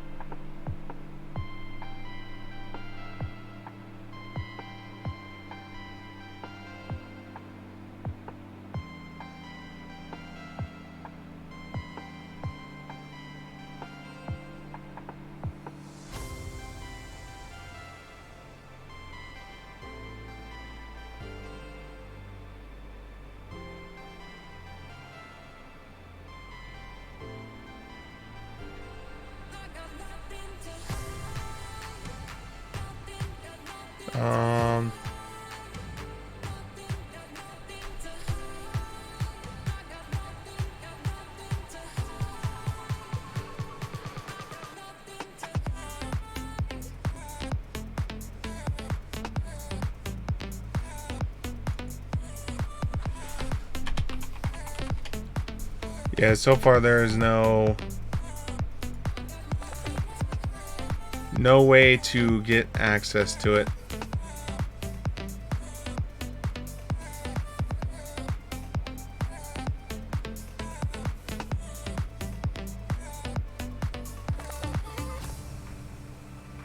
Because I'll tell you right now, that would be the option, right? Like at the end of the day, that as much as I would hate to do it, you know.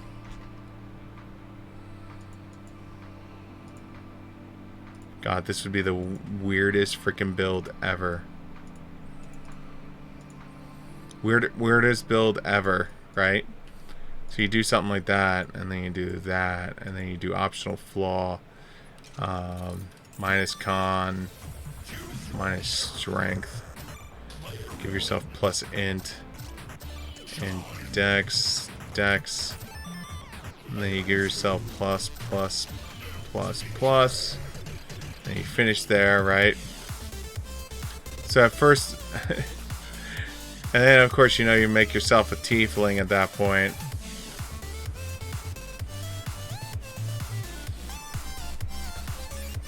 So now you got 19 hit points instead of 17, which is way more than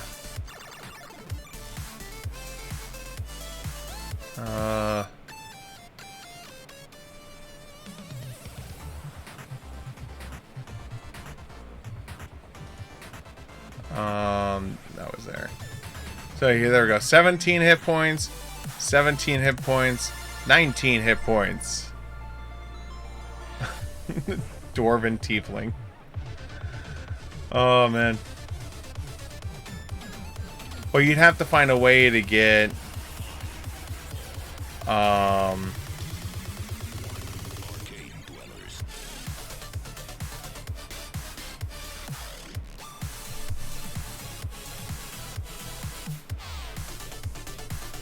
there it is.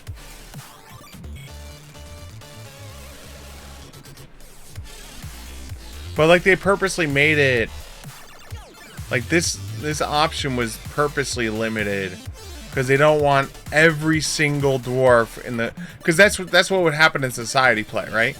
Anyone who played a dwarf, this would be the 5th level option if it was all open for everyone. Let's be honest.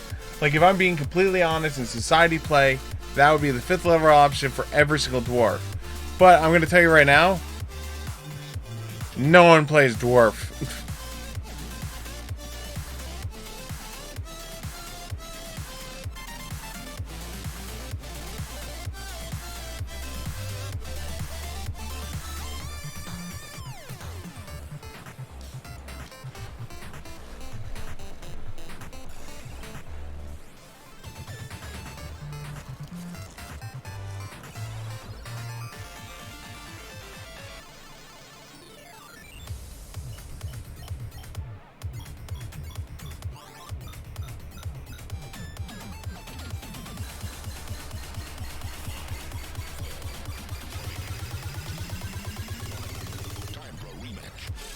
All right.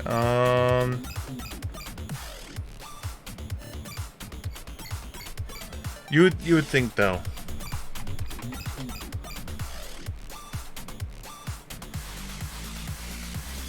The only thing I'm checking right now is I'm going into my organized play, and I'm trying to see, because I haven't looked at the boon list in a while. I mean, it's possible it's a boon, and it's just some ridiculous amount of points.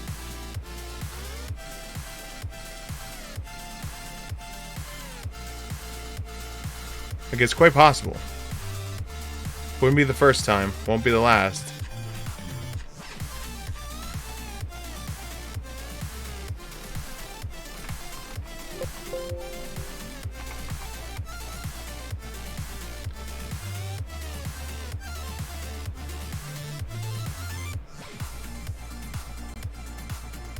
Yep, nope.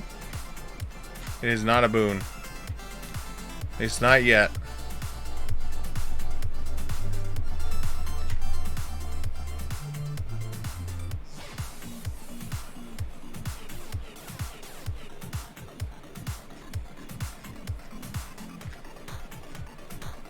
So, either that means there's a scenario out there, they literally just wanted to, like, lock it down so people can't take it.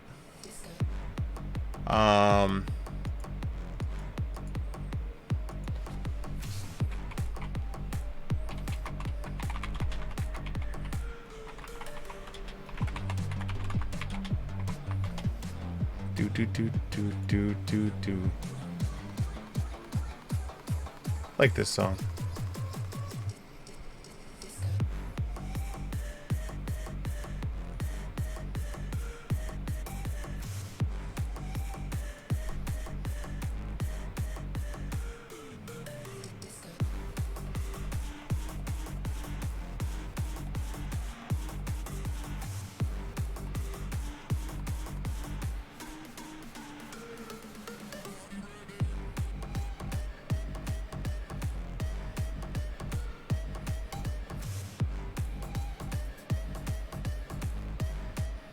Um.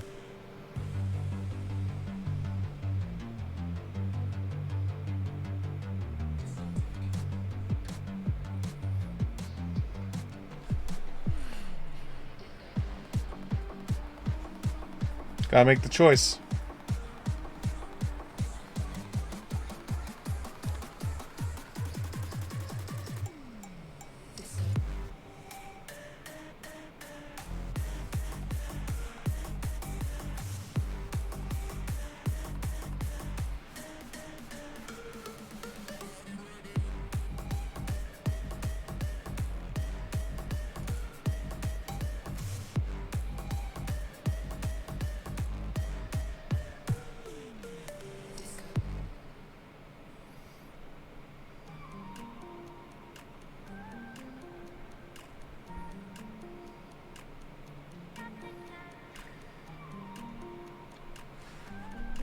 Yeah, I put in Greater Dark Vision in the search engine for Archives of Nethys,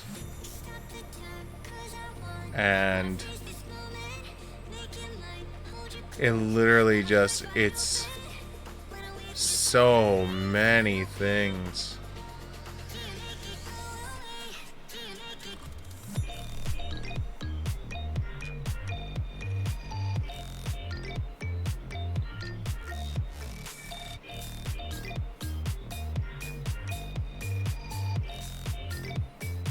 I mean, in theory, all you need is a light source that's 5th level.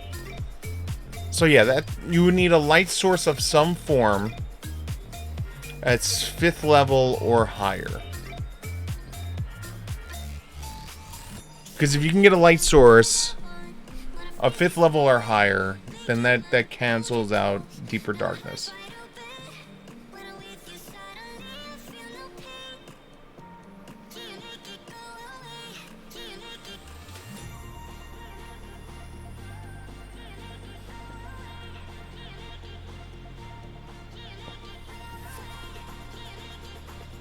But of course, knowing my luck, I'll find it, and then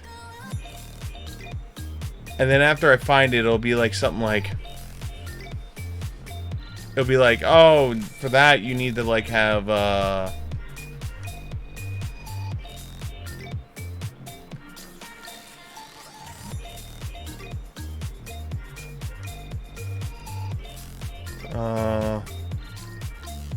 there we go. Only return with, so Dark Vision's scope doesn't work. Doesn't work. That doesn't work. Goggles of Night.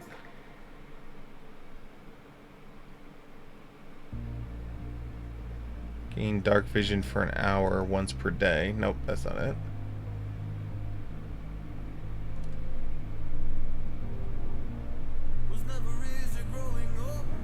Monsters.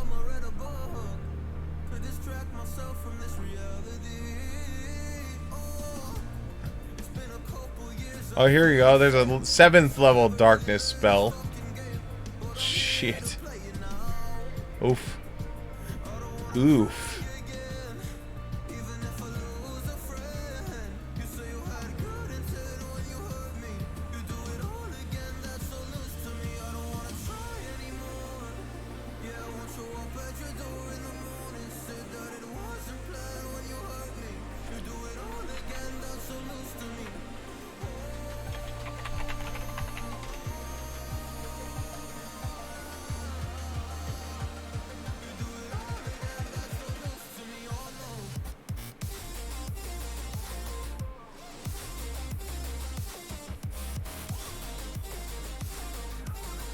You know, now that I'm thinking about this,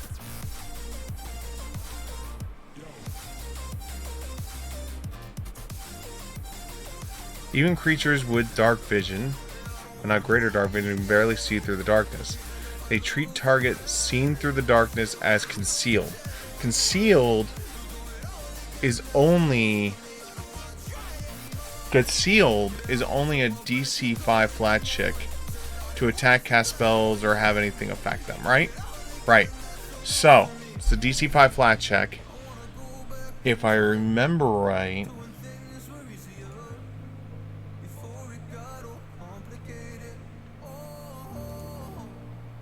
balance thinks invisible pose. You don't need to succeed a flat check to target concealed creatures. You're not flat-footed against creatures that are hidden from you, unless you're flat-footed to them or for reasons that other than the hidden condition. So you only need to make a DC 5 flat check for. So hidden creatures are normally 11, so now it becomes a 5, and concealed creatures, which is what deeper darkness causes. So I think we're over analyzing this shit.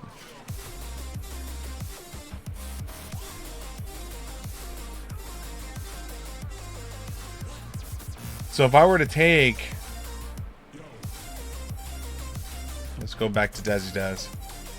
What do we have at 8th level? At 8th level we have that.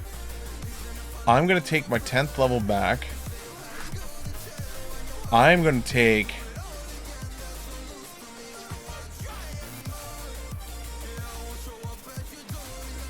that class feat, and then I'm going to take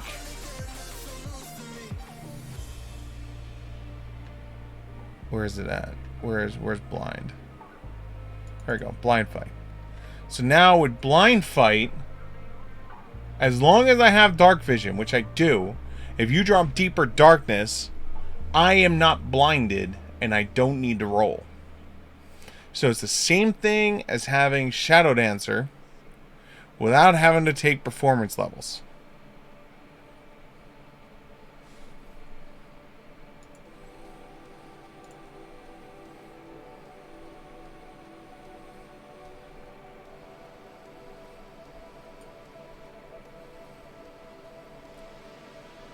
Which allow me to do something like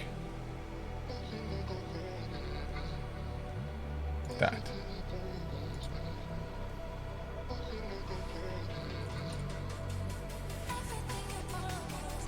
I think we're over. I think me and Tom, aka Simdoc, are over.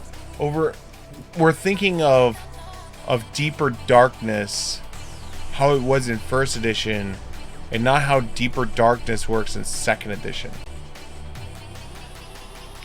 Because assuming as long as you take blind fight, you're only concealed in darkness, and even if you're hidden. So then I would get the bonus of if you're hidden from me. Because I don't get anything else. I get absolutely nothing else from that, right?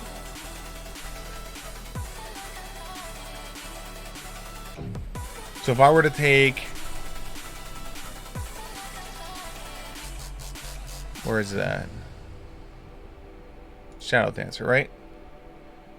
Become grim and gloomy. You get a +2 circumstance bonus to stealth checks when you're in dim light or darkness. So I'm losing out on 2 stealth. And I'm losing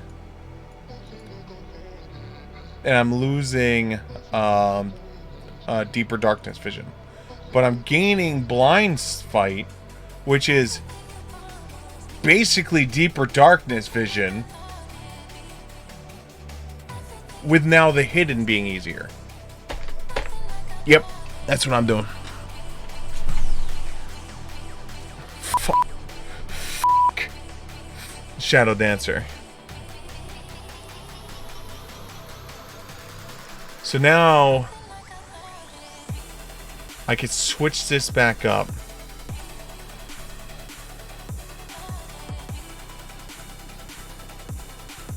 So we're keeping that. We're clearing this out. Keeping gang up. Taking that out. This is now going to become minor magic again.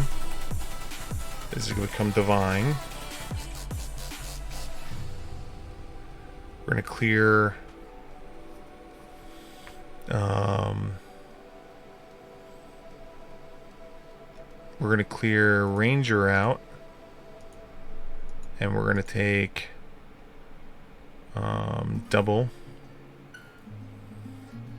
dual weapon. We'll be driving down state, yeah. Looking around for the next crowd, yeah. Going our own way. So then at 6th level we're fine. Oh, yeah. 8th level we have our class feat back again. So now we have our ability to take the bleed his ass. 10th level we have that. That was going to be Blitz, but we're taking Blind Fight, which is fine. 12th level.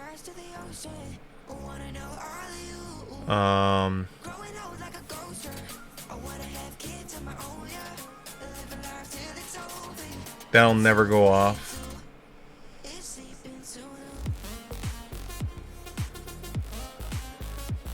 If I convince Tom to switch to Tonfas, I don't need Twin Parry, even though Twin Parry is nice. Yeah,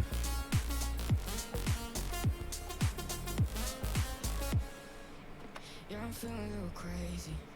Sat at home being lazy. Wanna travel to the lady. I mean, don't get me wrong. Taking Twin Defense is nice because then that's just one action and you're in the Twin Defense stance, which then with Twin Parry I'd be basically +2 armor forever.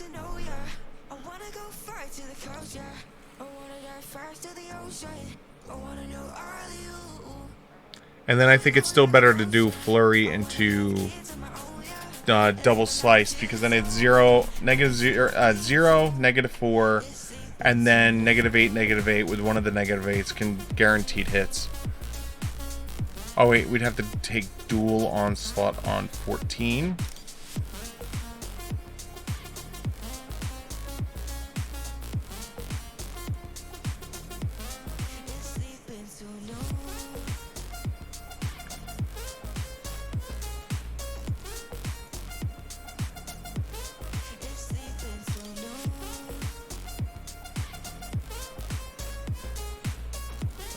Two weapon flurry at 16.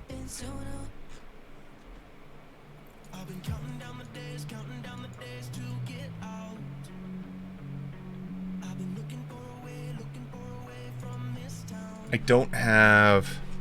I think all of my class feats are spoken for.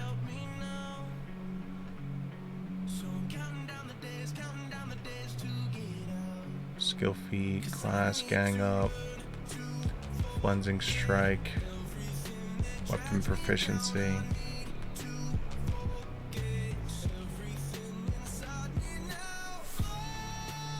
So this would become uncon.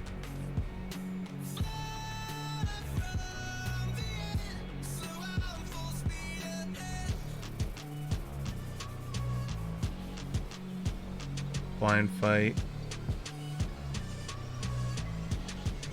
8 is flensing slice.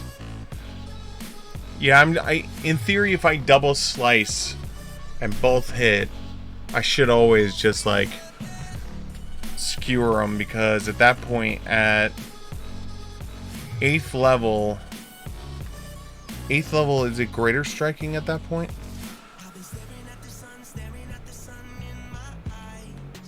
Or is it we still on basic striking? Weapons, basic magic items. Level 8. Yeah, we're still... At level 8, we're still only a +1 striking. It's level 12 where it becomes... Well, it's a... Hold on, this is a D8 per damage die, right? So you have 2d8 persistent bleed. And then at 12th level it becomes 3d8. And then at 19th level, it becomes 48.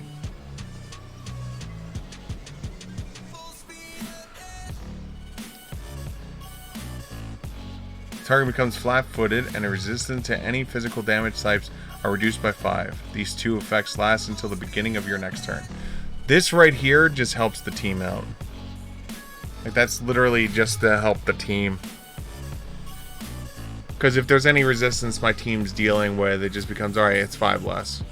So, like, that giant Tyrannosaurus Rex bastard, the undead Tyrannosaurus Rex, because it doesn't say that the bleed has to work. It's just the target becomes flat-footed.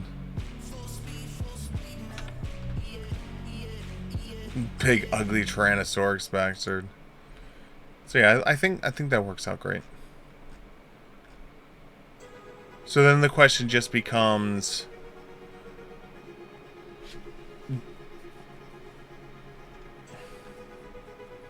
Yeah, because that allows me to have minor magic. So 4th level. We get our 2 spells back, which is Read Aura and Stabilize. I always like having someone in the party have Stabilize, because sometimes someone dies in a wrong spot or a bad spot and the team can't get to the person. And at least that, like, it's a way to, like, you know, like, make sure your party member doesn't die if you can't get to them.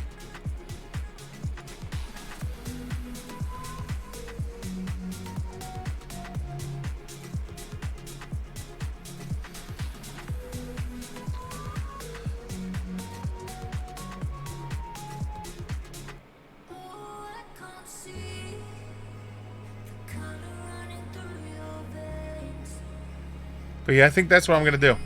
I think the two of us are just massively overthinking the deeper darkness.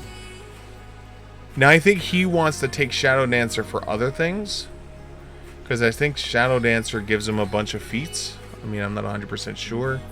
Let's see here. Class. Oh no, archetype. Sorry. I think he's doing it for other reasons also. If he's only taking this for deeper darkness, I'm gonna smack him. Because I'm gonna convince him not to take it. I don't know if Erica's here or not.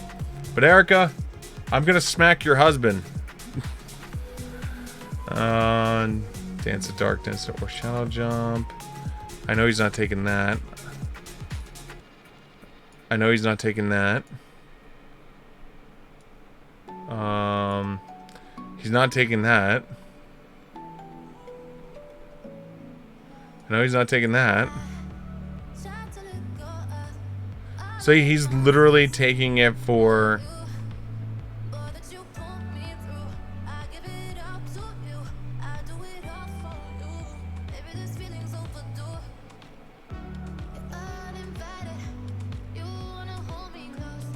I mean, unless he's taking Sense the Unseen at 16. I'm gonna smack your husband. It's my ultimate goal now.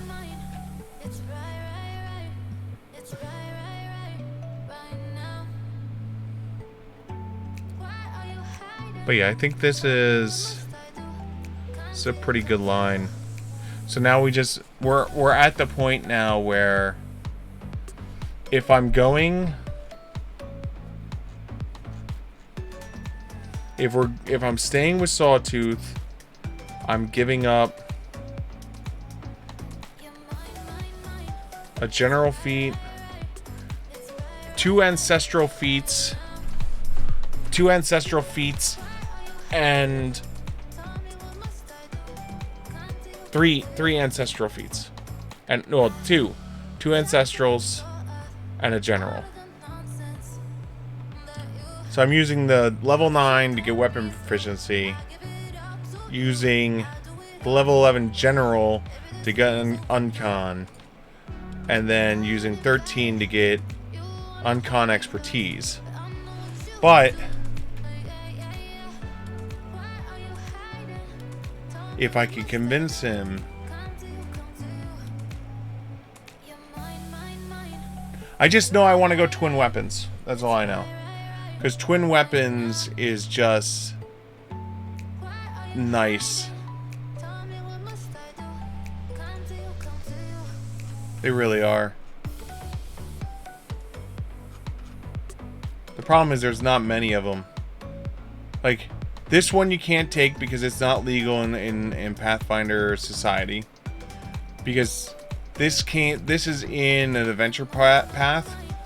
And literally it's written as it was designed by this one guy. And he has the only one in existence. Because I'll tell you right now, this is another one of those weapons that, like, if people were able to buy, this is what they would buy right here. Because it's agile, finesse, parry, and twinned with the sheath. Agile, finesse, parry, twinned with the sword, you know? And it's a concealable weapon on top of it. You know, it's like, it's a dirty weapon. It has a lot going for it. For 90 gold. I mean, you're not getting that until like 5th or 6th level. But that's the whole thing, is like, the only part that's weird about it is they don't have it marked uncommon or rare. Right? It's just regular, but it's not legal in Pathfinder play. Because, as I said, if you actually do this adventure path, it's written that there's only one in existence. Like 1 or 2 or something like that. I forget what it is.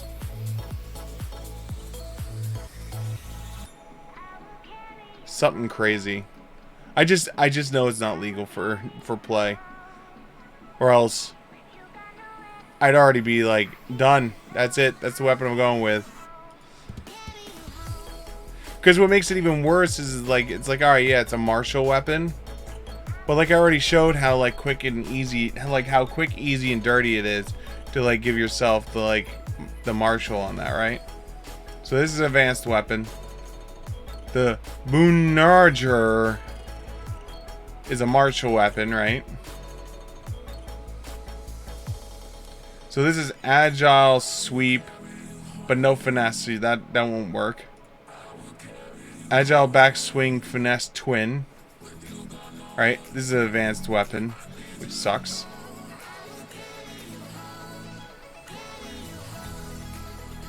The hook sword, it's advanced sword. Solitude saber, advanced sword. Tonfa's martial, right?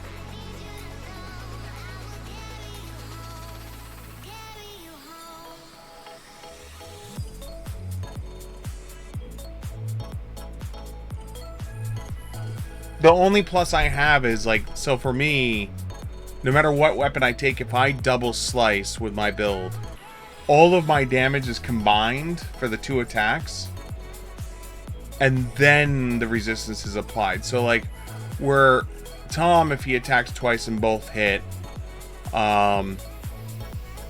he swings once and it applies the if it has a resistance. So we'll use the skeleton, for instance. Has a resistance versus slashing, right? So like his first swing, he's already taking 5 off the top of this. So his minimum damage is 0, maximum damage is 5, right? So min 0, max 5, right? And then he swings a second time, it's min 0 is max 5. Where me, if I swing and both hit, then at that point my minimum is 2, 10 is 10, so 5. So my minimum is his maximum, and my maximum is 12, 20, 15.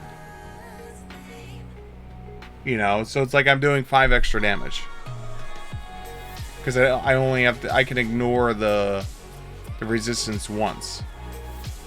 And then when you start adding in like twin, you know, it becomes alright. So you have striking. So add a circumstance bonus to damage roll equal to the number of weapon damage dice if you have previously attacked with a different weapon of the same type this turn. Weapon must be the same type and benefit from the trait, but they don't need to have the same runes. But we're planning on doing the dueling rings, so that's where like it works out well for me, because if both I'm 0-0 where he's 0-4, so I'm gonna hit more often with my attack, with my 2 attacks, and they're gonna combine, and then eventually I will have the benefit of being able to go, I hit, and then I spend my 3rd action to like go, I twist the knife into him, he starts bleeding, and he's flat-footed for everyone, and not only is he flat-footed, but all resistance is -5. You know? And that's where like it'll benefit him at that point, where fighting T-Rex the Undead that we were looking at, now it becomes he can start affecting T-Rex the Undead. Whereas me, I'm the only one that's going to be taking a damage down. So like it becomes one of those like games of like my DPS becomes everyone else's DPS. I mean, other than the persistent bleed. That is a good question. Does the persistent bleed stop? No, because once persistent bleed is attached, that's attached. It's just the secondary ability stops. Yeah, it's like target takes 1d8 persistent bleed damage per weapon damage die to whichever weapon you use that has the most weapon damage dice. Max of 40x. Something like that. The target becomes flat-footed and its resistances to any physical damage types is reduced by 5. These 2 effects last to the beginning of your next turn. Oh, these 2. So the flat-footed and the resistances last to the beginning of your next turn. So I will never benefit from the flat-foot, and I will never benefit from the reduced damage. But the persistent bleed will live on.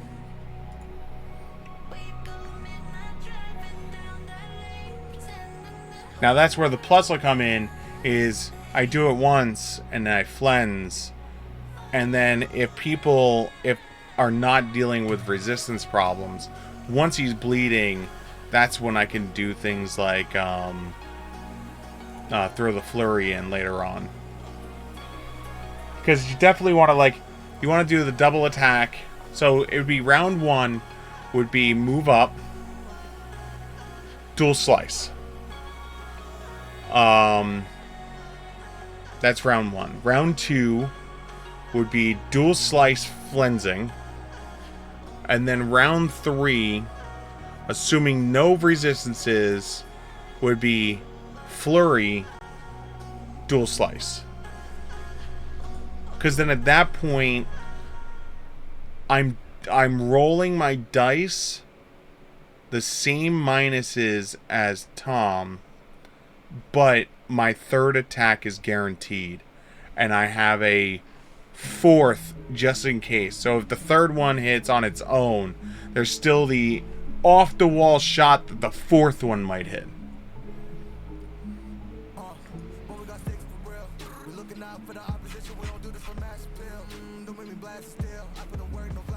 So that's, what, 18?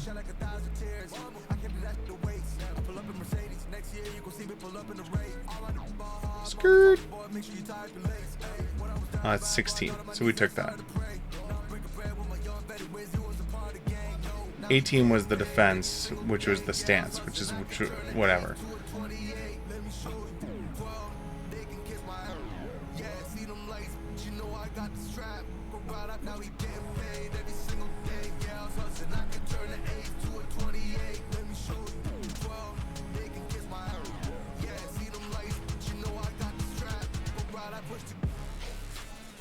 By level. I don't know why that switched to that.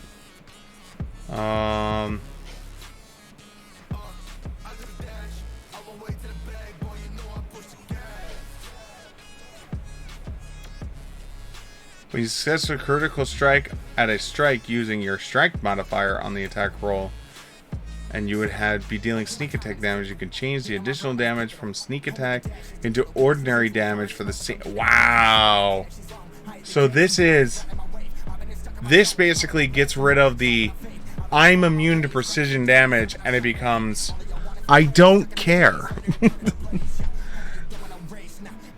Oh man, I almost want to build a rogue around that. Oh, I almost want to build a rogue after that. You know, a strength-based rogue that eventually goes for powerful sneak. 18 strength.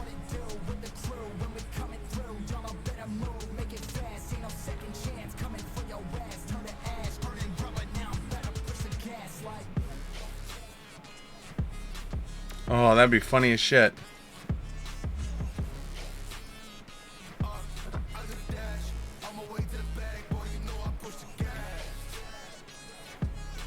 Yeah, that would be funny as shit.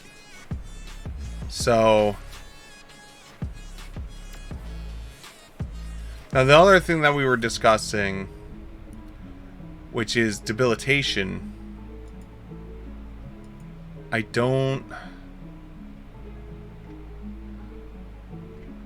that's where problems are going to run into, because I don't have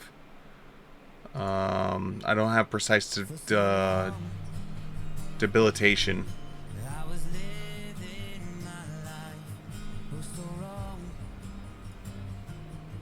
That's at level 10.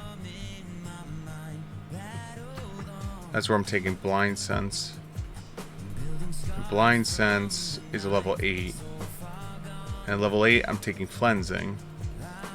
And flensing is a level 8.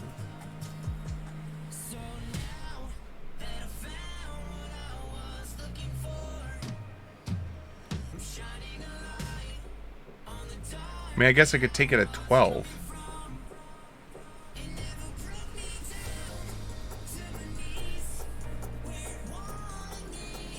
Because there's nothing here I want.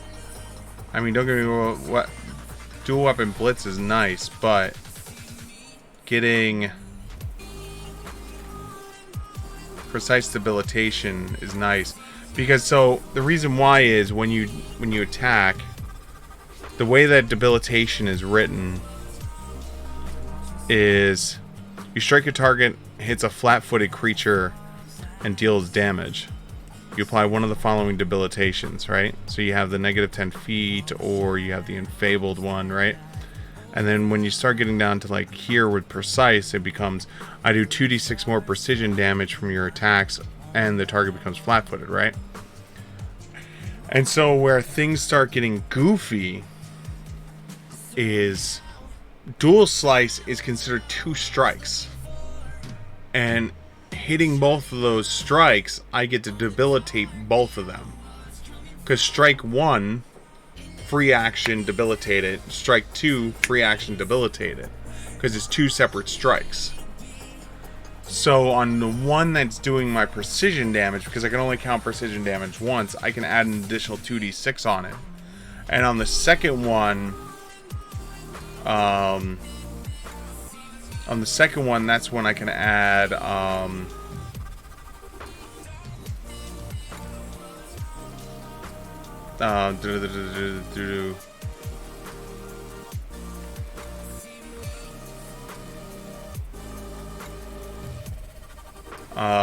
2d6 and then do, where is it at?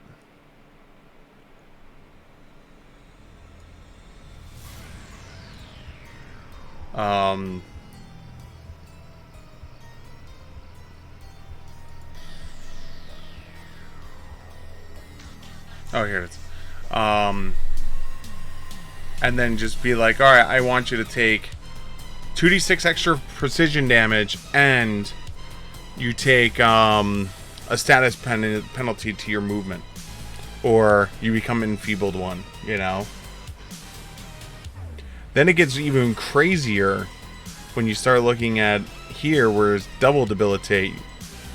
When you use debilitating strike, you can apply 2 debilitations simultaneously, removing one removes both, right? So then it becomes strike 1 does 2d6 and flat foot until the end of my next round, right? So now he's just forever flat-footed. And second strike is enfeebled 1 and 10 foot minus speed. Just apply all of them. And then on my third action, make you bleed and take away 5 of your resistance. But again, we're talking about this is like, what, level 14 at this point? You know, level 12, level 13. Like, that's when damage should be, like, ramping crazy. You know, at the end of the day, that's... Let's be honest, that's the point of when, you know, things start going crazy.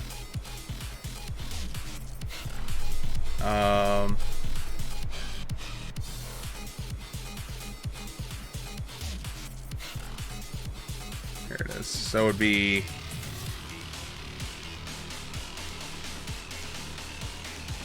Increase the number of dice by 1 at 5th, 11th, and 17th. So it'd be 1d6 precision damage.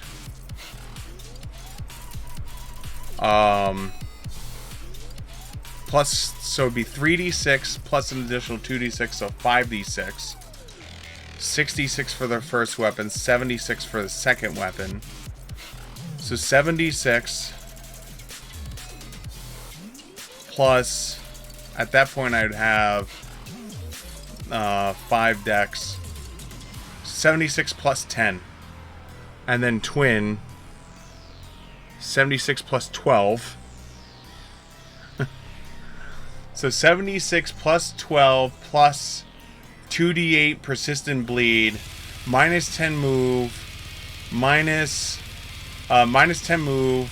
And feeble 1. Flat-footed. And you figure 76 would be 21. And then half of that, 21, 3, 4, 5. So 24.5 plus 12. So average 26 damage around for one attack. And that's without crits. Oh, if we crit, it goes stupider.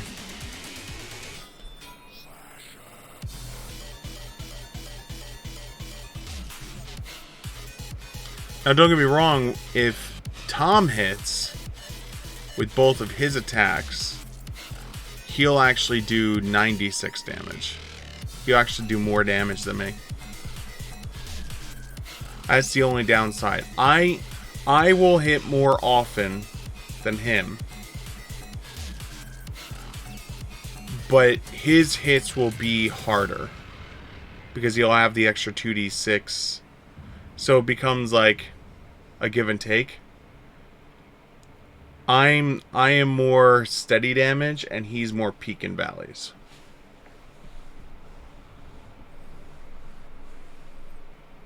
So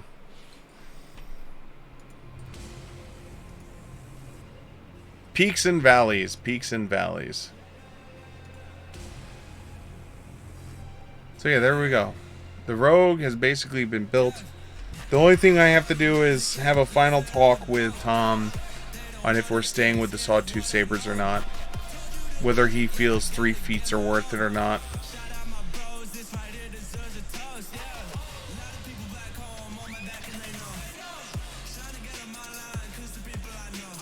Because we can easily keep a twinned weapon if he's willing to go down to a D4, but then we gain parry.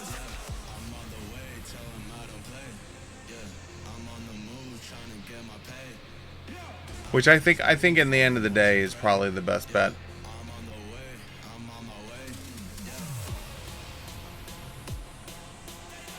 Giving up 1 damage average per attack for one damage average per attack per die for the parry trait.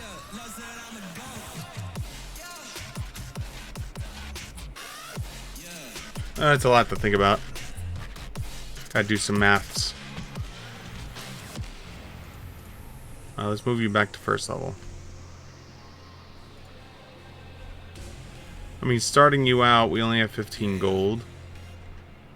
So, let's be honest, it's probably best to go Short Swords 2. or rapiers 2. Short sword is 9 silver pieces, so that's like 3 right there. That's 3 gold. Explorer clothing is probably the best to go with right now. Sure, I could go with an armor, but I don't have strength for armor, so explorer. Actually, I don't even think I can wear explorer clothing. I don't strength 0, so I can. Cause I think yeah, strength 10, strength 10, strength 12. So yeah, I cannot wear armor. It has to be the explorer clothing, which is fine. And then gear I have to get.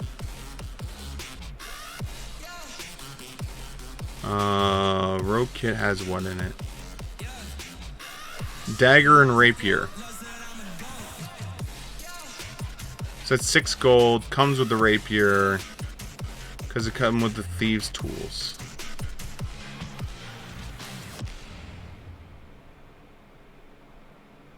Bell pouches, 10 chalks.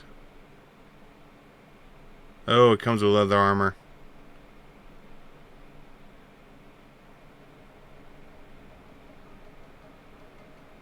A climbing kit, yeah.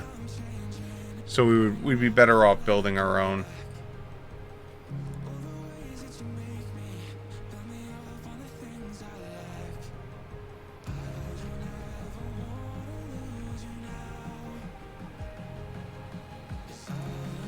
So that's 3, so we're at 6.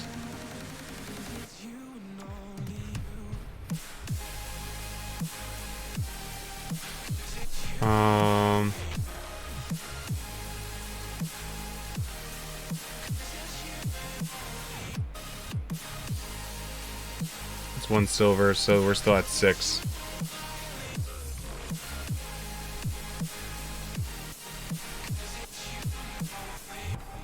Don't need torches because I have dark vision.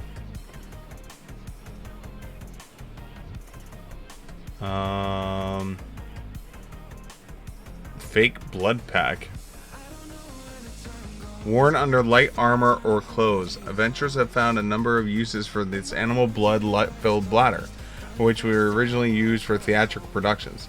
Whenever you take slashing or piercing damage with the fake blood pack under your clothing or armor, roll a DC 11 flat check. On success, the blood pack is punctured. You or an ally can puncture the hidden pack intentionally. When faking an injury, the blood pack grants a +2 bonus to a relevant deception check, such as to lie about being injured.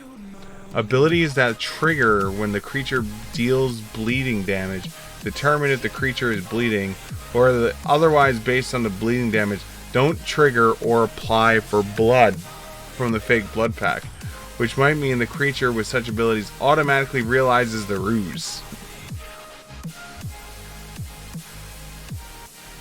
Okay. I mean, I guess that's the thing you could do. Climbing kit. That's 5 silver piece.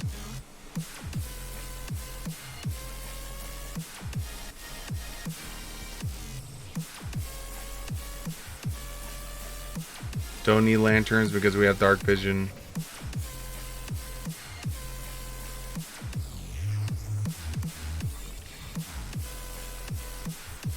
Marked playing cards. +1 to games and lore check or other relevant checks to gamble with cards. You can determine that an unintended deck of cards is marked with a successful DC 20 perception check. Determining that a deck is marked during play is more difficult and is typically determined by the perception check against the dealer's games in lore or thievery DC. That's interesting. Didn't realize that was an item. Cool, they're adding some really interesting items.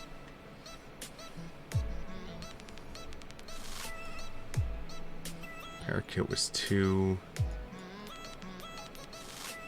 We're at 6 of 15 right now. It's always good to have a replacement. This is 6.8.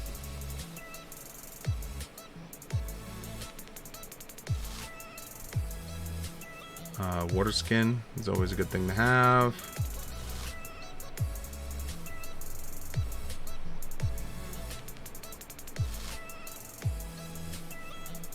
$6.85.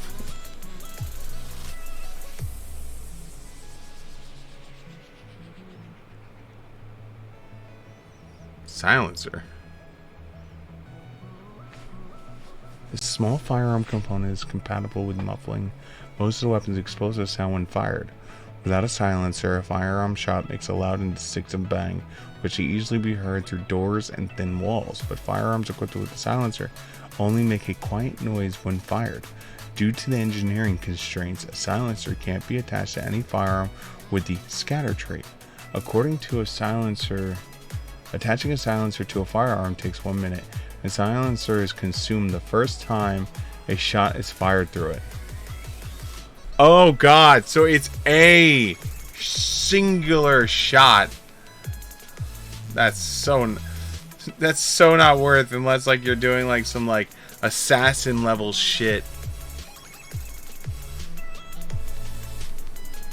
We don't need rope. Repair kit's nice to have. So that'd be 8.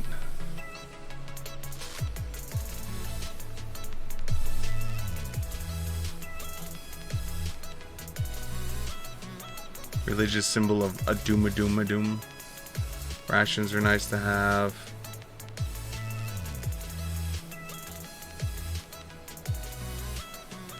Paint, non-qual ignorant. Iggy nut.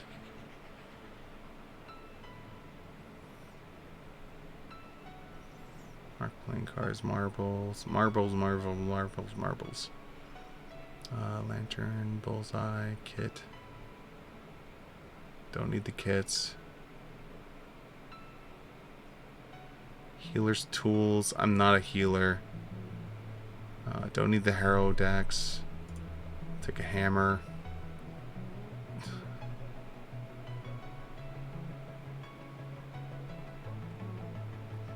Take the fishing tackle. I always buy weird shit like this, because you never know when it's gonna come in. No, I'm not the disguise kit guy. 1 crowbar, please. 1 winter clothing, which is nice to have. Chalk is always nice to have. Don't need the candle.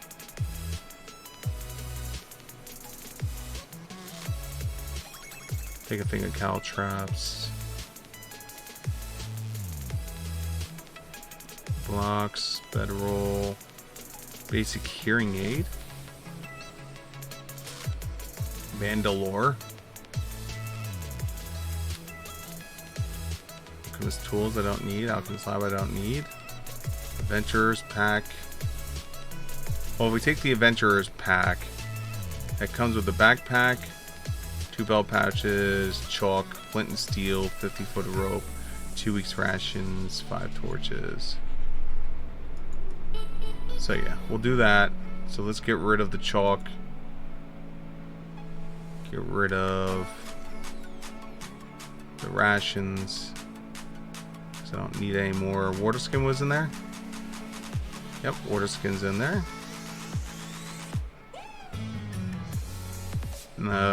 Chalk, flint and steel, soap, torches. I don't need the torches, but I guess we'll just carry them anyway. We don't need the backpack because the backpack comes with it. Okay, cool. So that's 9 gold, 5 silver. So we're gonna buy that. Yep, thank you. All right, so our armor. We now have to delete this.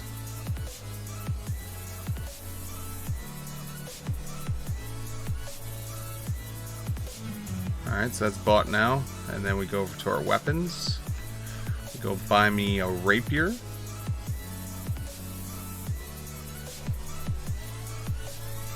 And then we go buy me a short sword.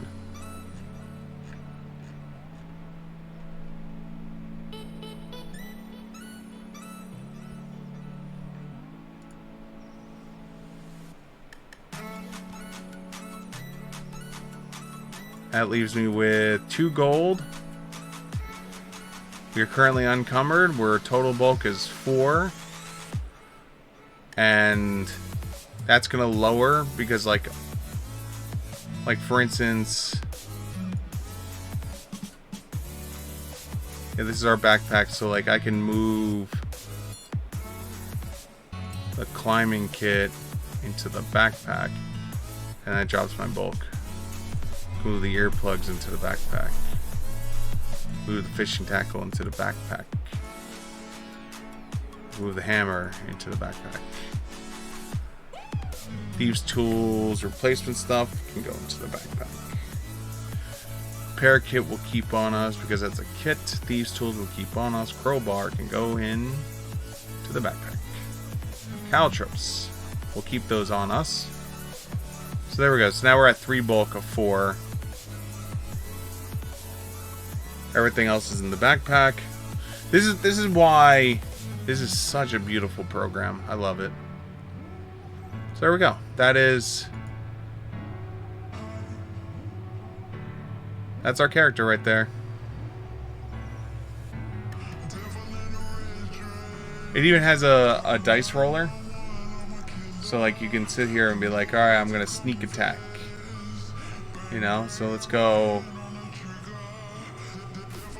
There we go. We rolled a 15. Does a 15 hit? No.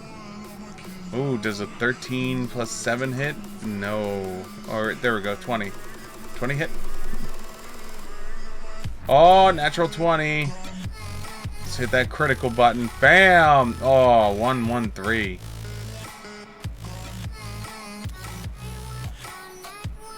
We did 15 piercing damage and 2 precision. That's still not bad for a crit. For minimum damage crit right there. 14 and 4. There we go. 23 and 6. First level character crit. 23 and 6. Oof.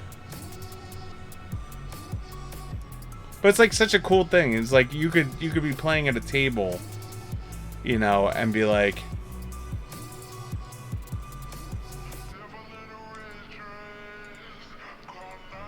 you know, like you're just like, all right, there we go. Let's roll the dice on this. So this is a critical. Bam! 106 damage critical. Yes. And you gotta remember, this is also not without the additional 2d6 precision from the other thing. But yeah, 106 damage, 1 attack. There we go. 43 to hit.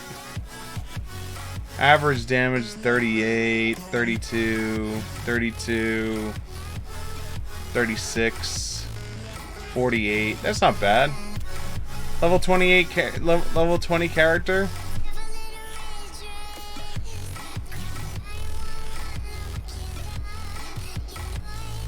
You know? It's basically in the 30s. Unless you're critical.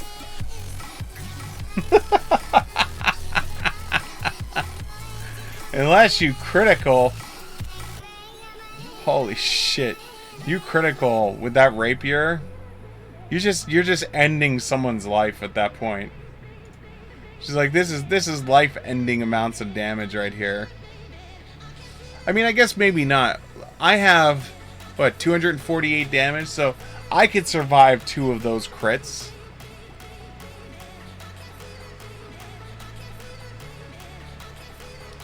Yeah, so like if you got like a crit, there you go, 93, and then you take a regular damage hit, so 93 plus 37.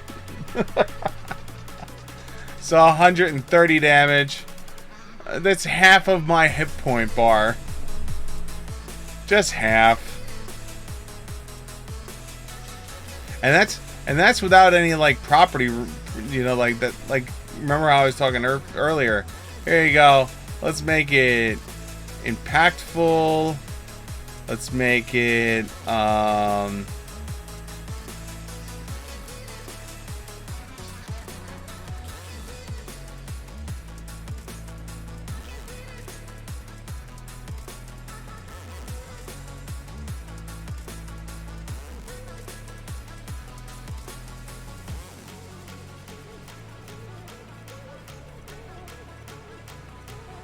Let's see here.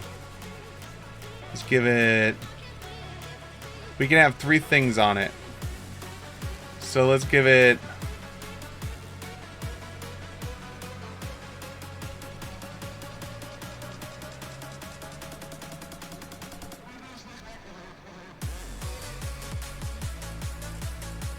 Yeah, let's give it, so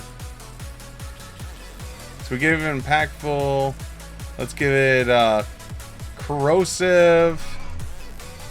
And let's give it...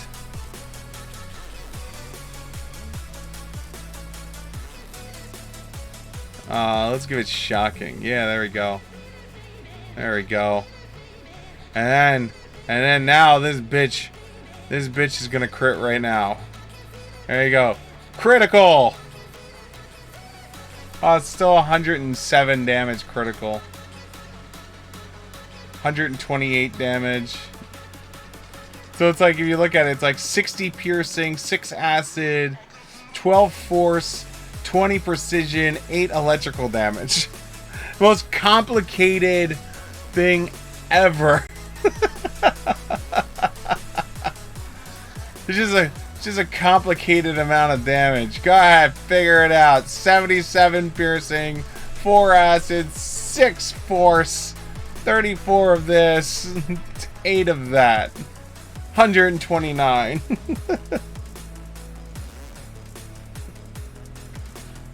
I think go real crazy if you're like, oh, you know what? Let's where's it at? You know, we're gonna make this bitch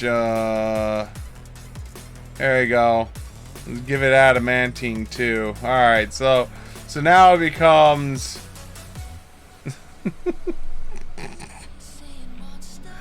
I'm losing my mind.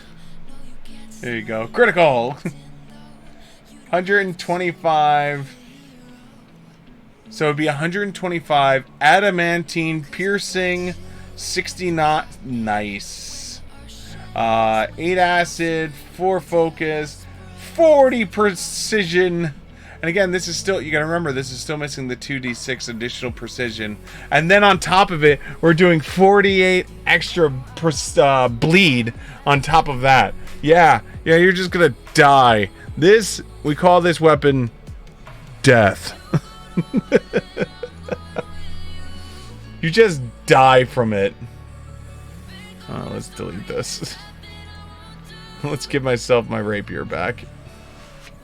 You already took my money. And give. There we go.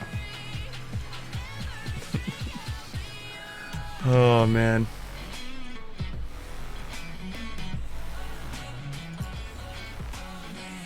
There we go. It's so cute. But yeah, the whole purpose of the rapier first is if this crits, that deadly kicks in and it's just nice. Because it's like for every striking rune, the deadly goes up and the die goes up. So like deadly, yeah, so it's like on a critical hit, the weapon adds weapon damage die of the listed size. Roll this after doubling the weapon's damage, then increase the 2 dice if the weapon has a greater striking rune, yada yada yada, right? So for instance, rapier with a greater striking rune deals 2d8 extra piercing damage on critical hit. An ability that changes the size of the weapon's normal damage does not change the size of the deadly die. So that's where like there's a rune. What rune is it? I forget what rune it is. But there's a rune that makes it go up in, like, size.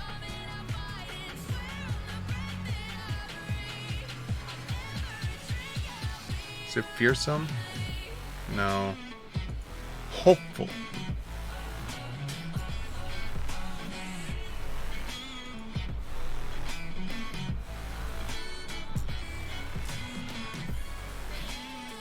Serrating.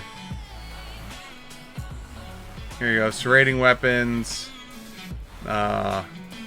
Deal an additional 1d4 damage.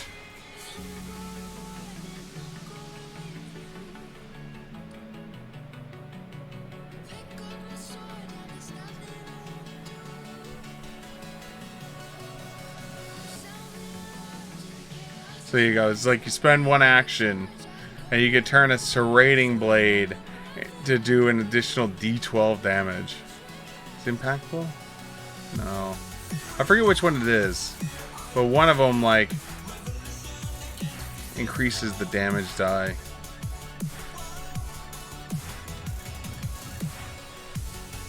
It's gotta be one of the rare ones, then. Basically shit I will never be able to get. Spell storing, keen.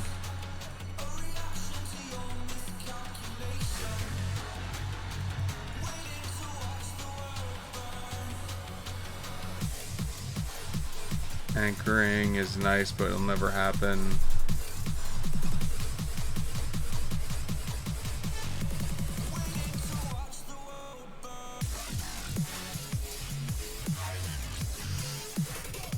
I forget what it is. I really do.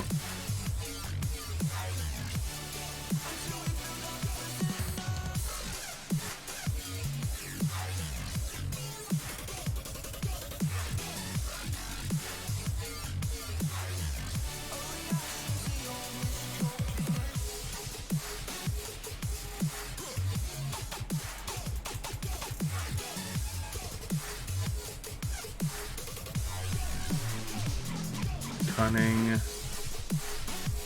No. Crushing. Nope.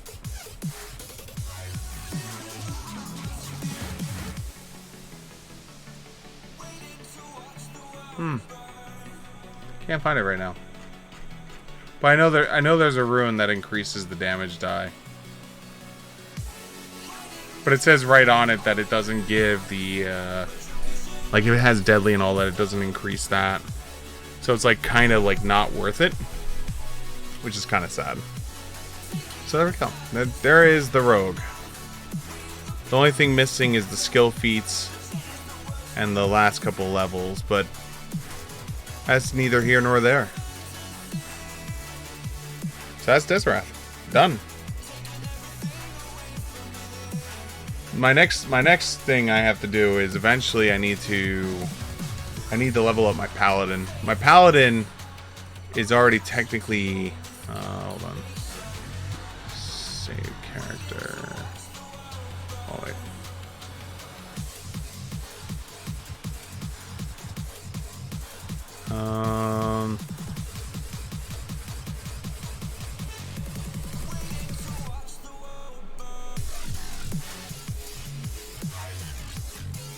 No, I forget how to save it.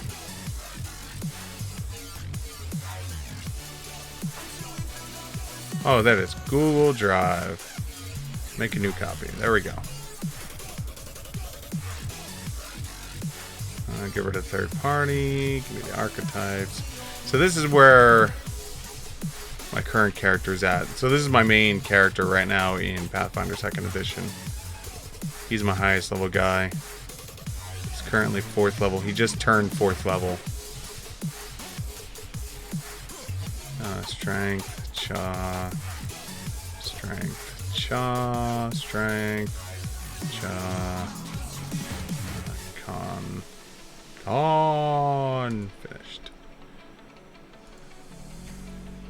And then is diplomacy, deception, intimidate.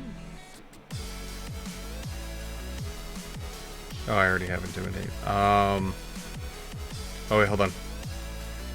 Forgot about this. You have to choose your stuff first. So he was versatile.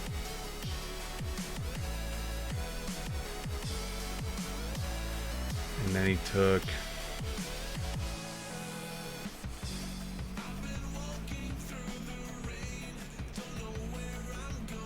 What did he take for his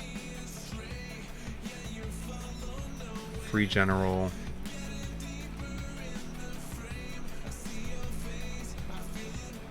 And then with the general, he took... oh wait, I can't take it until I get the skill. That's archetype, no archetype, ancestry feat.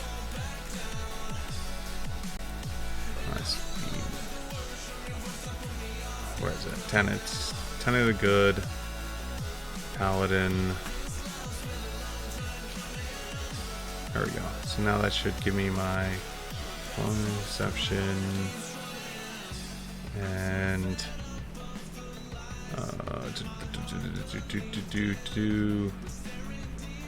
athletics, finish, deity, skill, arcana.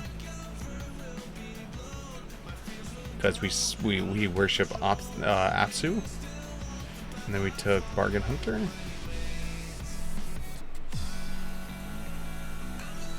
And then ancestral feat we took.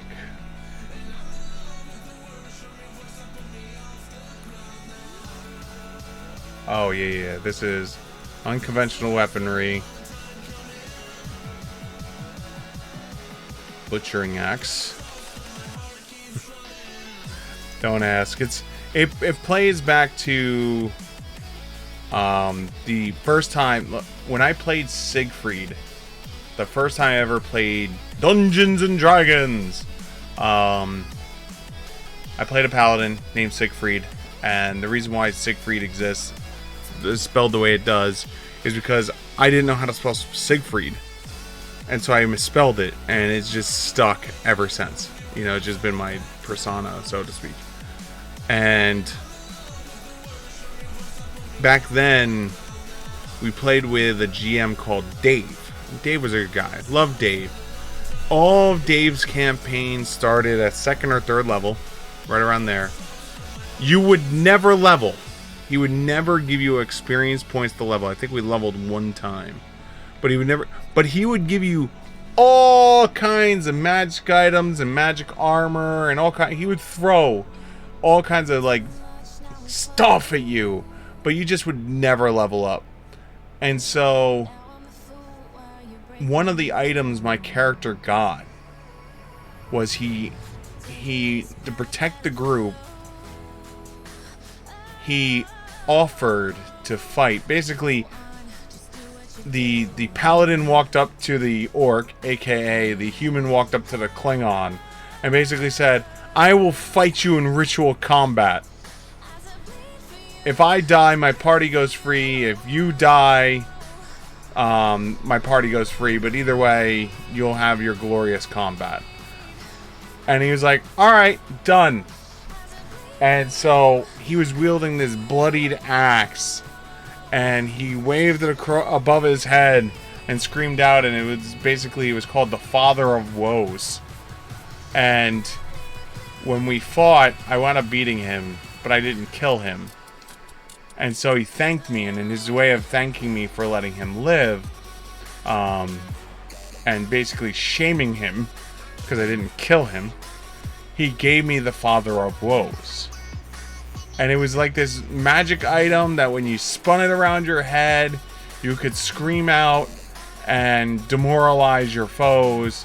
But the only downside is if an orc saw you with it, they would become enraged towards you because you were not, unless you were an orc. If you were a non-orc holding the axe, they would target you because they wanted their axe back. And I was like, alright, fine, done. And so like when I came to 2nd edition and they created the butchering axe, which was this big giant axe, I'm like, you know what? Yeah, we're getting the Father Rose back. And what it's going to eventually lead to is at 8th level here for my skill feat, we're going to take where is it at? Battle Cry. Is whenever you roll initiative, you can yell out a mighty battle cry and just demoralize an observing foe as a free action. You know? And then eventually becomes when you become legendary intimidation, you could use it as a reaction to demoralize your foes when you critically strike. I probably would never use this as a champion, but like to have this part, it just harkens back to the Father of Woes. And so just like, I was just like, alright, done. There we go. Butchering axe. For 2nd level, we took dedication because there's not, for paladin, unless you're taking one of the oaths, there's nothing really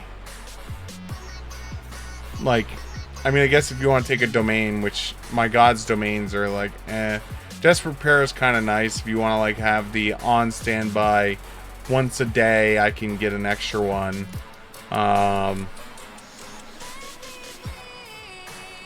Divine Grace is nice if you want to like lose that. But again, you're giving up your reaction. Paladin has like one of the best reactions in the game, and so that's just like, all right. So we grabbed the dedication. We went into Sorcerer,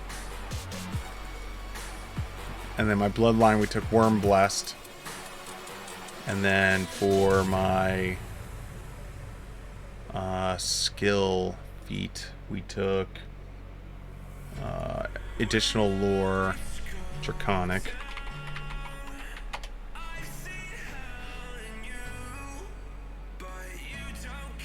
And then we gained 2 skill up feats for free because we were already trained in Arcana and all that. So we took, what was it?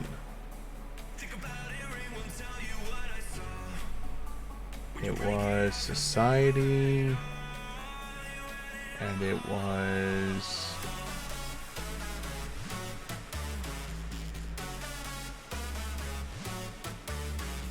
athletics. We have not crafting. Not medicine, not nature, not occultism. I think it was this. Yep, it's this, because we don't have any of those. So there we go. So that's level 2. Level 3 was we took Blade Ally. We boosted our diplomacy. Our general feat we took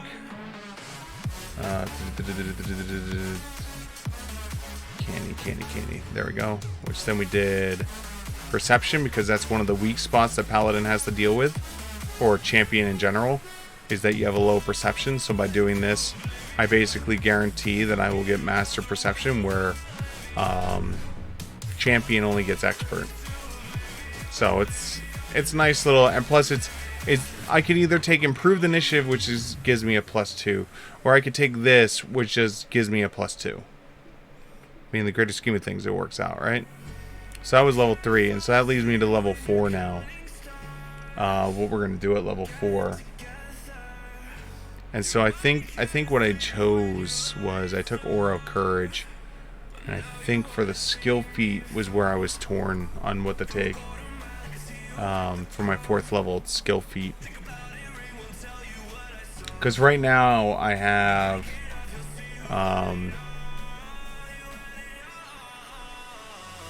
Bargain Hunter, which is nice, which is a skill feat, but I took it as general feat. I have Intimidating Glare for free from Warrior, which is nice. I have Multilingual, which is coming free for being part of the general school.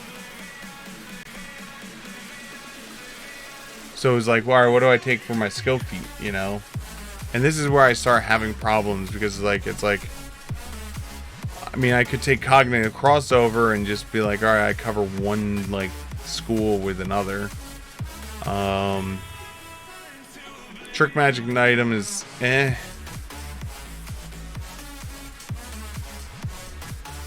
know, so like there's so many things that are like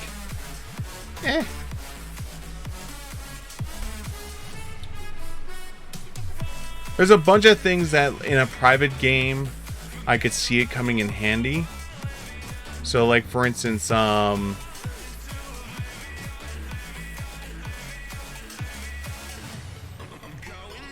where's that? Happy Hauler. So like group coercion, right? Which allows me to, you know, do the impression to, or group impression, allows me to walk up and do 2 people at once. Or like Glad Hand, which is over here, allows me to walk up and without even like talking to people, immediately try to get an impression. And the problem is in society play, there's no GM that would let that happen. You know, because it like literally just like goes, all right, I roll. Did I succeed? Yes or no? Yes. Great. No. Okay. Now I get to spend my time doing role play, and I get to roll again. You know. I could see a lot of like. There's a bunch of things. Like survival has one that came up on the forums a while back, which is, where is it at?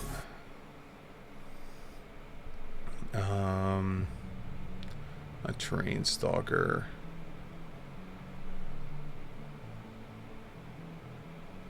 No, it's a level 1. It's either level 1 or it's a level 2.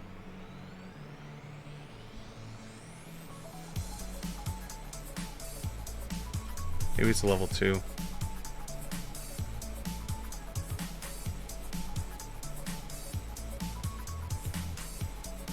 Boss man.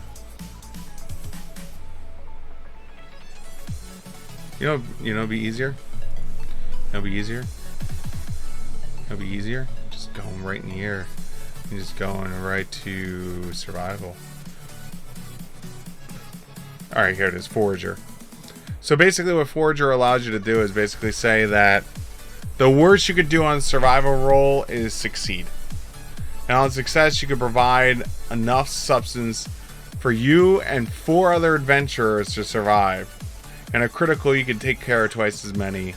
And then, like, it becomes, each time your proficiency skill in the skill increases, double the number of additional people.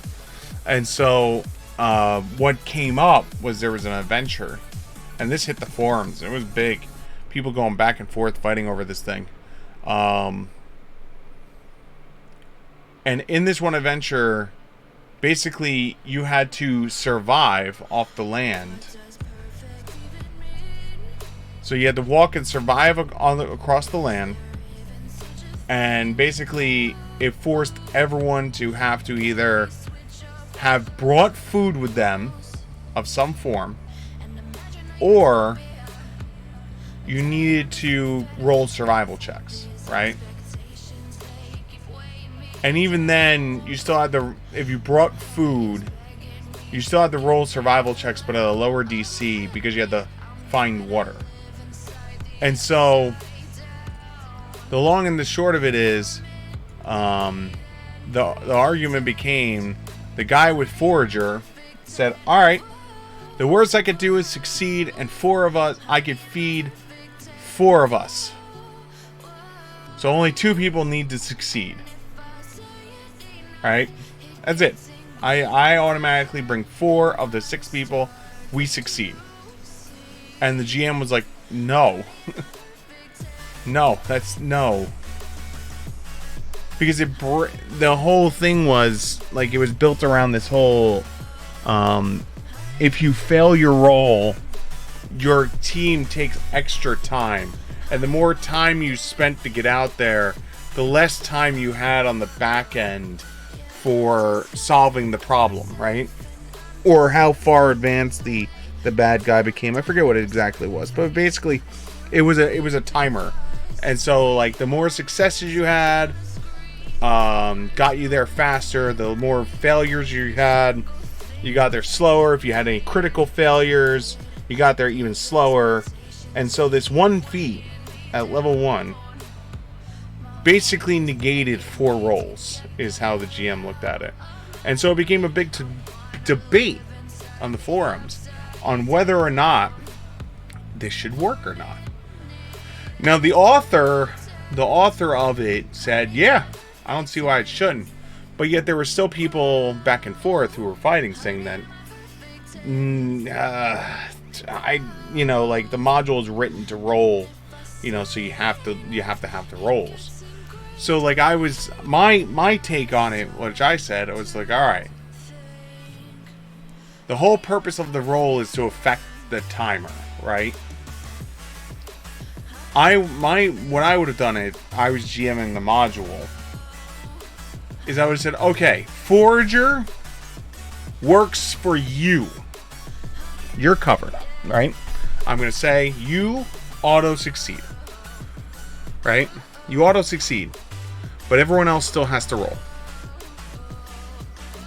You have effectively, you can do this, you succeed. You know, because like if I did it the other way, it would basically be, I think it was 5 rounds around the table, and then that would have been 20 successes for 1 feat. But at least this was 5 successes, right? And I found I figured that was a nice, easy, because then like, you bring 5 successes to the table, you auto succeed, great. That's what you do. You know, this is your thing. The rest of your group still has to get the rest of the successes. Because the problem is with the 20 successes, 4 times 5, the 20 successes, even if everyone else, the other 2 people who have to roll, even if they failed, like I think the math was done, like if both people critically failed every single day, it would be -2, so it would be -4. So every day, person A would get 4 successes. The other 2 people would remove 2 successes. So you get 2 successes per day, which means you would get 10 successes by the time you got to the end, which means you auto pass. So like literally it was an I win button. And a lot of people just did not like that. And so that's where the big debate on the forums happened on whether or not foragers should work or not. And so that's why, like, when it comes to skill feats, choosing them for society play, I'm part of the contingent that I want to take things that are cool, but won't cause possible problems. You know, and so that's why, like, things like taking, taking like Glad Hand. You know, Glad Hand being an example. Like, I just show up and I roll. No role play needed. Boom! I show up and my character goes like this. And they're all like, oh! And that's all it takes. Done. Handled. I roll the dice. No role play required with Glad Hand. I just literally, like, flip the hair. It's done. You know? And so that's why, like, I try and take things that are, like, will benefit myself and my group, but will reduce the likelihood of issues.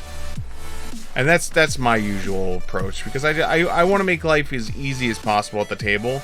The last thing I want to do is cause issues, because, like, nothing ruins a role-playing environment more than when you, like, derail an entire scenario over one skill, one skill feat. Like I was saying, like with my rogue in, like when I was playing the one rogue in my friend's table, and I literally was just like, all right, well, screw your whole adventure. I have the musical instrument that he needed. Done. Let's get out of here. We leave now. And so that's me. I will never tell anyone else not to do it. But, like, for me, that's my whole thing, is I want to make sure that, like, we're good. Assurance is never good. I mean, unless you're going to be doing, like, a trip build, assurance is generally not worth it.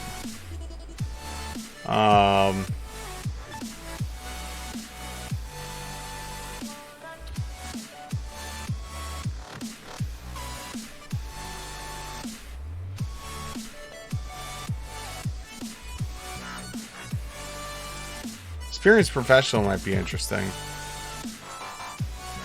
because unfortunately I had to pay the full plate mail tax. Full plate mail. If you're playing a heavy armored character in Pathfinder 1, Pathfinder 2, or Dungeons and Dragons, you know the life of having to start with, like, scale mail for, like, 4 gold.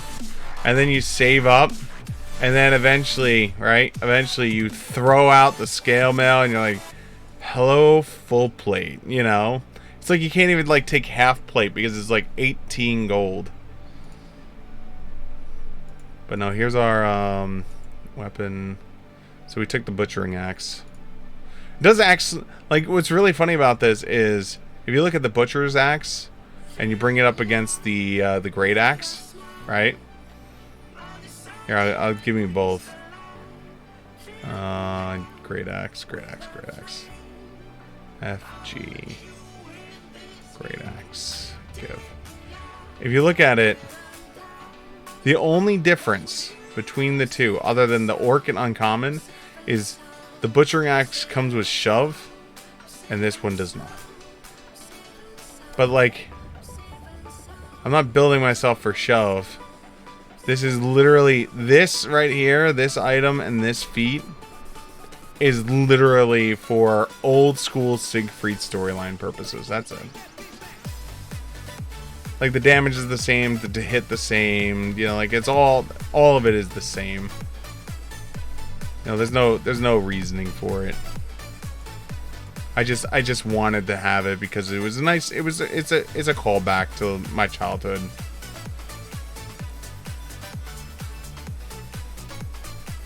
There we go. 8 whole gold pieces. This is why I started with Bargain Hunter, because Bargain Hunter gives you 2 additional gold. So where everyone else starts with 15, I start with 17, and then it allows me to roll diplomacy for my day job check, which is nice. Which goes back to that original thing I was telling you about, that if always make sure that you have a 1 skill feat that will always feed your day job. Either build performance up, so that way you can do it with that. Build your crafting up, so you can do it with that. Take an additional lore feat for your skill feat. You know, like that one. You know, like, do something, because there's no reason to like give up on the free money, especially with, like, when you start looking at things like butchering axe. You know, change. Full plate, give. So that's where we're at right there. My spells. We had shield.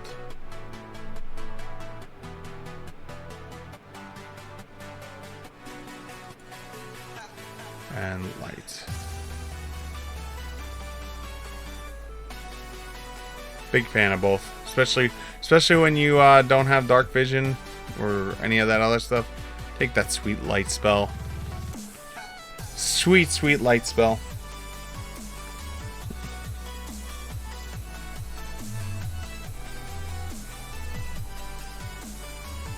Because then that you literally put it on me and, like, yeah, sure, the giant beacon of light is on top of me. Oh no.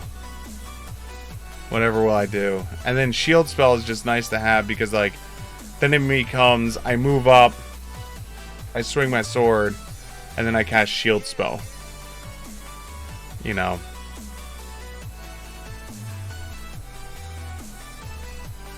And the fact that it's a verbal component is even nicer.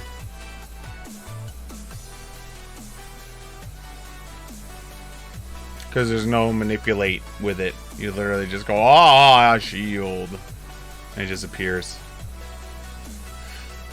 So things that I was thinking about taking for this is, like, eventually, where is it at? I'm trying to remember.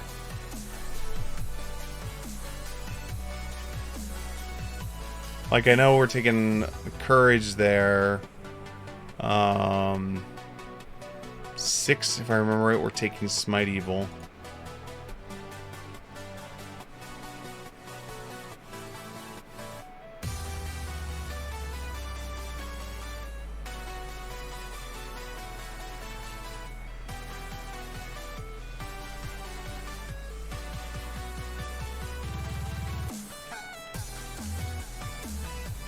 But yeah, this is just nice for, like, you call your smite evil, but, like, the problem with smite evil is you're using an action every round.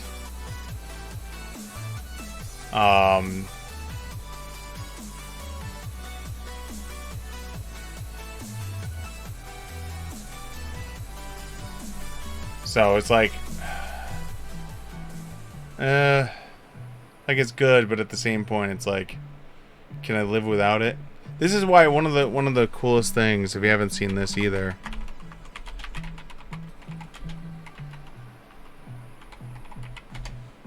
I've taken this for a bunch of different ideas. So there's a guy. He's created RPG Bot created a bunch of like guides to like give people ideas of like what would be good, what would be bad, and so like he's on the fence with Smite Evil. You know, it acts as like a kind of taunt effect, encouraging the foe to attack you instead of your allies for at least one turn. It's unclear if the enemy knows about this mechanic, so check with your GM. Regardless, there's no limit to how often you can use this, so anytime you'd have a spare action and don't want to spend it on a strike, you could start this. As far as I can tell, you can have it running on multiple foes simultaneously, though I don't think it's a great option. So like where you could do, technically, you can go Smite Evil on like the guy you're not facing yet, and as long as he's attacking your friend, I guess technically it would keep up.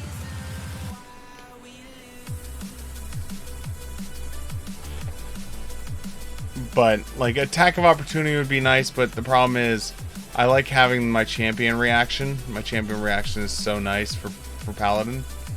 I do like how he says Dragon Slayer Oath is basically awful. Unless your champion is centered around slaying dragons, dragons will be incredibly rare. This benefits vary by subclass, but they only apply against dragons, which makes it situational at best, right?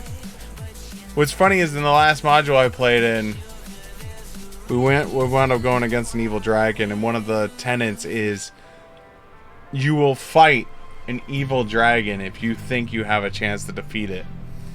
And I did not take, because my plan is eventually to go for this at level 14. Basically, it's a resistance equal to my charisma modifier to fire, acid, cold, electric, poison to everyone that's within 15 feet of me who's my ally. So literally I'm taking that 1 feet so I can eventually take this feat. That's the plan, at least. So like I'm on the fence with Smite Evil. I don't know if I want to keep Smite Evil. You know, like the problem with Smite Evil is that it's like it eats up like actions, and actions are hard to come by at times. Then at 8, if I recall, there wasn't anything that really spoke. Like Sense Evil was okay, but I was like, all right, this is the perfect time to take Dragon Slayer's Oath, you know. And then at 10 was Radiant Blade Spirit, which is basically when you choose your weapon blade ally during the day, you can add flaming and any alignment property, so you could throw holy on it if you so chose, which is good, you know. Holy is probably the best one to take out of them. So that's where that sits, because then that allows me to switch from having Disrupt Undead on the weapon to having Ghost Touch on the weapon, or anything else. Shifting. So that's that. So that's 10. 12 was Blade of Justice, I think. Is it 12 Blade of Justice? Yeah, so it's Cabal on Divine Power whenever you see someone harming an ally or an innocent. So basically it becomes, if you hit my friend, I can use Blade of Justice on you. The strike deals 2 extra weapon damage dice. So at this point you're at level 12, so you already are throwing 2d12. So now you're throwing 4d12 damage. And whether or not the target is evil, you can convert all this damage into good damage. And if you are a paladin, the strike applies all the effects that are normally applied from a retributive strike, such as Divine Smite.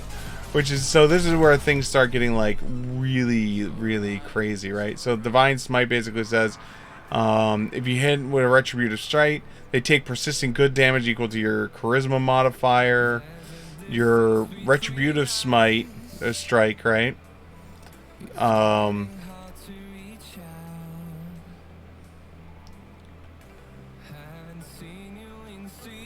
Damages your ally and protect. So basically, it's like it does extra good damage on top of it. It's like crazy. It like there's no reason like not to take freaking that. You know, Blade of Justice is such a good skill because it literally is just like it is so good. I think he even rated it as really good. Yeah, but in most cases, you won't be able to use this until the target attacks one of your allies in combat, conveniently making a great combination with Smite Evil. When used, Blade of Justice is mechanically similar to the ways the fighter power attack feat, but it adds some of the other nice things. Adding this effect of Retributive Strike is a confusing way to think about it, since Retributive Strike is just normal strike on its own, but by this level, you have both Divine Smite and Exalt, so your Retributive Strike applies persistent good damage, and allies within 15 feet of you and the melee of the target can take a strike at a -5 paladin penalty as a reaction.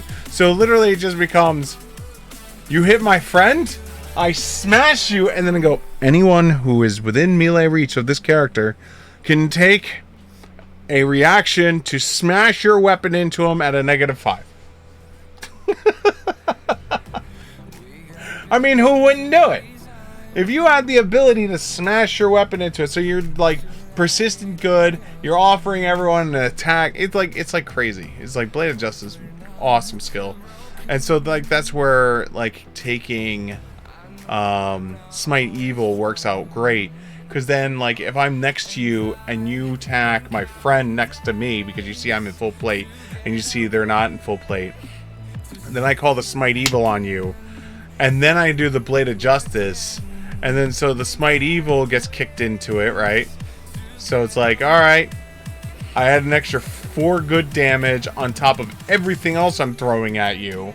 It's just like, oh yeah, you're gonna die. So 14 was Wormbane Aura. So that's just nice. So now, in 15 feet of me, I lower Frightened by 1. So Frightened, if everyone's given Frightened, you're automatically Frightened 1 less. And then my Wormbane Aura makes it so you take 5 less from the most prominent damage types. And if the source of one of these types of damage is a Dragon Breath, the resistance equals half my level. And so at this point, it becomes 7. You know, so if it's a Dragon Breath, it becomes, alright, no, your resistance versus 7. You know, it's like, it's not bad. It's really not. 16 was Instrument of Zeal, if I recall. Yeah, whenever you critically hit a foe with a Blade of Justice or Retributive Strike, your attack adds another additional weapon damage die, and it's slowed 1. It's nice, but like, it's one of those ones like, I want to like it, but at the same point, you know, like, there are other things that I might be able to take.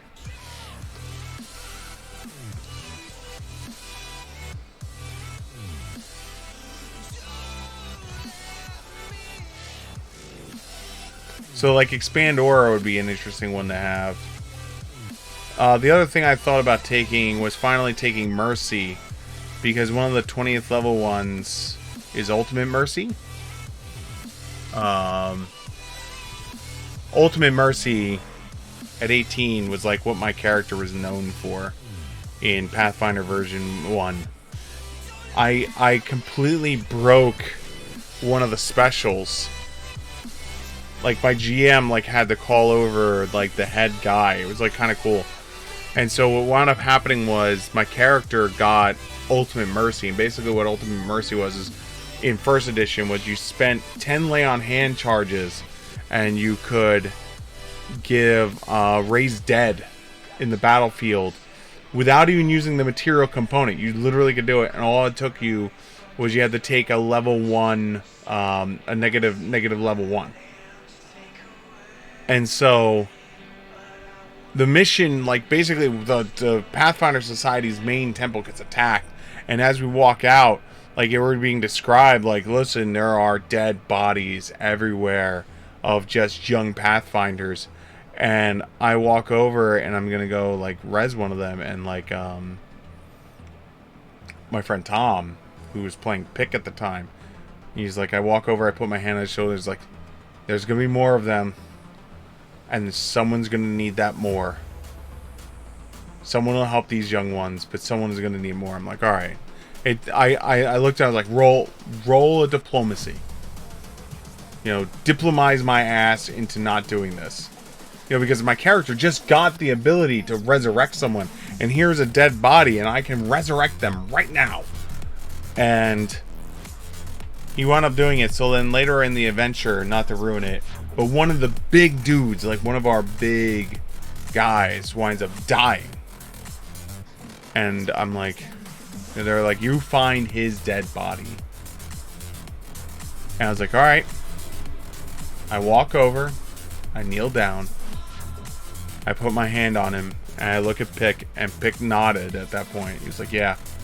And I was like, ultimate mercy, raised dead. And the GM goes, wait, what? Like, yeah, raised dead. And he's like, hold on. And so he got up, and he, like, ran to the main table. John Compton, who was the head of Pathfinder Society, love that man, love John Compton, comes walking over to the table, and is like, he looked at the table and was like, who cast ultimate mercy? I raised my hand. He's like, come with me. I'm like, what did I do? What did I do? Like, what did I do that is requiring John, like, I'm like sitting there going, am I about to be audited? Am I about to be questioned how I got ultimate mercy? Am I going to be like what is the reasoning behind, like, pulling me out like this? And so he pulls me to the side. He goes, all right, I need to ask you, are you playing the follow-up scenario tomorrow? And I went, yeah, you know, because the follow-up scenario is you were going to play the bad guys who were attacking the lodge. So, like, this night you were playing the defenders defending the lodge from the bad guys, and tomorrow's mission was you play the bad guys attacking the lodge. It was actually a really interesting thing. He's like, all right, I'm going to tell you one thing,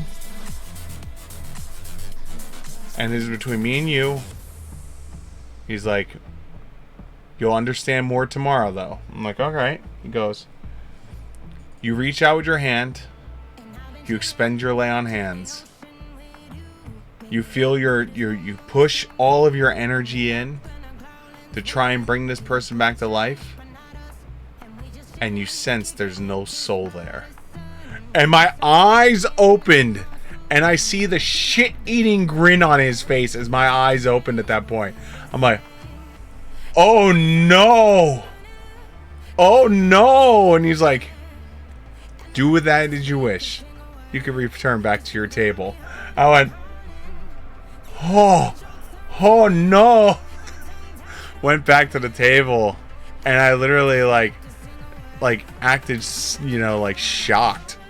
And like they're like, what's going on? Why isn't he coming back? And I'm like, his soul's gone. They're like, what? Yeah, his soul's gone. And they're like, oh shit. And so lo and behold, you play the second mission, you find out what happened, the whole 9 yards. And so, like, when the moment happened, right? When the moment happened, again, trying to be as, like, broad stroked as possible so I don't ruin it for people if they get a chance to play it. When the moment happened, we all were like me and Tom, because we played the original, you know, the one previous night, and he was there for it. We went, oh!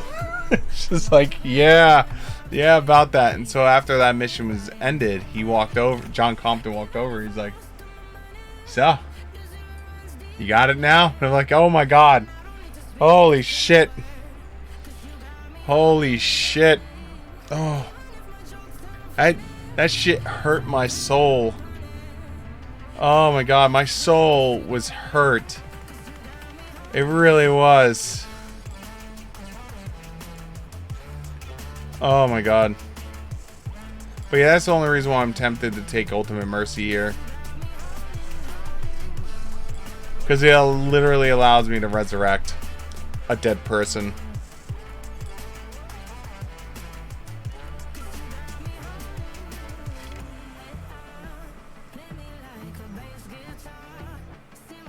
Because it's like there's not many ways to return players back to life. And so this is like the ultimate, like, I save you.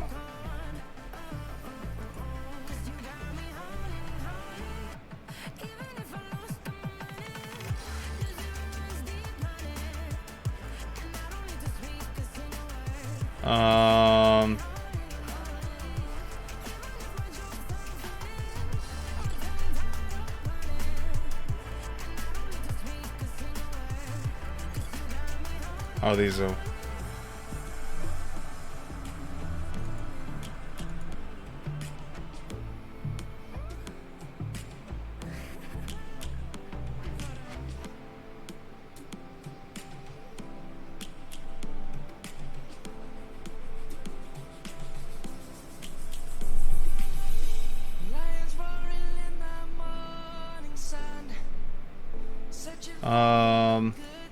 What is this? Paragon, all that is good, your overwhelming aura causes evil doers to cower. All creatures within 15 feet of you takes a -1 penalty check to DCs against you and your paladins. Your party penalty is -2 against creatures you have taken an oath against, such as dragons if you've taken dragon slayer yourself. You could choose to suppress or resume. Why would you ever suppress it?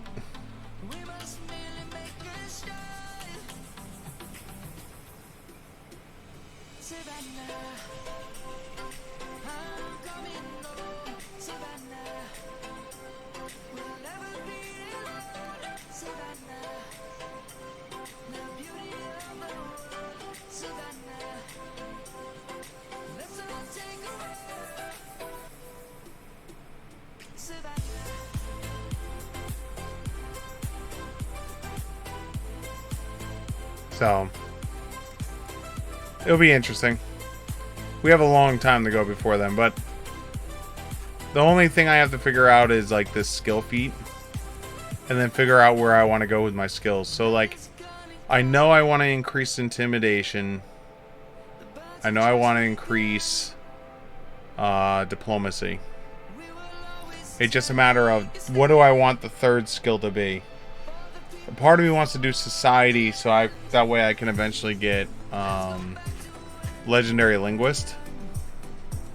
Legendary linguist is so nice because basically it literally turns it into, if I don't know your language, I can build a pigeon language to have a conversation with you. You know, it's nice.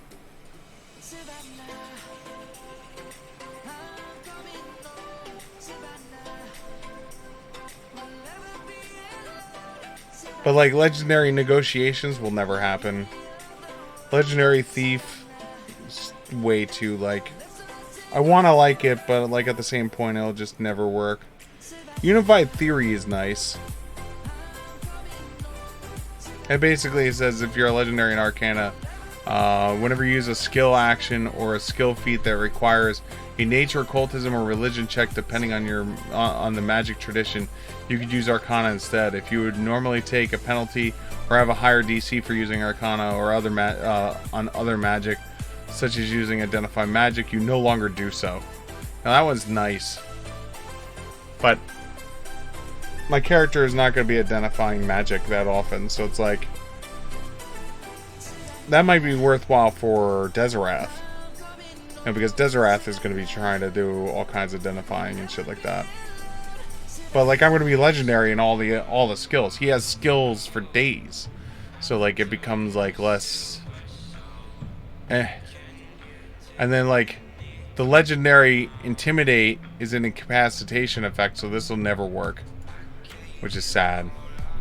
Like I would love to like be able to do this and then like literally be like, you need to make a DC fort save or die, you know. One action, I scream at you and you die. The creature is temporarily immune for 1 minute, and then you get to do it again. So in 10 rounds, you get to scream at them again and try and kill them again. What time is it? It is 5 o'clock. All right, guys. I think I am gonna call it here for now. I showed off the 2 characters I was planning on building, so that worked out well. We just have some minor fine-tuning to do on here. I think I'm going to wind up talking to Simdoc, who's playing the brother, and see if he wants to do one last final revision. You know, now that I've read up on the Greater Darkness, I think if I tell him about the Greater Darkness, he might do the same thing I'm doing, which is just switch out and grab blind fighting and call it a day, because it literally does the same thing. And then it's a question of how bad do we want to do Sawtooth Sabers? It's 3 feats. It's to do it to be cool, but not so many cool things we could take, you know. All your weapons and unarmed strikes deal 1 evil damage. Yeah, that would come in handy. Dimension Door is an innate spell, is nice. Don't get me wrong. There's a couple really good things. But like being able to take like one of the things I would love to do is if we switched it out, is to that was precise deliberate debilitations.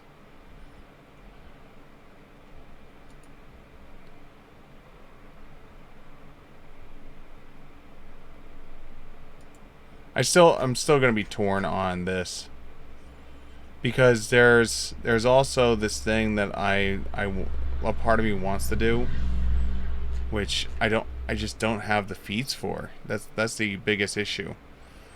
Is if I go Ranger,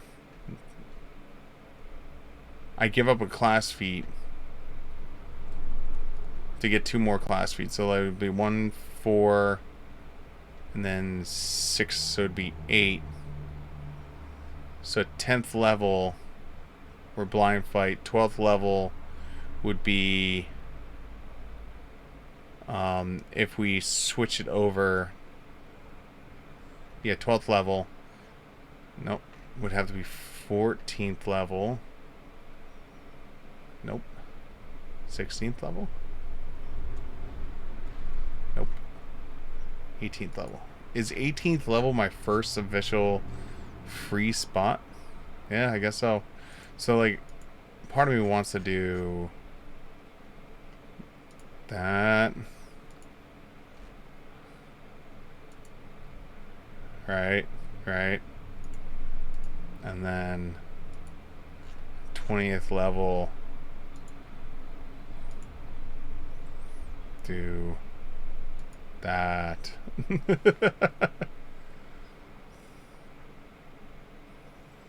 But you need Shape of Dragon first, you know.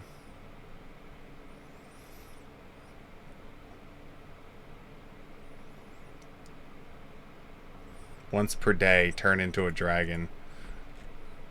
I think being a worshipper of the dragon god. Oh, this is bad. I put it in the wrong spot. Clear.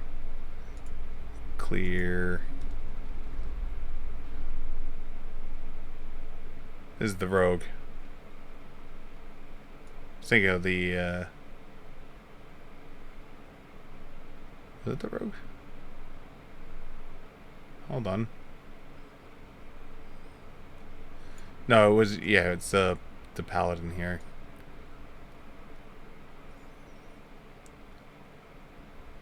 Like, I have sorcerer dedication, but I have no feats feeding into it. So it's like, if I could feed it some feats, which I don't know where I would feed it feats at, you know? So, like, I guess technically, like, I could take it from, get rid of mercy, and then do that, and then, you know, like, figure it out from there. But, alright guys, I keep delaying, and I should be really doing that button, and that button. Down below is a thank you from me to you, for everyone, for hanging out this evening. And the credit music is brought to you by Electromata.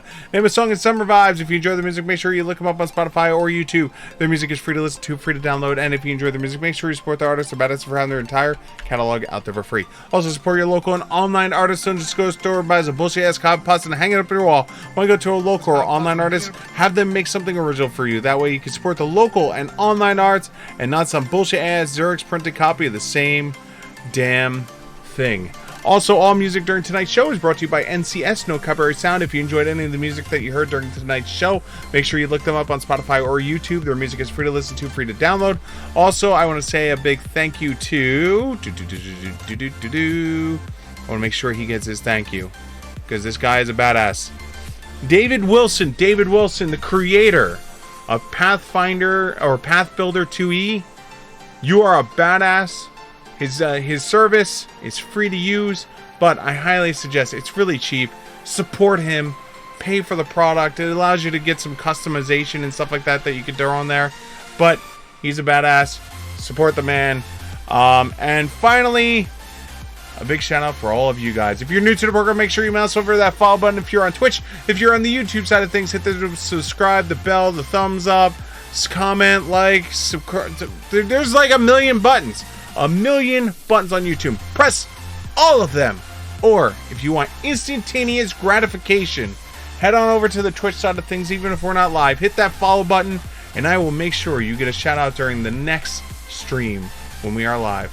Other than that, guys, thank you so much for hanging out. Hopefully, I will see you later. But whether you've been here for 5 minutes, 5 hours, 5 days, or soon to be 5 years, I appreciate every single one of you.